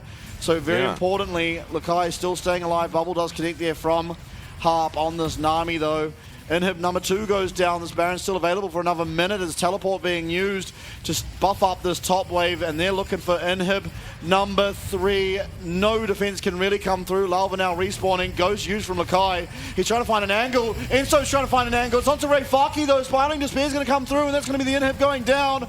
There's Dragon Soul now available for the side of DFM, but they're not content. They're just staying in this base. Arya uses his ultimate. The Spirit Rush. Harp getting taken down to 1 HP. Minji with the damage on the back end, and with that, health bar's low. It is going to be DFM. 3 inhibs taken down, double supers in every lane. It's their turn now to hit this dragon. Yeah, and that should be the game just sealed up now for DFM against triple inhibs, and they do it essentially as they're leaving the base. Smolder makes it to his stacks. But they've done enough at this point. Their lead is gigantic, and I mean, that's the fastest I've seen 3 inhibs go down. Maokai goes down, and then immediately DFM, kind of what we talked about with synchronizing the waves, right? They just have a wave in every lane to Baron buff up, and one mistake out of J-Team, all 3 of their inhibs are gone, and the game is borderline unplayable. When you're down the 3 inhibs, they at least don't have Baron. And there's a bit of wave clear, but yeah, I think as soon as Baron's up, because the 3 inhibs are still going to be down when Baron's up, you're going to have about 2 minutes. I don't think DFM are waiting, though. Yeah, I don't think so either. They're marching down the mid lane. Now, what can J-Team do about it? It doesn't feel like a whole hell of a lot can be done, as all you got to do is wait for these minion waves to come in and probably end the game for you. Yeah. No Ghost on this Cassante. Culling coming out, but it's kind of missing. Lalva going to be chunked to half HP, and Lakai's actually getting very aggressive. Pathmaker coming through. He gets taken out to half. Through comes the Nature's Grasp, but is it going to land on anyone important? It doesn't look like it. Through comes the Smolder Rod, and we've got some low health bars here. Steel's going to flash away. He's very low, and he is burning to the Smolder. Q coming through again from Chi-Chi, but it's Charm landing onto Lalva. Chi-Chi is alive in the back line, but everyone's full HP. You can't execute when no one's low. He gets another Q. That's execute number 1, but both inhib towers, and down will go the Smolder. Minji flashed on from Yutapon, and what a game out of this Lucian. DFM, they don't care if you have the Smolder. They're just going to end it in your face. 2 games now, and we're going to a third. It's DFM who take game number 2. Yeah, with 3 inhibs down, it's just a shooting gallery for Yutapon. As that whole game, anyone who got anywhere near him was just melting instantly. Yeah, and you see why they're willing to put the resources and put the game on Yutapon's shoulders, because he can carry these games. Yeah, absolutely. What a performance out of him in the bottom lane, and I mean, just the whole team really working well together to make sure this Smolder doesn't get off the ground. And I have to say it, if you're that scared of the Lucian Nami as Smolder, we've seen this matchup a lot, by the way. I think it looked worse when you went for the bone plating, when you went for the Doran's shield, than when you can just have that Doran's ring, have a bit more mana behind you. The cookies as well, they help so much, and you can just hit some minions and get your stacks, because you weren't dying, yes, but you were not getting any stacks. I mean, he got his first upgrade at about 6 minutes. 25 stacks at about 6 minutes is atrocious. Yeah, you're hoping to get that as soon as possible, because that's when your stacks really start to take off. And how slow he got his evolve that game was just based off of that, because the slower you get the first evolution, the slower you are getting stacks in general. And that kind of compounded into, I think he got it at 28 minutes, 29 almost 30 minutes. Yeah. When Honestly, we've seen them at 19 minutes get the smolder stacks. Yeah, we most of the time see it happen around somewhere between 19 minutes, 24 minutes is usually sort of on the late end. When it's coming through that late, I mean, you're not justifying the smolder pick. And again, we've seen this lane matchup, maybe not with the Rakan, admittedly, but we've seen this sort of smolder go against Lucian Nami a lot. And it's never looked this bad, and I do truly think that there's no reason to pick the smolder if you're then going to be so scared in your lane that you can't get stacks in any regard, either it be trading or through the minions. And so I think maybe you could say DFM managed to shut it down, because ultimately their bot lane did play fantastically and just kept denying and denying. But I think J-Team, honestly, letting them down a lot. Yeah, I do think the Rakan pick was a mistake, honestly. I think there are stronger supports in lane phase that you can take to handle the Lucian Nami, as in that laning phase, Yutapon was happy to still just dash in and get knocked up by the Rakan. Yeah. He didn't really care. There was no damage coming back from the smolder. And they didn't really bring the Maokai bot all that often. He did come bot once, and they did pick up a kill in a 3v3 even. So maybe just more help for your bot lane in that game. Yeah. Or a different pick than Rakan. Because if you go the engage with the Smolder, in the 2v2, Smolder doesn't have enough damage to turn those into kills ever. So you need to bring your jungler down a lot more often so that you can utilize this engage support. And again, they used the Rakan quite well once they could get Lava down here, and they pick up a kill onto Harp. And I think where we see some of the stronger teams with the Smolder pick, they don't hit the dragon here ever. No. They just leave it. Even if it's 4v3, it doesn't really matter. This was already at 10 minutes, I think. So they're already late to be stacking these dragons. Just leave it. And if they hit it, yeah, go contest 4v5. But there's no reason to put yourselves at risk forcing a dragon that you don't really need. Though, I mean, picking out one dragon usually does help the Smolder a lot, but not when enemy first dragon is already going to be this late. You end up losing sums on, both sums on Chi-Chi. Yutapon holds on to both of his as well, picks up some kills, and the game becomes very difficult from that point on. Yeah, it was just kind of a shellacking in many regards. Obviously, Yutapon doing the most damage in the game. I don't think anyone is particularly surprised to see that. I think, honestly, only saving grace from my eyes for J-Team was just Lakai in the top side. Yeah, managed to get a good TP flank. Yeah. Won his lane. Picks blind pick, wins his lane, and the entire rest of the map is just going downhill constantly. Yes, they were up in kills at one point, but they were so far behind in gold because their mid laner was down in CS, the AD carry was down in CS, Lava was down in CS. You really weren't finding a whole lot of success in any case, in any lane. Yeah. At which point you're kind of just going to struggle for the entirety. Yeah, Yutapon 100% KP on the Lucian. They're able to just revolve the entire game around him. Honestly, on J-Team, Enso not having a terrible game, he just didn't have a whole lot to work with. For sure. And it felt like they never got a chance to 5v5, really. For sure. On the side of J-Team, it was always just a pick. And we learned that DFM can play these pick comps, and they can pick up the tempo. And they looked maybe a little lost at some points in that game where they were trying to siege when that's not something they're able to do. No surprise to see Yutapon pick up the MVP. Yeah, absolutely. I mean, it's a no-brainer, really, I think, in this one. Just with how much he was getting done. Even if kills weren't necessarily coming over to him immediately, he was just constantly forcing out the priority in the mid lane, in the bot lane, whatever lane. It pretty much made the game entirely unplayable there for Chi-Chi. Yeah. And so, very well-deserved player of the game. And, I mean, off the back of Yutapon and Harp down the bot side, I mean, the entirety of DFM, in all honesty, we are going to have a game number 3. Yeah. And I guess J-Team will take the blue side, probably. No, they took red side in game number 1. I'm not sure. Actually, I don't know who. Yeah, I don't I'm know not sure who either. Side select any actually, but Yeah, in any case, And this fight was so well played by Udapon, and it is the fight that cracked the game open, them managing to win this 3v4. As if J-Team just back off, DFM don't hit the Dragon 3v4, right? Yeah, probably not. With their and then Nami it dead. just delays it even longer, and then you're feeling even better. But I mean, to be fair, the Smolder was just so far behind. It didn't matter if you're delaying the Dragon anymore because, well, if you're getting to your stacks at 28 minutes, then what is the purpose of this champion? Yeah, it was just a super late Dragon anyway, so they were going to have to wait for a Nami reset and then set up the Dragon again. So it was going to be a Dragon at 13 minutes, maybe even later for DFM, which, you know, is very slow. And then it actually ended up happening quicker because they went for the Dragon. They lost the fight pretty cleanly, and then the Dragon was picked up from DFM. But not to anyone's surprise, we are going to go to game number 3. DFM striking back hard. When we are back from the break, we'll have that game ready for you.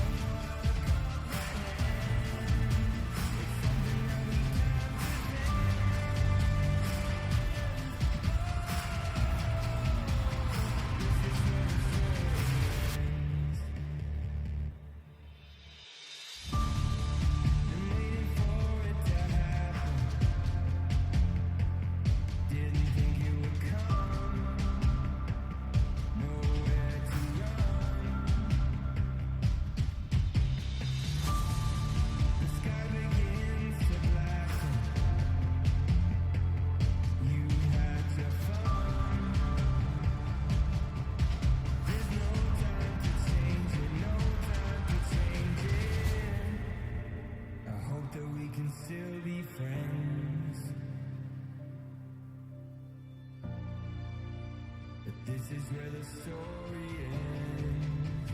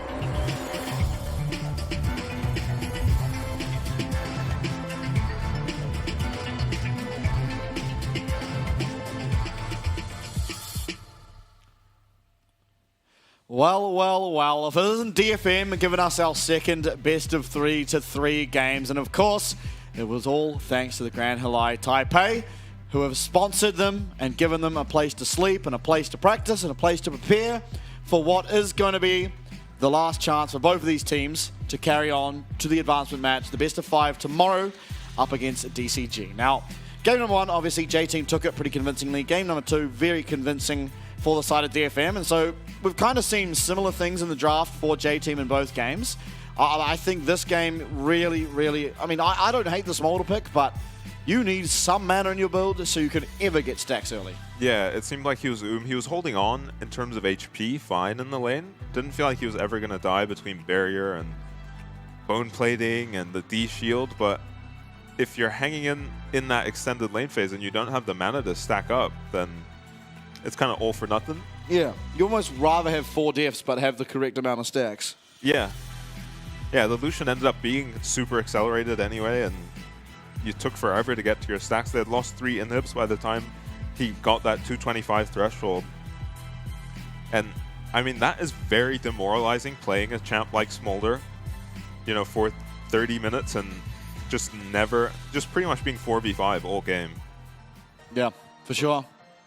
I wonder Now we if get the hype game 3 music. Yeah, I wonder if J-Team will still be willing to first pick it. Or maybe they'll go for the Ahri first pick. Yeah, I think Ahri might be the most hotly contested pick. Certainly seems incredibly strong. Yeah, It's Karma. time, you know what it's time for? It's time for J-Team to first pick the Smolder, but hold on as a flex and then put it top against whatever Ray Farki's playing as a weak side. Yeah, his champion pool is pretty vulnerable to just a random Smolder top. I mean, mostly the Cassante. Even Renekton can't really do anything. Yeah, he could dive with his jungler, though. Yeah, I guess. But you're never really going to be at your tower as Smolder into Renekton. Yeah. I don't think it'll happen, but, you know, just theory crafting. If DCG were here. Yeah, then maybe we'd see the Smolder top. I don't think we've seen it yet. No, LJL played it, Evi, notably. I think it was against DFM even. I think. Yeah, okay.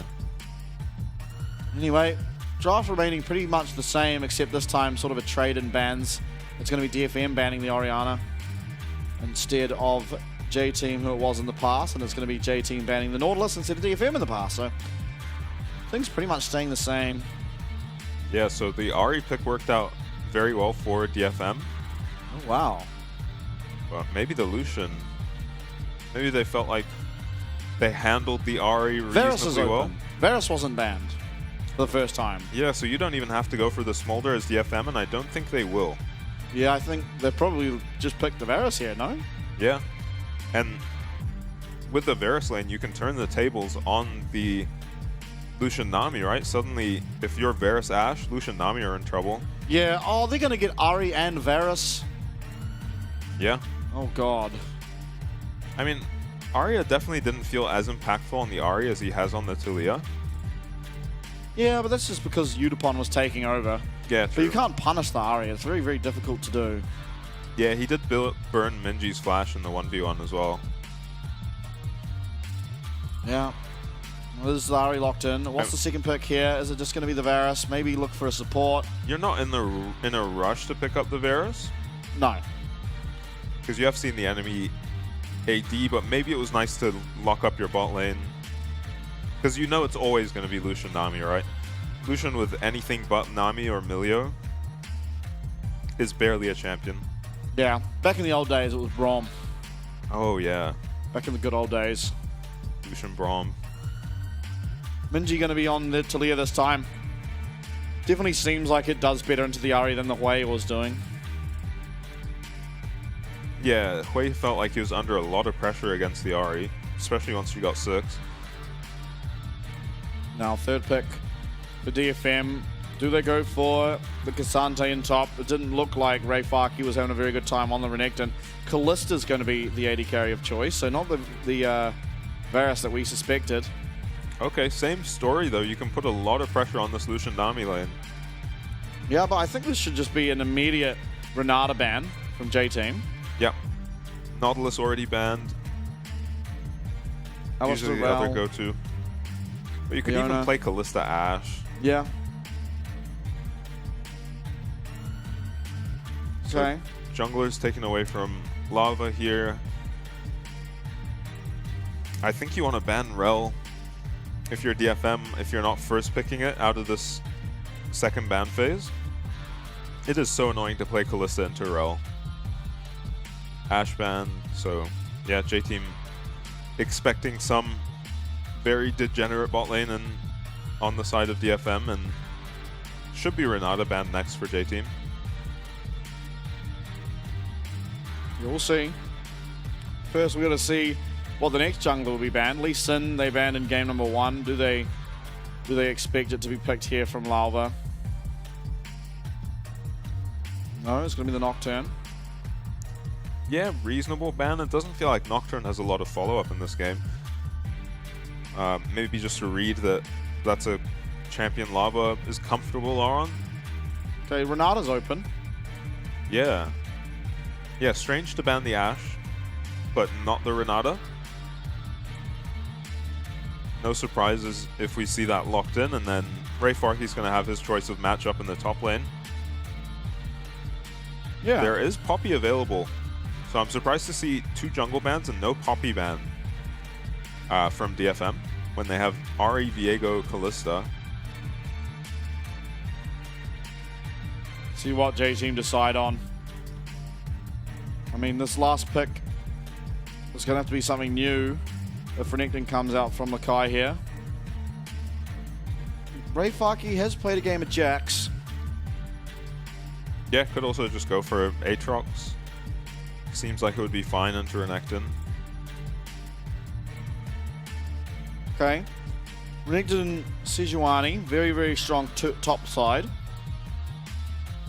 But maybe when there is such a volatile bottom lane, you can't really afford to be up there.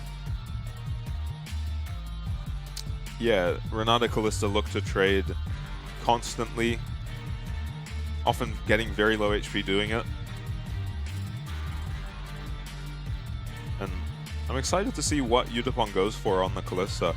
We've seen quite a bit more lethality. Yeah. Well, I mean, was it tied? He was in a very difficult matchup as the Gragas does get locked in. It was tied in a very difficult matchup. I want to say against Ground Zero, where he was Kalista, he was against an Ashe, and he just built a Serrated Dirk, but still went for the Blade of the Ruined King and whatnot, just for a little bit of early power. Yeah, I liked that. I like that a lot. I think it was a nice little pivot from the norm. Yeah, maybe Yutapon, because it feels like a game where on-hit is kind of nice, except against the Taliyah, but lethality is so much stronger in lane. Yeah. We'll see. See what he opts for. I mean, we'll see a lot of things. Ray Farkey, is he going to go the Taco full AP strat? Or the driver, Rod of Ages into tank strat? And we're also builds coming through from Renekton. I think it'll be dependent on what Ray Farkey's building, but... Yeah, Black Cleaver if he's going full tank, right? Yeah. We even saw, was it Taco earlier today? I'm not sure. Pick up the... What's that item called? The one that slows when you activate it? Randuin's. No. The AD item. It builds out of Tiamat now. Stridebreaker. Oh, yeah, okay. We saw that earlier today for the Renekton. So everyone's got their own little take on how this champion should be built and played in any given situation. Yeah, and that's kind of his struggle as a champ right now, right? It doesn't feel like there's a clear, great item to build on him. Gragas, though, plenty of great items.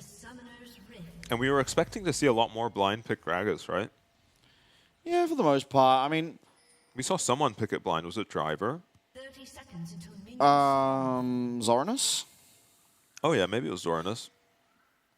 And, yeah, it seemed perfectly fine. Yeah. We're going to see how it does up into the Renekton. It's going to be the grass, so most likely Rod of Ages into tank. Makes a lot of sense. So Cleanse for Chi-Chi and First Strike means they are just going to be trying to survive this lane phase up against the Kalista Renata. And then once you get some levels on the Lucian Nami, you're doing okay in this lane, but it really is the first few levels that are borderline unplayable. Smoge. Minji not connecting with his Q. Oh, well, we'll do this on Vision, but he'll be completely fine to do so. Yep.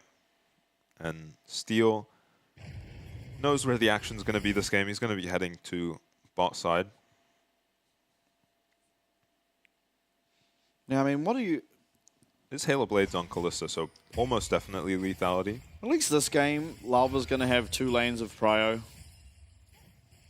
Last game certainly wasn't the same. Yeah, Renekton Taliyah should be getting prio. It's Grasp on the Gragas, so probably a tankier build. Yeah. Usually Roa into tanky items.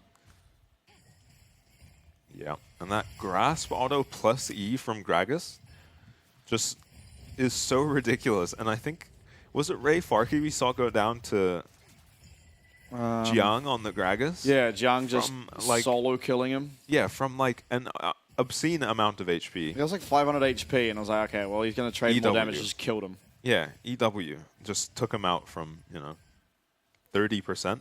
Yeah, and this was like before any items had even been purchased. It was just... Yeah. We saw Jiang super excited to be able to pick Gragas once he saw the Renekton locked in. Yeah. So, yeah, probably a very favorable matchup. Because it's not the kind of champ he would go for anyway. Yeah, then he just went full tank as well. I believe he didn't even have the roll. Maybe he did have the roll. I don't think he did, though. No, it was super early on.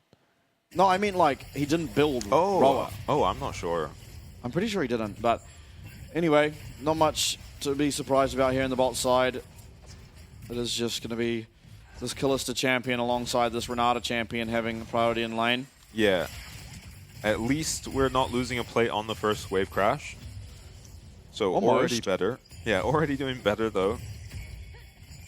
If you're J-Team's bot lane. Still down a lot of CS. Yeah, that's to be expected though. The Lucian doesn't feel nearly as bad if he ends this laning phase down 15-20 CS. You don't feel good about that, but you're going to make back money with First Strike and hopefully be more useful than the Kalista. So it's honestly, in terms of scaling, it's the Renata you're more worried about. Yeah, hostile takeover can truly take over with its hostility. Zing, bro. Dive. Sejuani's nowhere near. This Renata's very good just diving. backing. This is perfect timing found from Steel. Nice cleanse. And Steel might be in a world of hurt here. Is going to get that. Bailout comes through, but not ever going to get the reset. So it is a 1-for-1. Yeah, it is ultimately, though, Udapon picking up the kill for himself. The first blood over onto Chi-Chi, and Inso will answer back. Not ideal for DFM, but certainly winning out. Yeah, kind of fumbled the dive, to be honest. Steel walking away with the Renata res on him could have done a lot more damage to the Nami and maybe even got the reset. He probably still goes down after, but it's at least a 2-for-1. Yeah. Still perfectly happy with that if you're DFM. Massive wave loss for the Lucian under his tower. And the kill going to the Kalista. Does hold on to his flash though, Chi-Chi. Yeah, here he could just be hitting Enso, right? There's no hope of getting away. So they can maybe trade a kill back, but they do get Enso's flash. Oh, it was Ray Faki on Aatrox. No, was it Renekton on Aatrox? I think it was Renekton. Maybe you're right. So wave not in a great spot for J-Team's bot lane, and Lava's nowhere near helping them. We'll see if they trade the Dragon for the Void Grubs or make another play onto top. Steel eyeing up mid. Now you got to be careful with these dives if you're DFM, because there is a Taliyah ulti that can come in.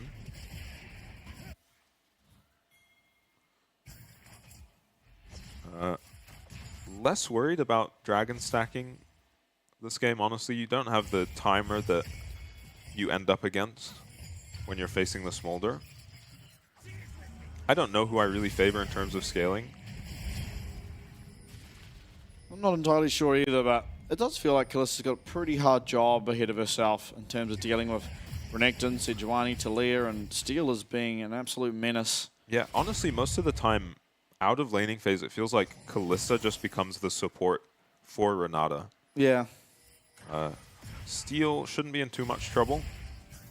Half HP, level 4 Sejuani. It's actually his bot lane has come up to do this camp with him. It's more fun than just watching your wave die. Arya here, though. Lava no flash. Oh. Flash handshake out of Harp is not going to connect as Enso gets that Arctic Assault off just in the nick of time.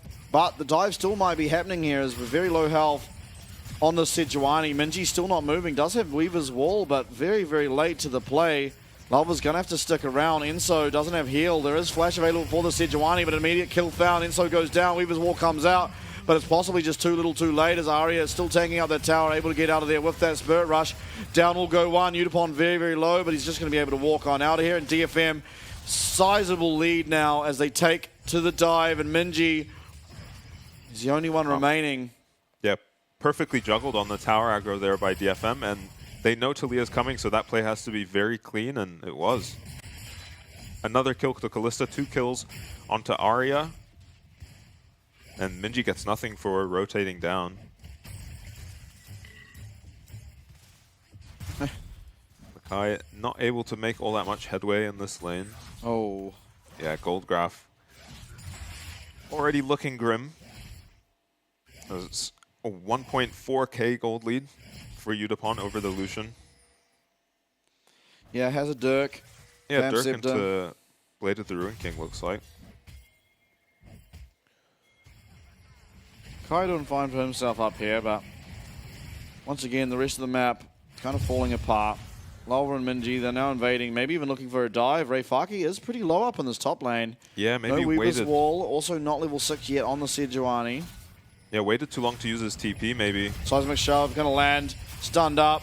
Lakai's trying to find his way in, is going to be able to. Dominus has popped for good measure, but at least finding something on the map as Lakai will once again claim himself the first kill up on the top side. Massive window as we're going to see this perfectly executed dive from DFM. Mostly just off of how they juggle the tower aggro here. Harp tanks it up first. And this takes so long that usually when a dive takes this long, it's a sign that it's going to be a disaster. But Harp takes the tower aggro, tanks it for 2 shots, and then drops it, and no one's being hit by the tower anymore. And then Udapon takes 2, doesn't go down. That entire time, Harp still hadn't used his revive on the Renata. Not sure what happened to Lakai. He's laughing it off, though, at least. Maybe overstaying a little bit. Has his Eclipse finish. Probably was Oh close. my Giga Chad. Oh. Oh, Harp. Okay. All right, disasters across the rift for both teams. Yeah. Yeah, and second kill now for Enso on the Nami. Got a Does very take good some Nami pressure. performance for himself yesterday. Yeah, probably inconsequential, but it at least takes pressure off of the 2v2 and allows Chi-Chi to get some farm. He's falling very far behind. See what happens to Lakai. He has his jungler here. He stops the jungler's back and then runs at this Renekton. Oh, nice. Okay. The fattest champ in league is also the most nimble. Yeah, Lakai made that pretty difficult for him to get that kill. Oh, nice bubble. Oh, it was just a 2v2 Oh, and dive. Fate's call coming out, but Yeah. The revive from Renata coming out a little bit early onto Udapon, I think. And Enso picks up a second kill. although he's still suffering in this jungle. Want to see, though, this Renekton. I mean, he's got an Eclipse. Oh, speaking of suffering, what happened to all these mid plates? Yeah, we thought Talia should get prio, as that's what Talia has been doing against Ahri. But apparently, not Arya's Ahri. Yeah, same thing as last game as well. No boots, nothing, just a straight Malignant. Can be scary against Talia with no boots, right? Yeah, for sure. Watch for this handshake. Oh, he predicts the Relentless Pursuit, and all of a sudden your Lucian is not longer for this world. Yeah, very clean from Harp. No cleanse, no flash. So it was just down to if you could juke out the stun, and this is what happened in the mid lane. Yeah, Minji just gets sprinted out. Yeah, and then Harp just runs down the bot and kills Chi-Chi as well. All right. Lalva manages to get 6 Void Grubs. So we are living on a prayer. Yeah, that we're ever going to hit a turret. Well, this game. Renekton is. Yeah, Renekton is true, and I guess Eclipse into Black Cleaver, he can probably threaten this Gragas. No, he's going Blade of the Ruin King and flashing on Udapon. Okay. Minji in the mid lane. Glacial Prison land. Seismic Shove is too, but the Spirit Rush is going. Damn. And Arya, despite the CC layering, the Merc Treads are enough to get him out of there. Okay, now we're going to see how this Eclipse does up against the Sunfire Cape. It doesn't look all that good, but Dominus, of course, is available. Yeah, He's this is getting chunked out. This isn't even close. Yeah, this is why the Eclipse is surprising. It does not win you this 1v1. Ray Farkey is down a level and still getting the better of that trade. So he does have some designs, I guess, of getting onto Udapon or Arya later into the game. But very risky to play for team fights as Renekton. Not the best team fight champ. Yeah, not the worst, though. But Somehow- definitely not as good as Gragas in general. Chi-Chi has a static Shiv somehow, so doing okay. Ends up just being a serrated Dirk down out of this lane. So he will be able to catch up as long as J-Team can put some decent team fights together. They do have a much better front line. Well, I mean, Sejuani's more useful than Viego, but Lakai's going to have to keep this Gragas out of these fights or find some nice flanks himself. This Ray Farke's not going to be much of a threat. He just has the Sunfire Cape. Yeah. For now he will be, but as the game progresses, not going to be all that concerned. Yeah, just a tank Gragas. Mostly going to be concerned with peeling and setting up his team. All of a sudden, we've been charmed up and we cannot be slowed, so we're sprinting into Aria. Harp, though, he's going to get chunked out. Hostile takeover does connect, but it's only going to connect onto Minji, who flashes away. Nice tidal wave to try and deny this fight as Lava flashes over, or Blast Cone's over even. But now everyone flashing forward. Harp's not going to connect there with the handshake. Heal was used from Enso, but DFM, they're going to run away, cut their losses and get out of there. Yeah, Minji lost his flash somewhere in the process, but could have gone a lot worse for J-Team. So you're okay with that. Glacial Prison up now. No ult for Aria. Yeah, Aria no ult. He's going to get locked up. He doesn't have any way out, and Shutdown comes through. Minji's going to claim that one, and some much-needed gold here for J-Team. Yeah, well played by Lava. His ult was, he was just standing there waiting for his ult to come up in the lane, and then runs up the lane on ultless, flashless Ahri. Always going to be a kill with the Talia to follow up. Chi-Chi is going to try hold on to this tower. Might be a tall order, though. Decides not to. Fate's Call available here for Udapon. See what Chi-Chi chooses to do. I mean, it's too scary. Yeah. Too strong at this point. You do have the static shiv. 40 CS down. Yeah. And the tower now, so. Lots of plates. Actually, more plates going over to Harp than anyone else. Lava, looking at this Rift Herald, should get it with the Renekton Talia. Yeah, at least every top lane objective has gone to J-Team. They're more in this game than they were last game, seemingly, despite being ahead in kills for the majority of last game. Yeah, less scaling on their side this game, though. And they are still down 4K, so definitely a lot of problems. Yeah, 4K at 14 minutes is a massive deficit. Not the biggest we've seen today. Yeah. No, certainly not. Oh, Udapon has bone plating. Guess the way Lucian trades, you're gonna usually get bone plating value, but yeah, I mean, coming out of Chi-Chi, not doing all that much. Gets a little bit of damage down, but pretty inconsequential.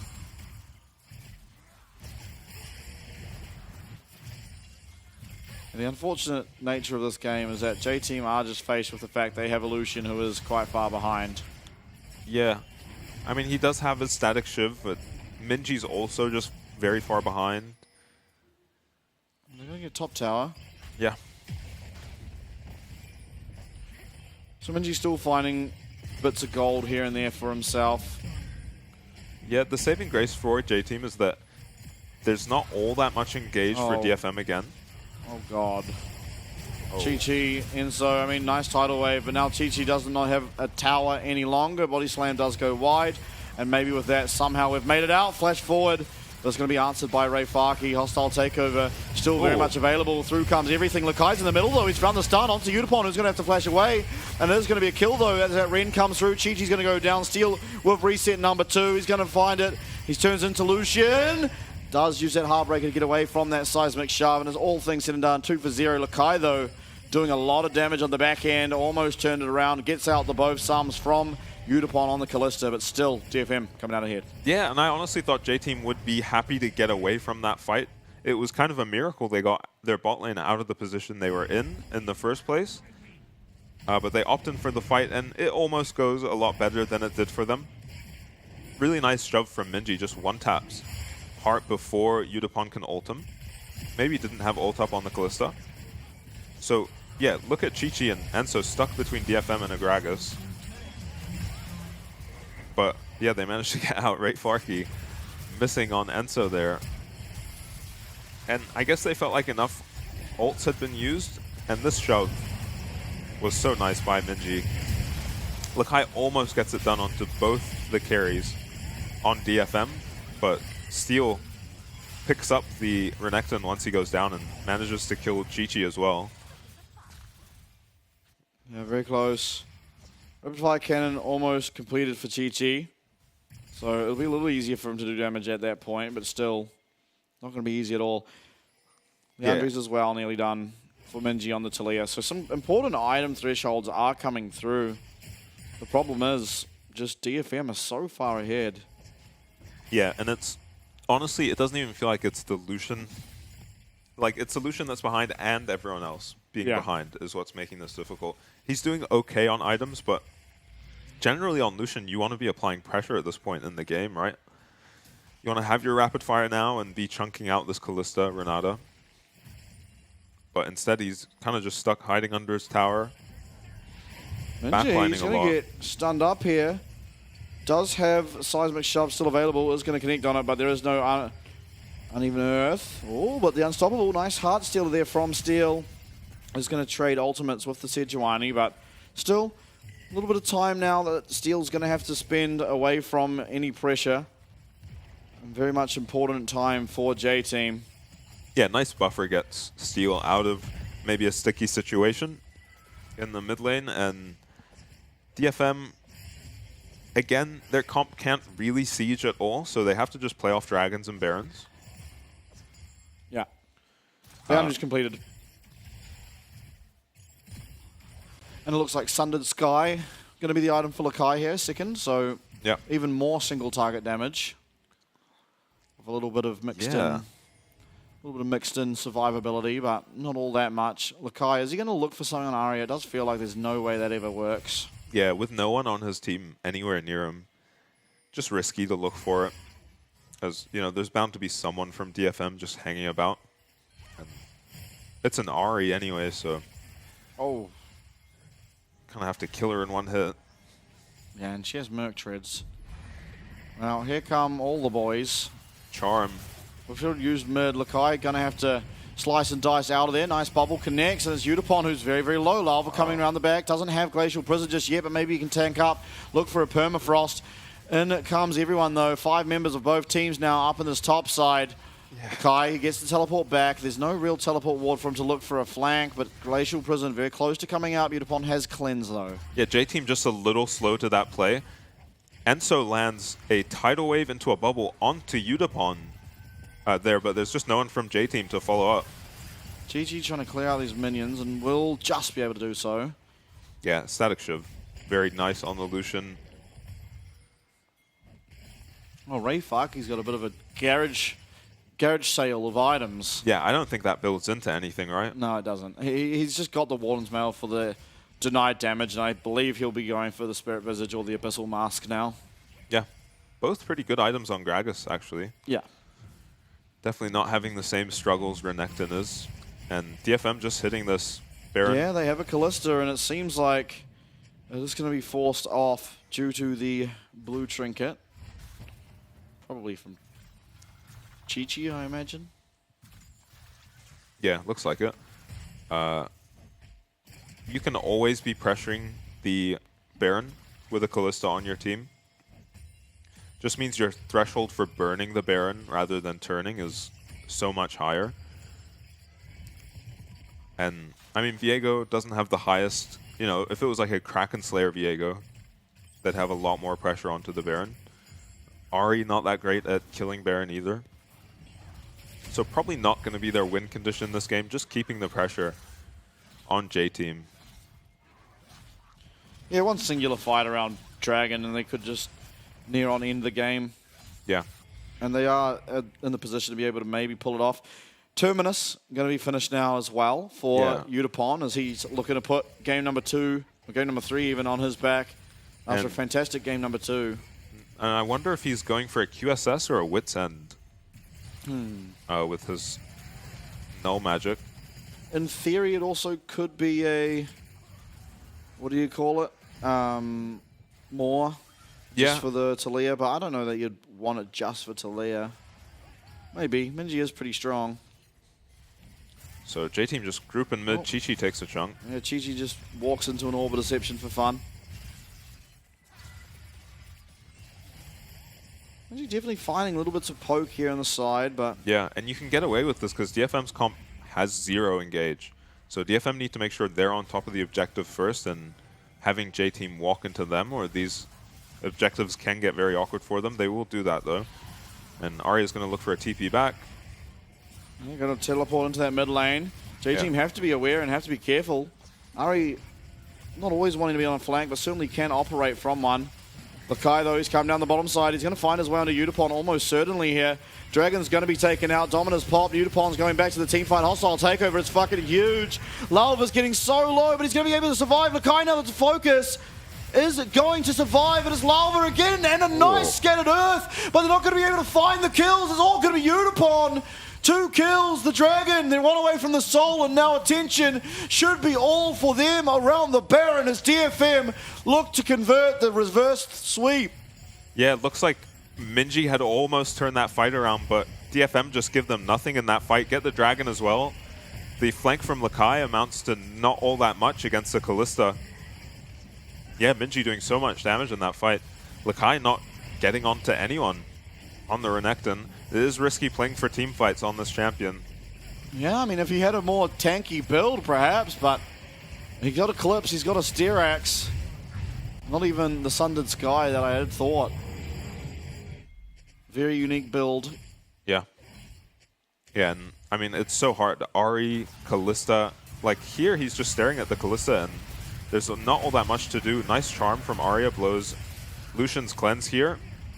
And Lakai just ends up having to flash away. That's never good for your flanker to actually be just running away. And Minji almost turns this fight around, but they're just 2 behind. And actually a very nice Grag Assault from Ray Farkey. Didn't notice that in the fight. From bad to worse now.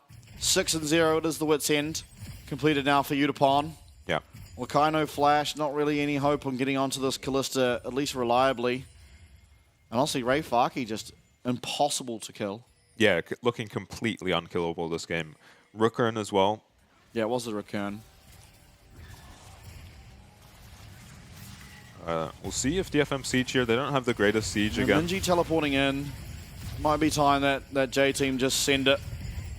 Nice stun up on Harp, but with that Celestial is going to be able to tank up quite a bit of that damage. Yeah, no TP on Arya. Yeah, we're going. We're going to land everything here onto Udapon and shut down. Minji finds it. Now Ray Farkey's going to be the focus. He is pretty tanky onto this Gragas, but he is 1v4. Does manage to flash away. Body slam on out, and now it's a 4v5. Udapon, that's 6-0 now, 6-1. Remember that 80 carry. He's no longer with you, and do you feel strong enough as DFM to continue? It doesn't look like Lakai thinks they should be as he's slicing and dicing in. Heartstealer, though, he's going to get a reset. He's not going to claim the Nami, but he does claim the Nami's life. He now turns into that Nami, as I said, and Arya is going to confirm the next kill. That's another reset. It may have been 4v5, but Minji is so strong and did not attend. So now it's all of a sudden a 4v3 in favor of DFM. Inhibitor Tower now going to be getting taken out in a rapid way. Lakai even, he's trying to defend. Maybe they've managed to hold on to it, but not before. It's pretty much just one auto away from going down. Yeah, DFM would rather play around this next Dragon than commit too much onto that inhib. And what starts as a really nice pick from J-Team on Udapon, overextended in the bot lane. Punishing kind of a habit, it seems like, of DFM of trying to siege when they don't really have the comp for it, especially down numbers there. They get punished, but then J-Team look for more in a 4v5. Understandable, but I think they were just down too many ults at that point. Ray Farkey going to take care of this, hopefully. Nope, all right. Let it live. Well played. You live this time, Red Buff. No, they're just leaving it for the Dragon. Actually not a bad idea. I mean, it'll be still up by the time Dragon spawns, but still, that certainly wasn't the intention. No, I don't think the so. rend. Unless he had a revelation halfway through killing it. 80 carries never. They just want to see the red circle below them. Yeah, and the gold. True. Actually, yeah. The +4 on your CS total. Yeah. Somehow, by the way, Chi-Chi's just clawed back the CS quietly. Yeah, he was 40 even levels. down. And he's even levels. I think it's been at the cost of Minji's CS, although he hasn't fallen all that far behind. Biggest disparities in the jungle. Lava, 3 levels down. Yeah, good thing we have Sejuani. Yeah, you do want to be Sejuani over pretty much anything else if you're going to be this far behind. Yeah. Maybe Maokai. But even Maokai is going to go down very quickly versus a Sedge. Speaking of going down quickly, Ray Farkey will not be. Wow, that culling.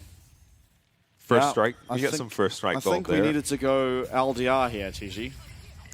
Yeah. Oh, that's not who we want. We're going to find that. Actually, maybe it is. Minji's doing a hell of a lot of damage. Hostile takeover, though, connects onto Enso, and your Nami all of a sudden is no longer be part of this team fight. Lakai's on a flank, but Arya is in the middle of 3 people, and he's winning that battle. He finds 2. Now Lakai once again is going to join the back, but not even able to find anything and just limp away slowly. This is the Dragon Soul now. Oh, what a dirty fight from Arya. He finds himself in the middle of 3 people, as you said, and just outplays it completely. Nice flash to dodge out on some CC. I think it was the Talia.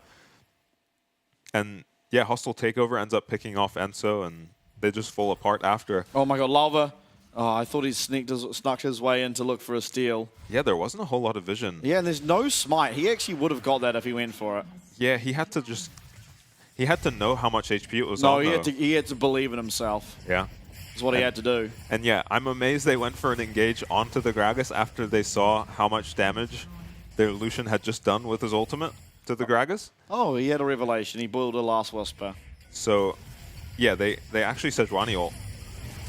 The Gragas here, he's never going down. And Hostile Takeover makes Enso look a bit silly here, just running into 4 people. And Arya just goes ridiculous in this fight. His flash was very nice out of the Talia combo too. Yeah, just single-handedly ends that fight.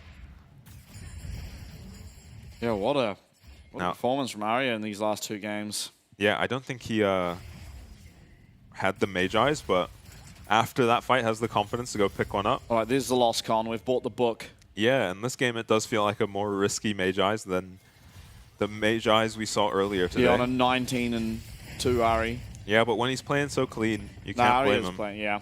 And it's not like there's a lot of lockdown for him. He's got to almost be trying to get hit by some of it. Yeah. Have to be careful around the Talia. Yeah. But, you know, he's been maneuvering well enough in these fights that, you know, in a front to back, the Talia's a lot more annoying to deal with than if you're finding all sorts of angles to approach the fight from. Now, DFM, they have the Infernal Soul, of course. They are going to start hitting this Baron. Teleport coming through from Lakai. Not looking for a flank this time. It hasn't been working out at all. Lava going on forward, and they're trying to find Arya. They will. Enso with fast fingers going to be able to get himself away from that charm. Lakai, though, he's being focused down. He gets the Dominus off, and at least he's staying alive for a little bit. He's going to find his way onto Arya, and Arya's now stuck with the Croc, and Arya's dead to the Croc. Lakai will be going down as well, just about, and now the damage back to Ray Farkey. But J-Team with a huge win, coming out 1 for 1 in what seemed like a doomed battle. Yeah, we're going to learn a lot about Arya here if he sells this Mage Eyes in shame now or decides to just keep it. The moment he bought it, he instantly goes down. Lakai, yeah, a demon in that fight. He had 2 people on him the entire fight. Outplays Arya and Steel. Manages to get a kill. Meanwhile, though, I think what we weren't noticing was Ray Farkey just tanking 3 people that entire fight. Yeah. Just not really in that much danger of dying. This Gragas is a menace. All right. And 2 stacks on your Mage Eyes. What is bro doing? Yeah. Oh, Lava. Oh, God. All right, there's a last going. We're good. Oh, there's no damage here to kill him, though. Yeah, no, there's not. But what is bro doing?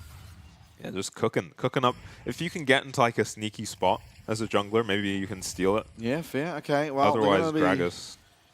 We're going to be baiting the Baron yet again. Lalva, is he going to be wise to the ordeal that everyone is sitting in this one bush? Minji's going to help him find out.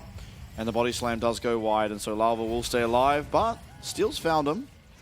Lakai kept flash, by the way. Killed Arya, didn't have to use his flash. Yeah. Yeah, that was a very impressive fight from him.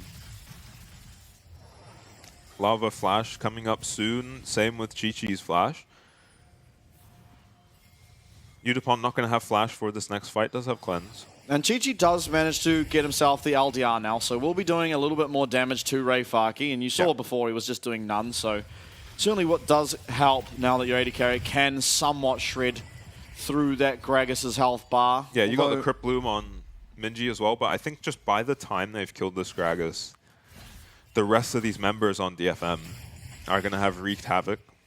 Yeah. 4 items, Yudapon.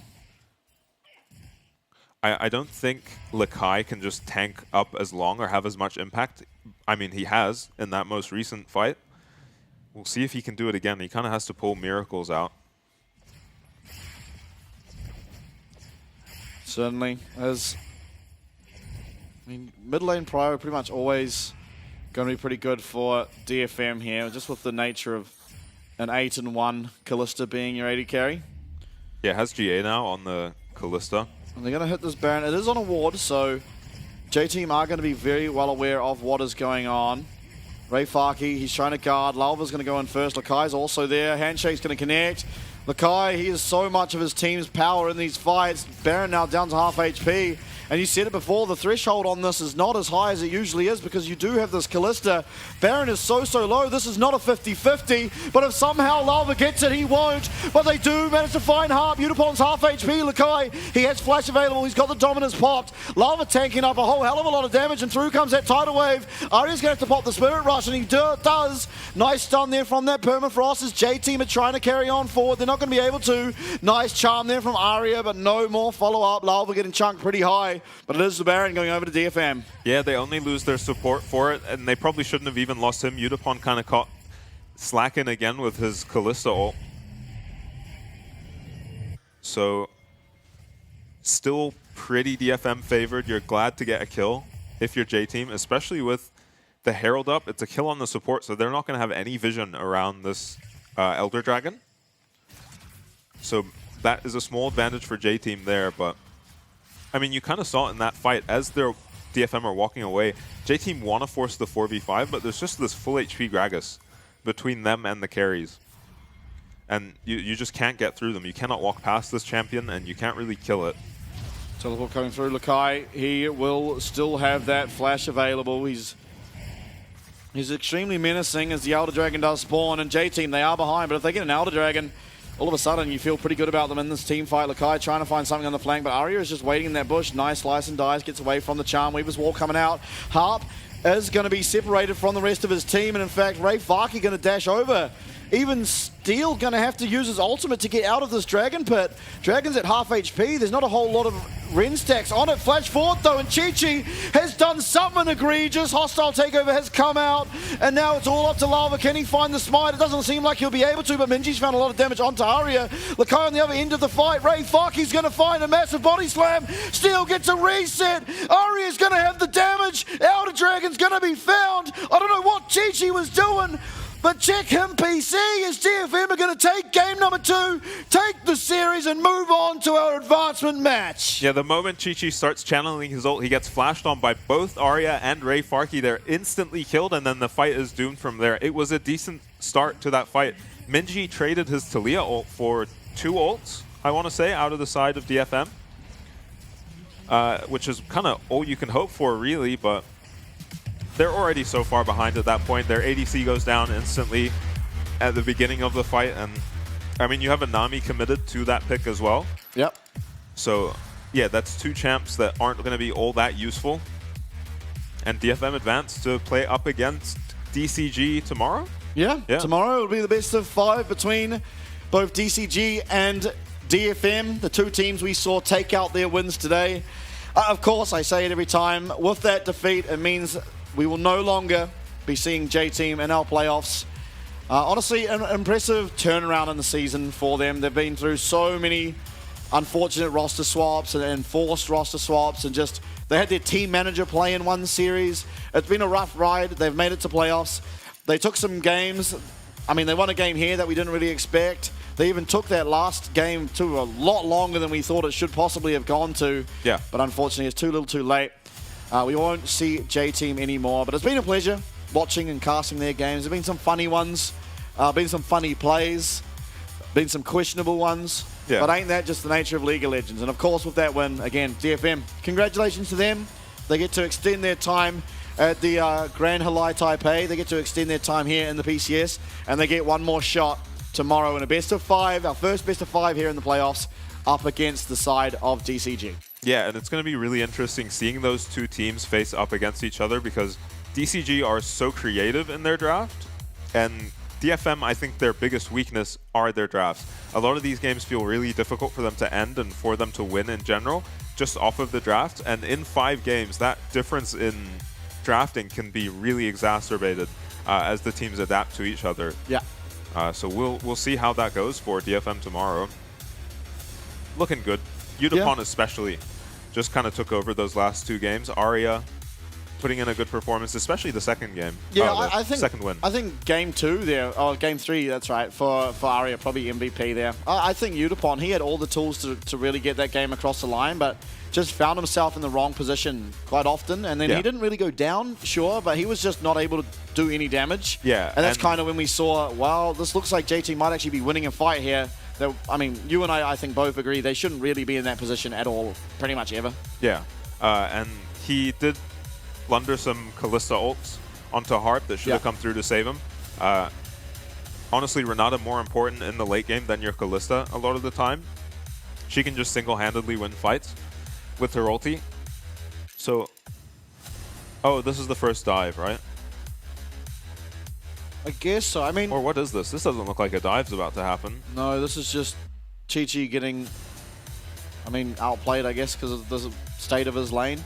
I mean, it always feels weird to me that we see these kind of matchups all the time, but then out of nowhere, we just have this one where the Lucian's getting frozen on well past the minion wave, you know? Yeah. Like you have to either get that minion wave in early so it bounces back to you, because Kalista, she's going to beat you level 1, so you probably should just let it push to you and then try and instantly clear out the next minion wave, look for a recall or whatever. But when it ends up like this, after you've already lost 2-3 minion waves, things feel pretty bad. Yeah, and this was actually just a 4v3 dive. Lava already got chunked out earlier, lost half his HP trying to contest his Raptors, and then lost some more on his Krugs, and then that handshake from Harp allows him to be the first to tank the tower and stun up 2 targets, makes this just too easy for DFM.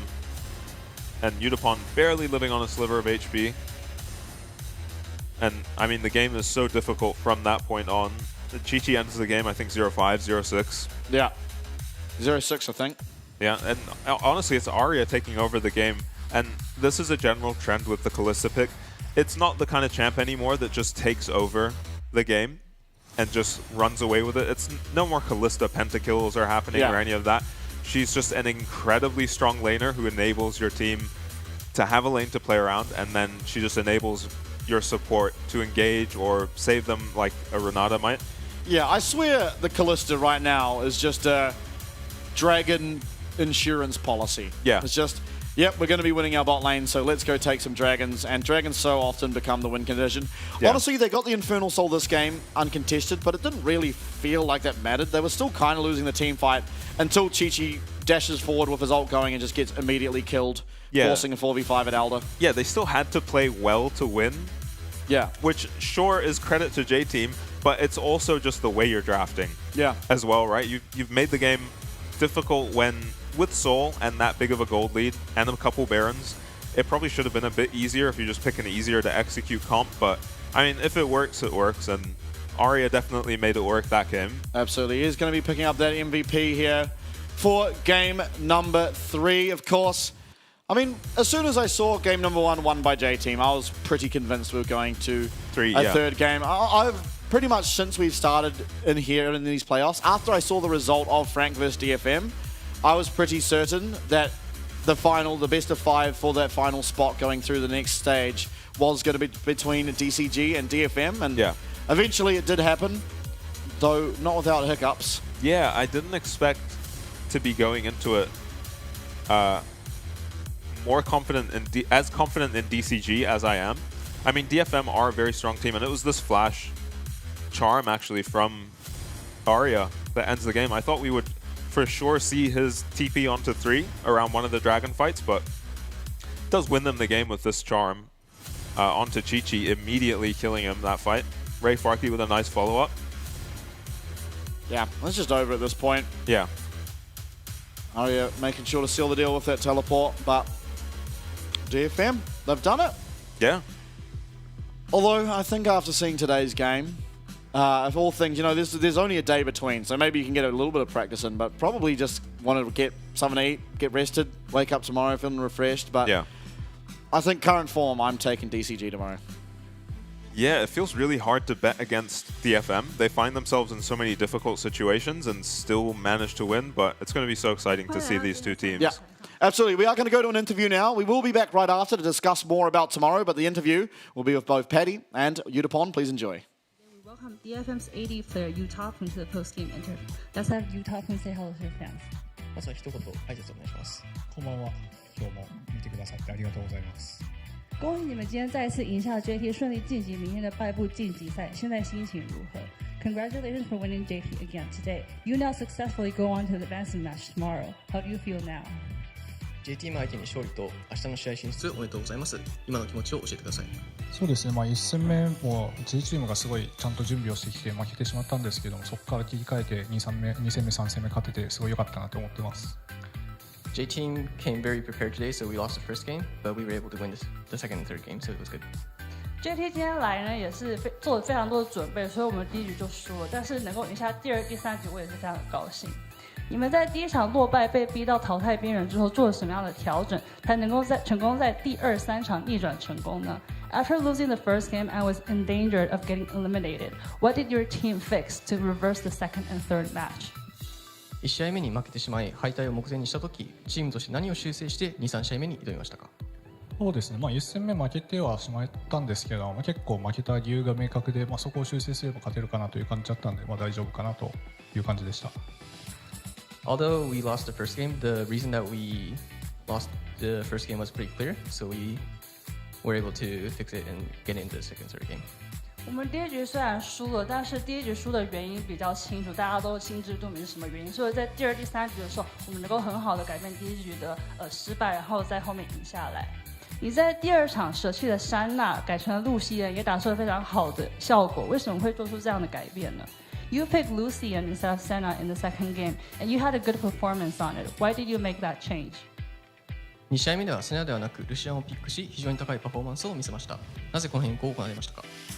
そうですね、ルシアン、1戦目セナをやって、ちょっとうまくいかない感じもありましたし、2戦目結構ルシアンナミ対スモルターというマッチアップに自信があったので、ルシアンナミをやりたいということで、ルシアンナミをやりました。So Senna didn't go very well in the first game, and on the second game, we were very confident in playing Nami and Lucian into Smolder, so we changed the pick. 因为在第一局的时候，珊娜并没有表现得太好，然后在第二局的时候，我们的队伍认为纳米跟露西安的搭配非常好，能够对抗史矛德，所以我们就做了这样的改变，这样的选择。你们明天将在败部晋级赛对上 DCG， 你认为对上他们的关键是什么？ Tomorrow you'll be playing against DCG in advancement match. What do you think is the key to winning that game? 明日 DCG との対戦になります。勝利するために必要なことは何だと思いますか？そうですね、DCG とも何度かスクリームをしたことがあるんですけども、本当にここまでの試合を通して大事だなと思ったのはやっぱりその準備が本当に大事だなと思ったんで、明日に向けて準備していきたいなと思います。We have played with scrimmed with DCG in the past. I think it's important to be prepared for these games. 我们其实之前跟 DCG 有过比较多的团练经验，所以我认为我们需要做非常多的准备，来明天能够赢下他们。非常多的 LJL 粉丝也在直播前面为你加油，有什么话想对他们说的吗？ A lot of fans are cheering for you and your team on stream. Do you have anything you want to say to them? たくさんのファンが応援しています。ファンに向けてメッセージお願いします。そうですね、今日じゃないな、明日勝ったらステージ2ということで、そこで絶対勝ちたいなと思っているので、そこでも応援ぜひよろしくお願いします。If we win tomorrow, we'll make it to stage 2. So please cheer for us. 如果明天我们赢了，我们就会进入第二阶段，所以请你们多多为我们加油吧。ありがとうございます。ありがとうございます。Thank you so much for the interview and congratulations for the win. 再一次恭喜你们赢得今天的比赛，也感谢Yutapon选手来到今天的赛后采访。我们把镜头转回主播台。Thank you very much once again for the interview, and you know what a day today's been. We probably made some form of League of Legends history today. Yeah, almost certainly some records were broken earlier in the day. Yeah, looking forward to finding out which records were broken later on. There has to be, right? There has to be some kind of record, like disparity in kills, because what was the game in, like 40-7, I think? Yeah. Maybe. Yeah, something like that. Biggest gold deficit at some time frame. Yeah. Most kills at 20 minutes. Yeah. Most Magi stats on one team, there were 50. That's a lot. That was an incredible series. But I think, honestly, the more impressive series, I was surprised by J-Team being able to pick up a win. Yeah. But they did it in pretty clean fashion. They got punished in game number 2, and ultimately, game number 3, I mean, it all pretty much went to DFM after the first one, didn't it? You see it there on your screens today, of course. DCG clean 2-0 up against Ground Zero. Yeah. And then DFM, a little shaky, speed bumps, but getting it done over J-Team in the best of 3. Yeah, they seem like a very strong team in the best ofs especially. They, even in the first time they played J-Team, it was a little shaky in game 1 as well. And they lost game 1 to Frank also, so they're a team that seems to adapt throughout the series and really improve, so seeing them in a best of 5 tomorrow is going to be awesome. And of course, on your screen once again is the playoff brackets for stage number 1. We do have already Frank as well as Beyond through to the next stage, and tomorrow we get to find out the third and final team to join them. Will it be DCG?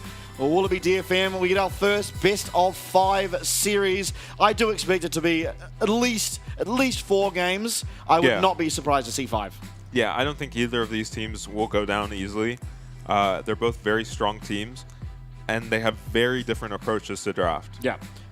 I would dare argue that maybe you'd look at DCG as being the stronger drafters, but maybe you'd look at DFM being, in terms of their cohesion in-game, maybe a little bit better. Yeah. And so there's going to be a clash of what is more important. Of course, sometimes you just see DCG go in and just giga draft themselves to a loss, where they just pick Mordekaiser and then they get real cooking. Not the incident. And then sometimes they honestly don't make much happen in their draft. They just do sort of a standard draft, and I think those games are where we see them look the weakest.